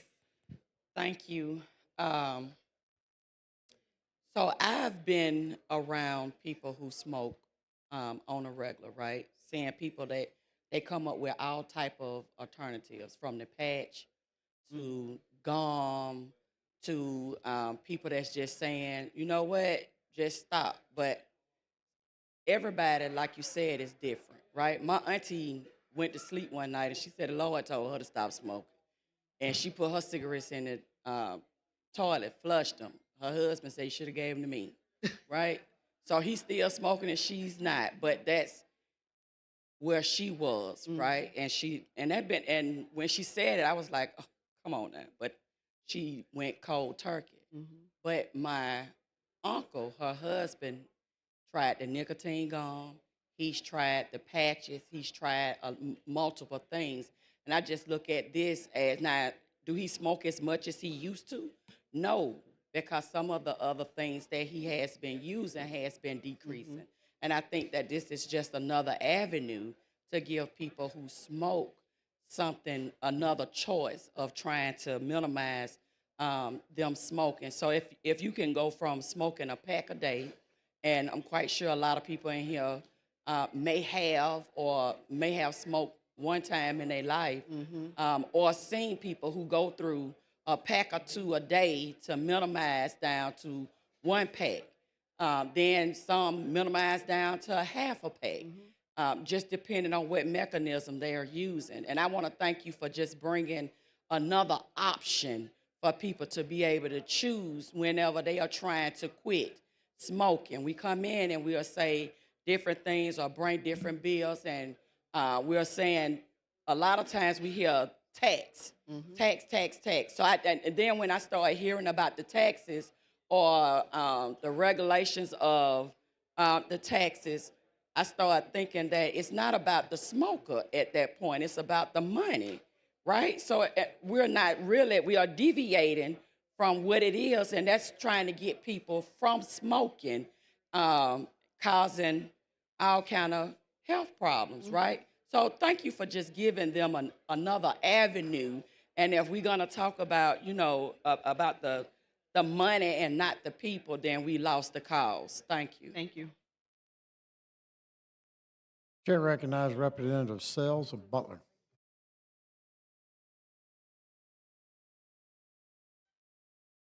Thank you, Mr. Speaker. I'd just like to make a comparison here. So I've got two things right here. And the tax is the same on both of them.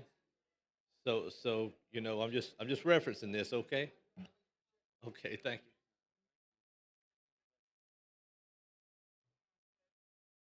Question for the body's final passage of HB 357 is substituted.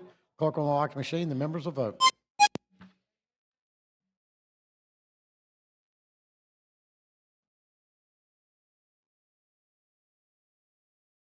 Clerk will lock the machine, record the vote. 58 yeas, 37 nays. HB 357 passes. Thank you, members. Now you clerk call the next bill on the special order calendar. On page 56 of the calendar, House Bill number 513 with substitute by Representative Brinyark relating to the Alabama Justice Information Commission. I recognize Representative Brinyark. Thank you, Mr. Speaker. Members, this is an ALEA bill having to do with their background check services. We recently, as a state, invested in computerized criminal history system, and that allows ALEA to provide accurate and reliable criminal history reports to more state agencies, boards, commissions, educational entities, employers, nonprofits, and other organizations enabled by state or federal law. With that, Mr. Speaker, I'd call for the BIR. Question for the body's adoption of the BIR. The clerk will lock the machine. The members will vote.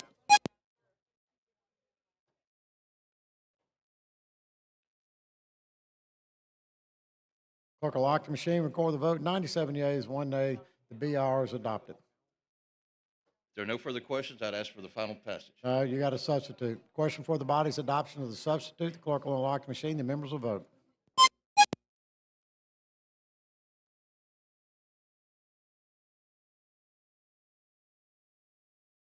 Clerk will lock the machine, record the vote. 95 yeas, 0 nays. The substitute has been adopted. Call for final passage. Chair recognizes Representative Morris of Montgomery.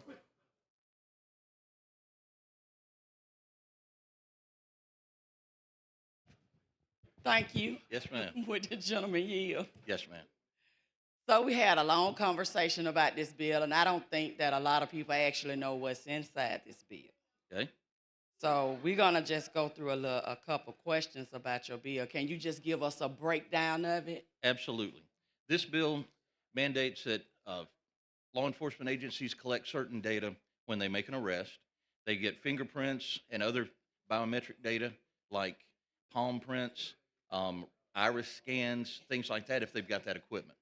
And they keep that stored in the state computerized criminal history system.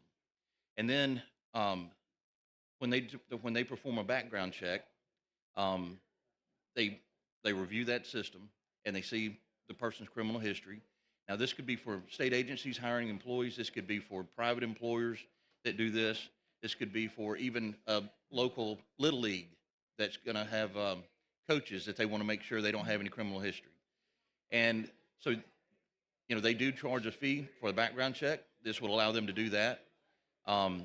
But then if they want to participate in a program called Wrap Back, this is going to establish a Wrap Back program. Okay, so now we're gonna get into the wrap back with All right, the, let's talk about what Wrap Back is. let's talk about the wrap All right, back. Wrap Back is a continuing monitoring of the criminal history.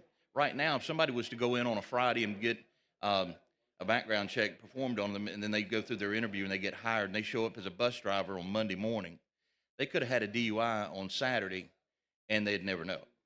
So this Wrap Back, as long as the entity, the employer or the business or whatever is continuing to ask to be in this program, then, and it's only $12 annually, so $1 a month to be in the Wrap Back program, to continue to monitor the people that have had their background checks already done for them. If there's an event that occurs that triggers that Wrap Back report, they'll notify the employer, make sure that that person is still employed or on their roll, and the employer has a continuing duty. I think it's a monthly duty to go through their list of employees and make sure that all these people are still here. Okay, Because the so person- now let me ask you this. So I asked you this in committee. So And I didn't know the answer, but I do now. I know. I see you did a lot of homework on it, and I appreciate that because they can't come to the mic down here. But I appreciate that. So what if I, again, I'm quite sure you know the answer to this. So if I go and I apply for a job and I don't get it for whatever reason, I'm overqualified, underqualified, whatever the case may be, and then I move on and I get another job. But since they have requested, and it could have been 2-3 years ago, 5 years ago, 10 years ago, because there's no limit on it. And if they are in the Wrap Back program, then if I do anything later, if I get arrested for whatever it is I get arrested for, it shoots back to, Nope, so it don't go back to. it does not go back. Oh, okay. As 'cause soon then- as you are no longer But- employed with them, No, if, because you have to give permission to get a background check yes. to them. You have to give permission to that agency, that employer, to perform a background check with Aaliyah. They've got to have, you've got to have given that permission. And once you are no longer with them, they don't have permission to get that information. So if you, And they are supposed to report that you are out of their. so their- if you're you not a- still in the Wrap Back program, Mhm. right? So if you still in the Wrap Back program. It would be the employer that's in the Wrap Back program. Yes, the employers still inside the Wrap Yeah. Back program. Right. So if they are still receiving the information, with the information, then would they receive a background update No. if I get in trouble? No, because before they send that Wrap Back notification, they check with the employer to make sure they still have permission to receive a background. Okay, so once you're done, You're done. you're done. You're done. Okay, because that was our And I didn't know that. our problem that we had because we was talking about expungements and everything, and Aaliyah made sure I knew they that. made sure you was ready this time. I appreciate that. Thank y'all. Thank you. Question for the body's final passage of HB 513. The clerk will unlock the machine. The members will vote.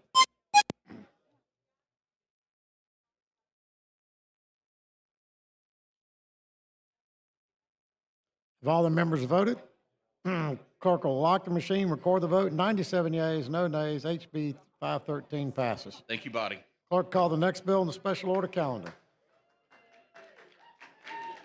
On page 45 of the calendar, House Bill number 529 with substitute by Representative Faulkner relating to taxation. Chair recognizes Representative Faulkner. Thank you, Mr. Speaker. Thank you, members. Members, we have a problem in this state. We have way too many illegal vape products on our store shelves across Alabama. It's estimated that 80 to 85% of the vape products in our state are illegal, meaning they're not even on the federal registry. What this bill will do is provide funding and resources necessary for effective enforcement. It'll establish a single statewide tax rate to streamline wholesaler tax payments and avoid unfair advantages among retailers. Despite the existence of a vape directory managed by the Alabama Department of Revenue, illegal sales remain a significant issue. Currently, there is no dedicated funding or enforcement mechanism. This bill will grant the Alabama ABC Board the authority to establish a new licensing fee to support field enforcement. And there might be an amendment brought to, that Troy Stubbs has, but we can deal with that in a little bit. But, Mr.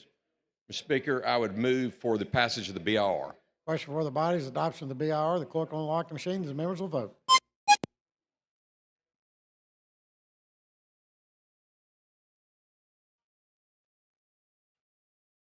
Have all the members voted?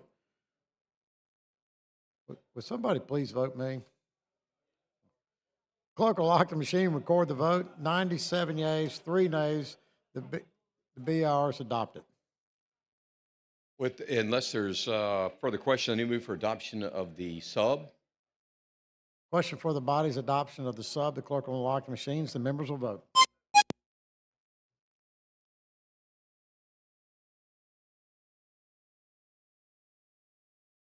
Have all the members voted? Clerk will lock the machine, record the vote. 92 yeas, 6 nays. The substitute's adopted. Chair recognizes Representative Stubbs of Elmore.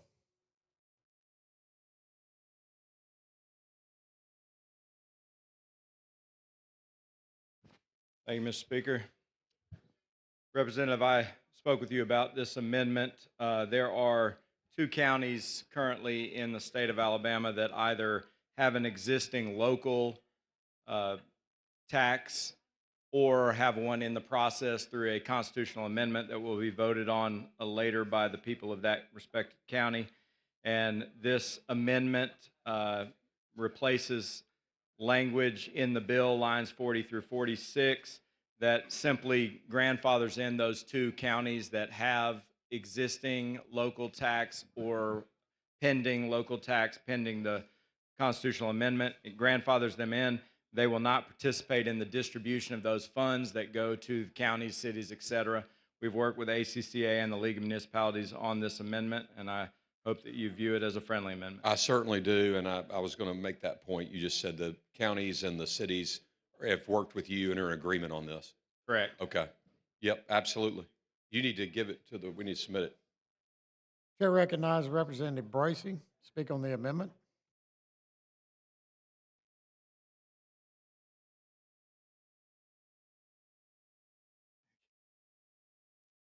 Thank you, Mr. Speaker, for the recognition with the gentleman yield. Yes.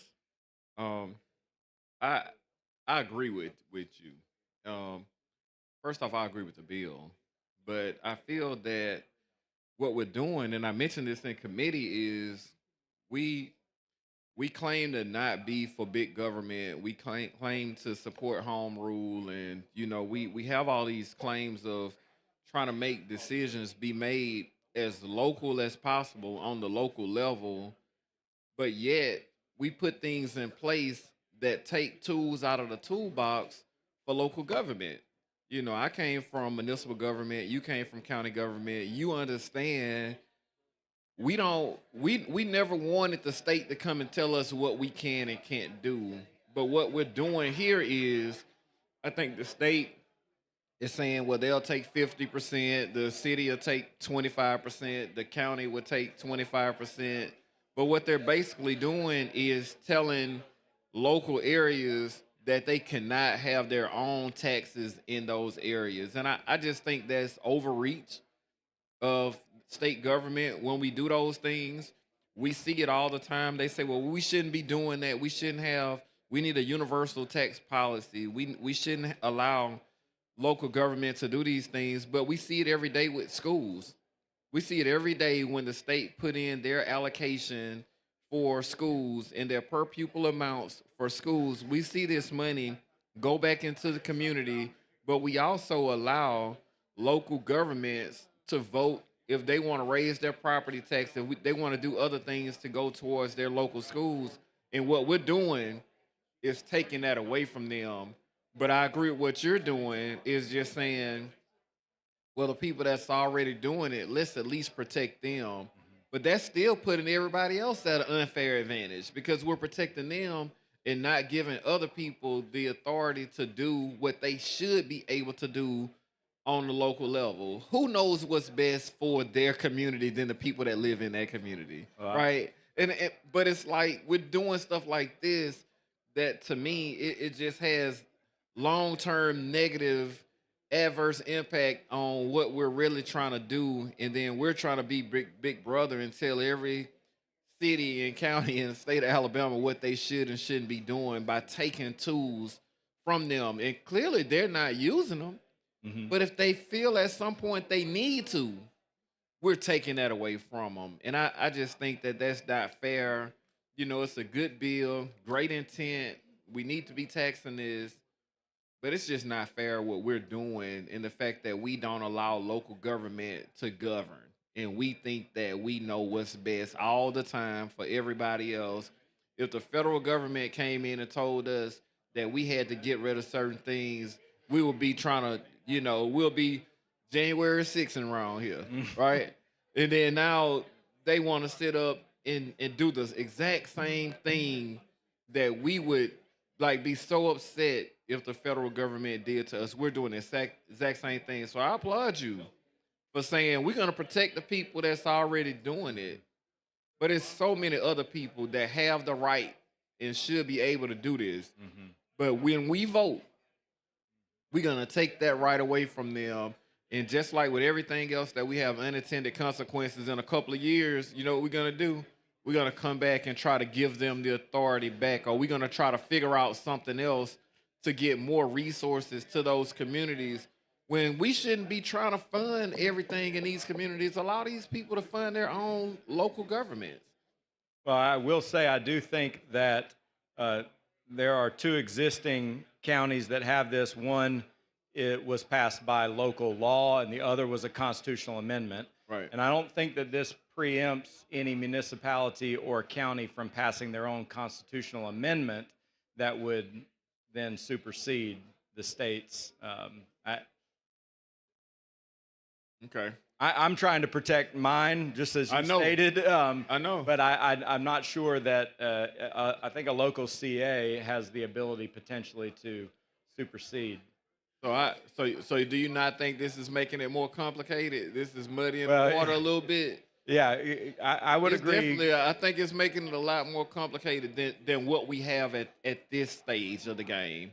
You know, I think what I'm willing to bet is that once this bill passes, we're going to see some city councils passing resolutions. We're going to see some things happening for people to try to put some things in place to protect them before this bill is signed into law. I'm willing to bet you. I've seen it happen. I've seen where they put stipulations here on local cities to make sure that they had the financial stability to start their school systems. They put some of these things in place, and before you knew it, new little city school systems started popping up before the bill was signed into law. And we're going to see that with this. You know, people are going to start trying to move quickly to put something in place that could be grandfathered in before this bill is signed into law, because we're taking away, you know, a tool that they have in their toolbox. But I'm not going to just keep speaking on your amendment. I respect you for trying to protect your community because you know what's best for your local community. But bills like this seem like they want to make people think that they know what's best. It's not a one-size-fits-all state.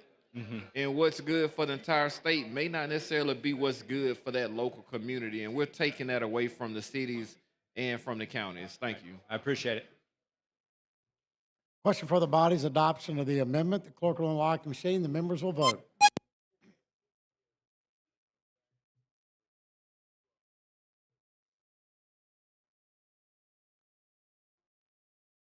Have all the members voted?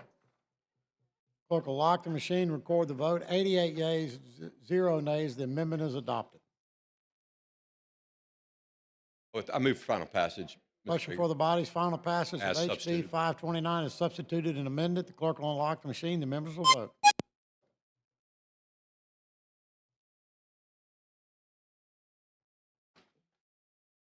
Clerk will lock the machine, record the vote. 86 yeas, 10 nays.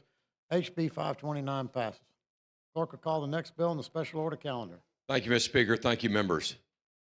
Except for It's been brought to my attention that Representative Brignac, that was your first bill today. Where are you? Well, he had his first bill today. Want to congratulate him. He did so well, nobody knew it was his first time.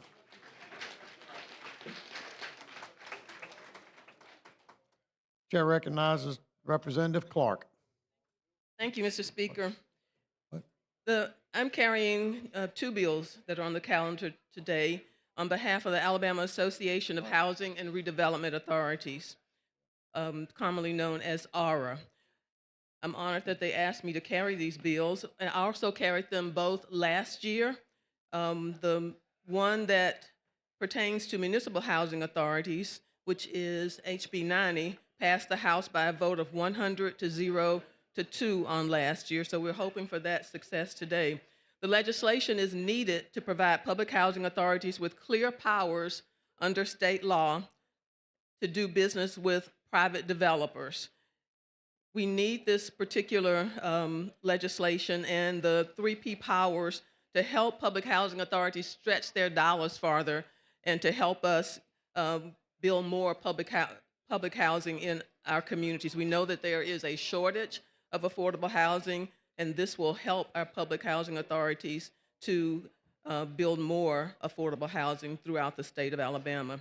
So with that, Mr. Speaker, I move adoption of the BIR. Questions for the body, adoption of the BIR. The clerk will unlock the machine. The members will vote.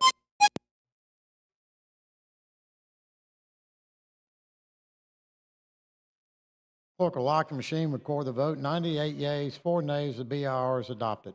Thank you, Mr. Speaker. I move adoption of the sub, and the reason that there is a sub is that when the bill was drafted or pre-filed, we forgot to include 3 amendments that were approved last year. One was an amendment offered by the realtors that wanted to make sure that private developers do not have eminent domain. One was an amendment offered by or on behalf of general contractors who were concerned that the bill should mention Title 39, which requires that the state bid laws are followed. And those are the only 2 that were in this particular bill in the HB 90 pertaining to municipal housing authorities. So I'd like to move adoption of the sub. That explanation, the question for the body is adoption of the sub. The clerk will unlock the machine and the members will vote.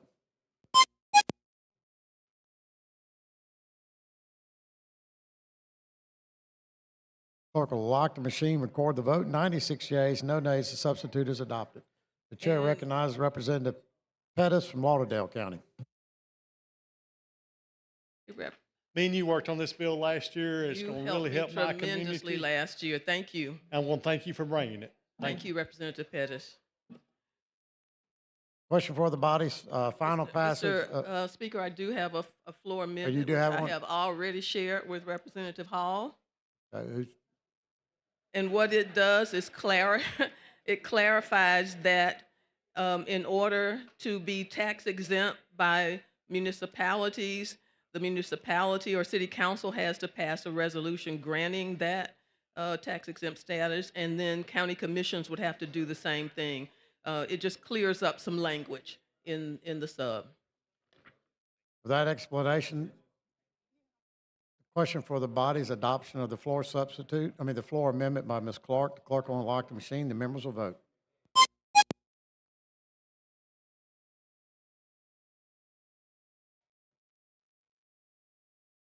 Clerk will lock the machine, record the vote. 97 yeas, no nays. The amendment is adopted.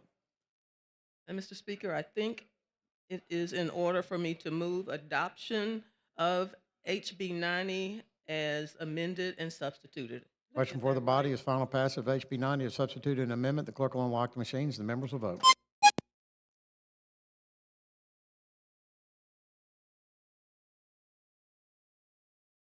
Clerk will lock the machine, record the vote. 97 yeas, 5 nays. HB 90 passes.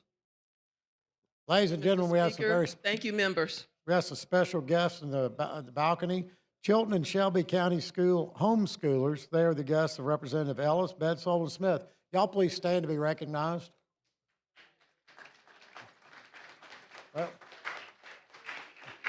Welcome to the Alabama House of Representatives. Clerk, call the next bill on the special order calendar. On page 28 of the calendar, House Bill number 42 by Representative England relating to the Alabama Bail Reform Act. Chair recognizes Representative England. All right. Thank you for the recognition.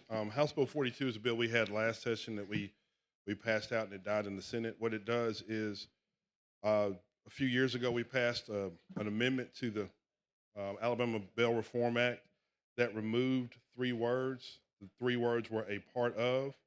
So it basically requires the total sum of the bail to be paid in order to secure release.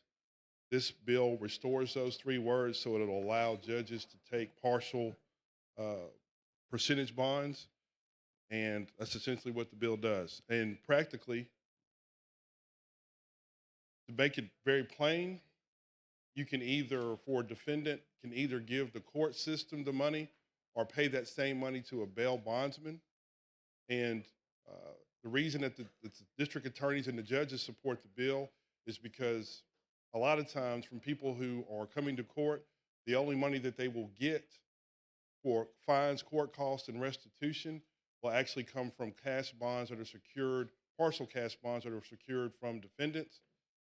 So ultimately, this bill is just a choice between, do you want the money to go to the court system or do you want it to go to a bonding agency? And also, to take it a step further, for the defendant, in the event they don't appear, the court keeps the money. In the event that they do appear, that means that they have the option of the court keeping the money or them getting it back. So again, judges give percentage bonds in order to sometimes secure fines and court costs and restitution that defendants owe. And essentially, again, do you want the money to go to a bondsman or do you want it to go to the court system? I think the choice should be obvious. So with that, I move for the BR. Question for the body's adoption of the BIR. The clerk will unlock the machine. The members will vote.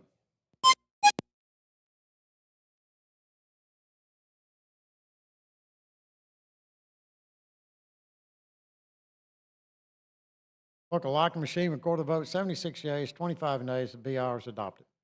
And if no further questions, I move for final passage. Chair recognizes the representative from Ingram from Montgomery.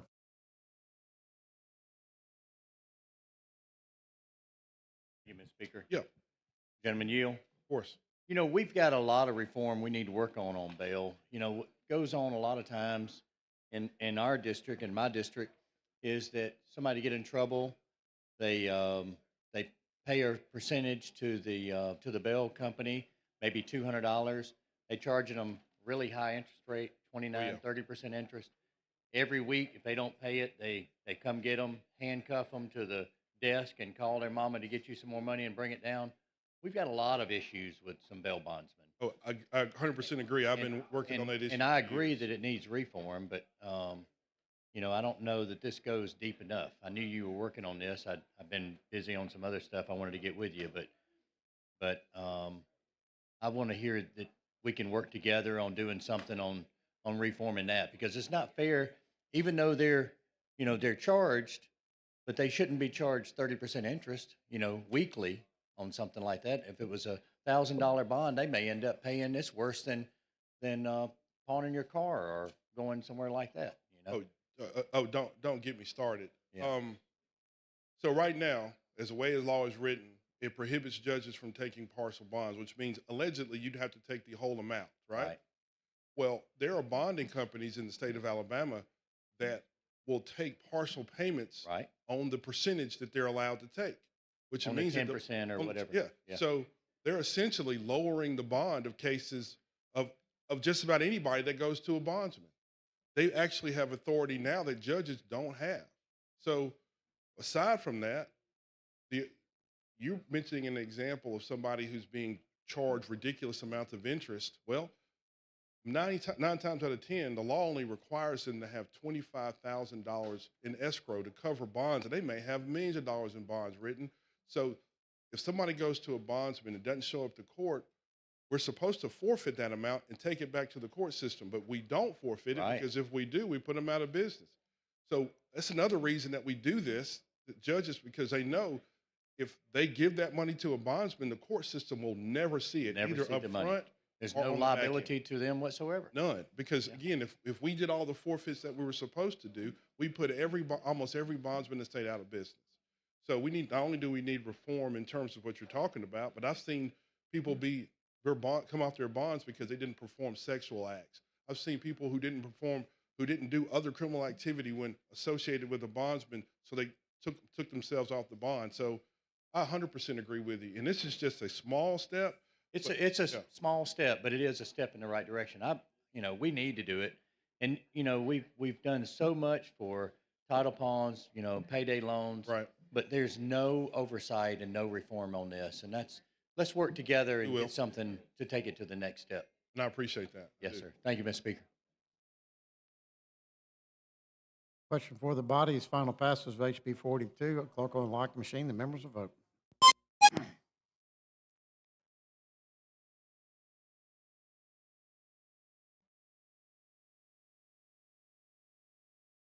Clerk will lock the machine, record the vote. 66 yeas, 32 nays.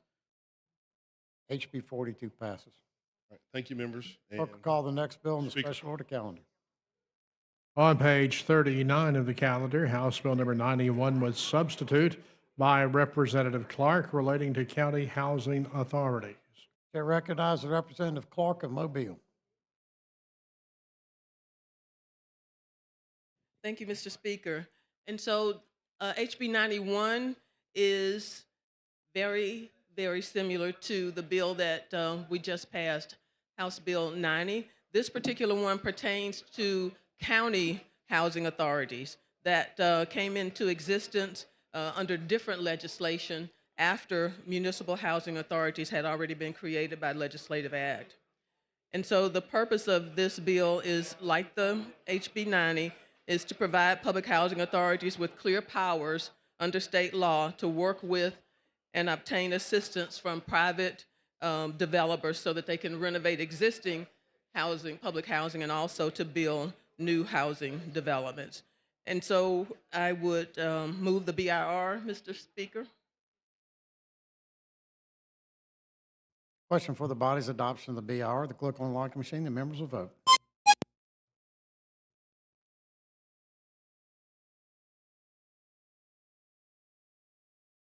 Clerk will lock the machine, record the vote. 96 yeas, 6 nays. The BIR is adopted. Mr. Speaker, I have a substitute for the same reason as we had to substitute HB 90, and that was because when the bill was pre-filed, we forgot to include the amendments that were negotiated in good faith with the realtors, general contractors, and also with the Alabama County Commissions Association. Question for the body's adoption of the substitute. The clerk will unlock the machine. The members will vote.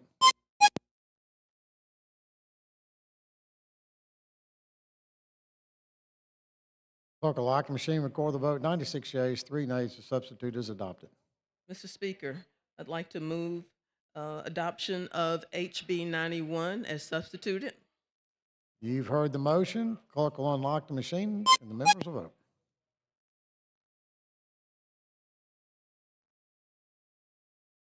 Clerk will lock the machine, record the vote. 96 yeas, 6 nays. HB 91 passes as substituted. Thank you, Mr. Speaker. Thank you, members. Clerk, call the next bill on the special order calendar. On page 40 of the calendar, House Bill number 481 by Representative Shaw relating to contracts for public works.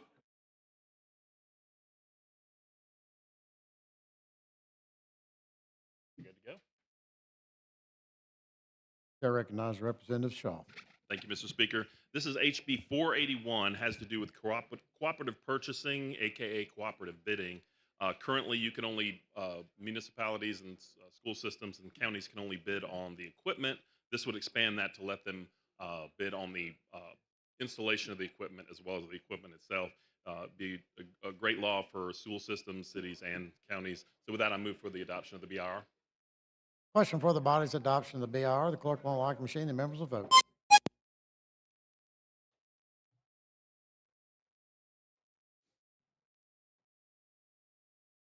Clerk will lock the machine, record the vote. 101 yeas, no nays. The BIR is adopted. Thank you, and I move for final passage. Question for the body is final passage of HB 481. The clerk will unlock the machine. The members will vote.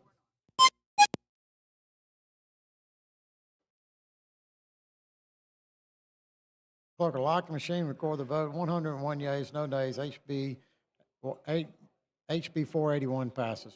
Clerk, call the next bill in the special order calendar. Speaker. Congratulations, Mr. Shaw. On Yeah, right. page 38 of the calendar, House Bill number 443 by Representative Marcus relating to public utilities. Chair recognizes Representative Marquis from Coffee County. Thank you, Mr. Speaker. Members, this is a very simple, straightforward bill. All we're doing is moving the sunset from January 1st, 2027 to January 1st of 2035 for the 811. That's it, Mr. Speaker. With that, I ask for the BR. Question for the body is adoption of the BIR. The clerk will unlock the machine. The members will vote.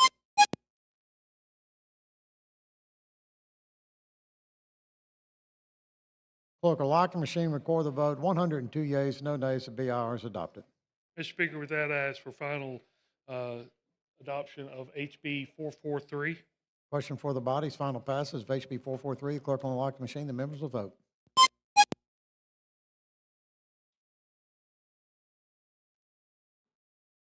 Clerk will lock the machine, record the vote. 102 yeas, 0 nays. HB 443 passes. Thank you, Mr. Speaker. Thank you, members.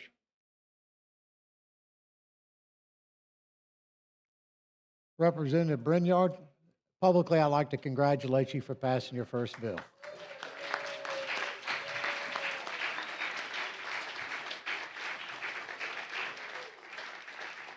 You did such a good job, we thought you were an all-pro.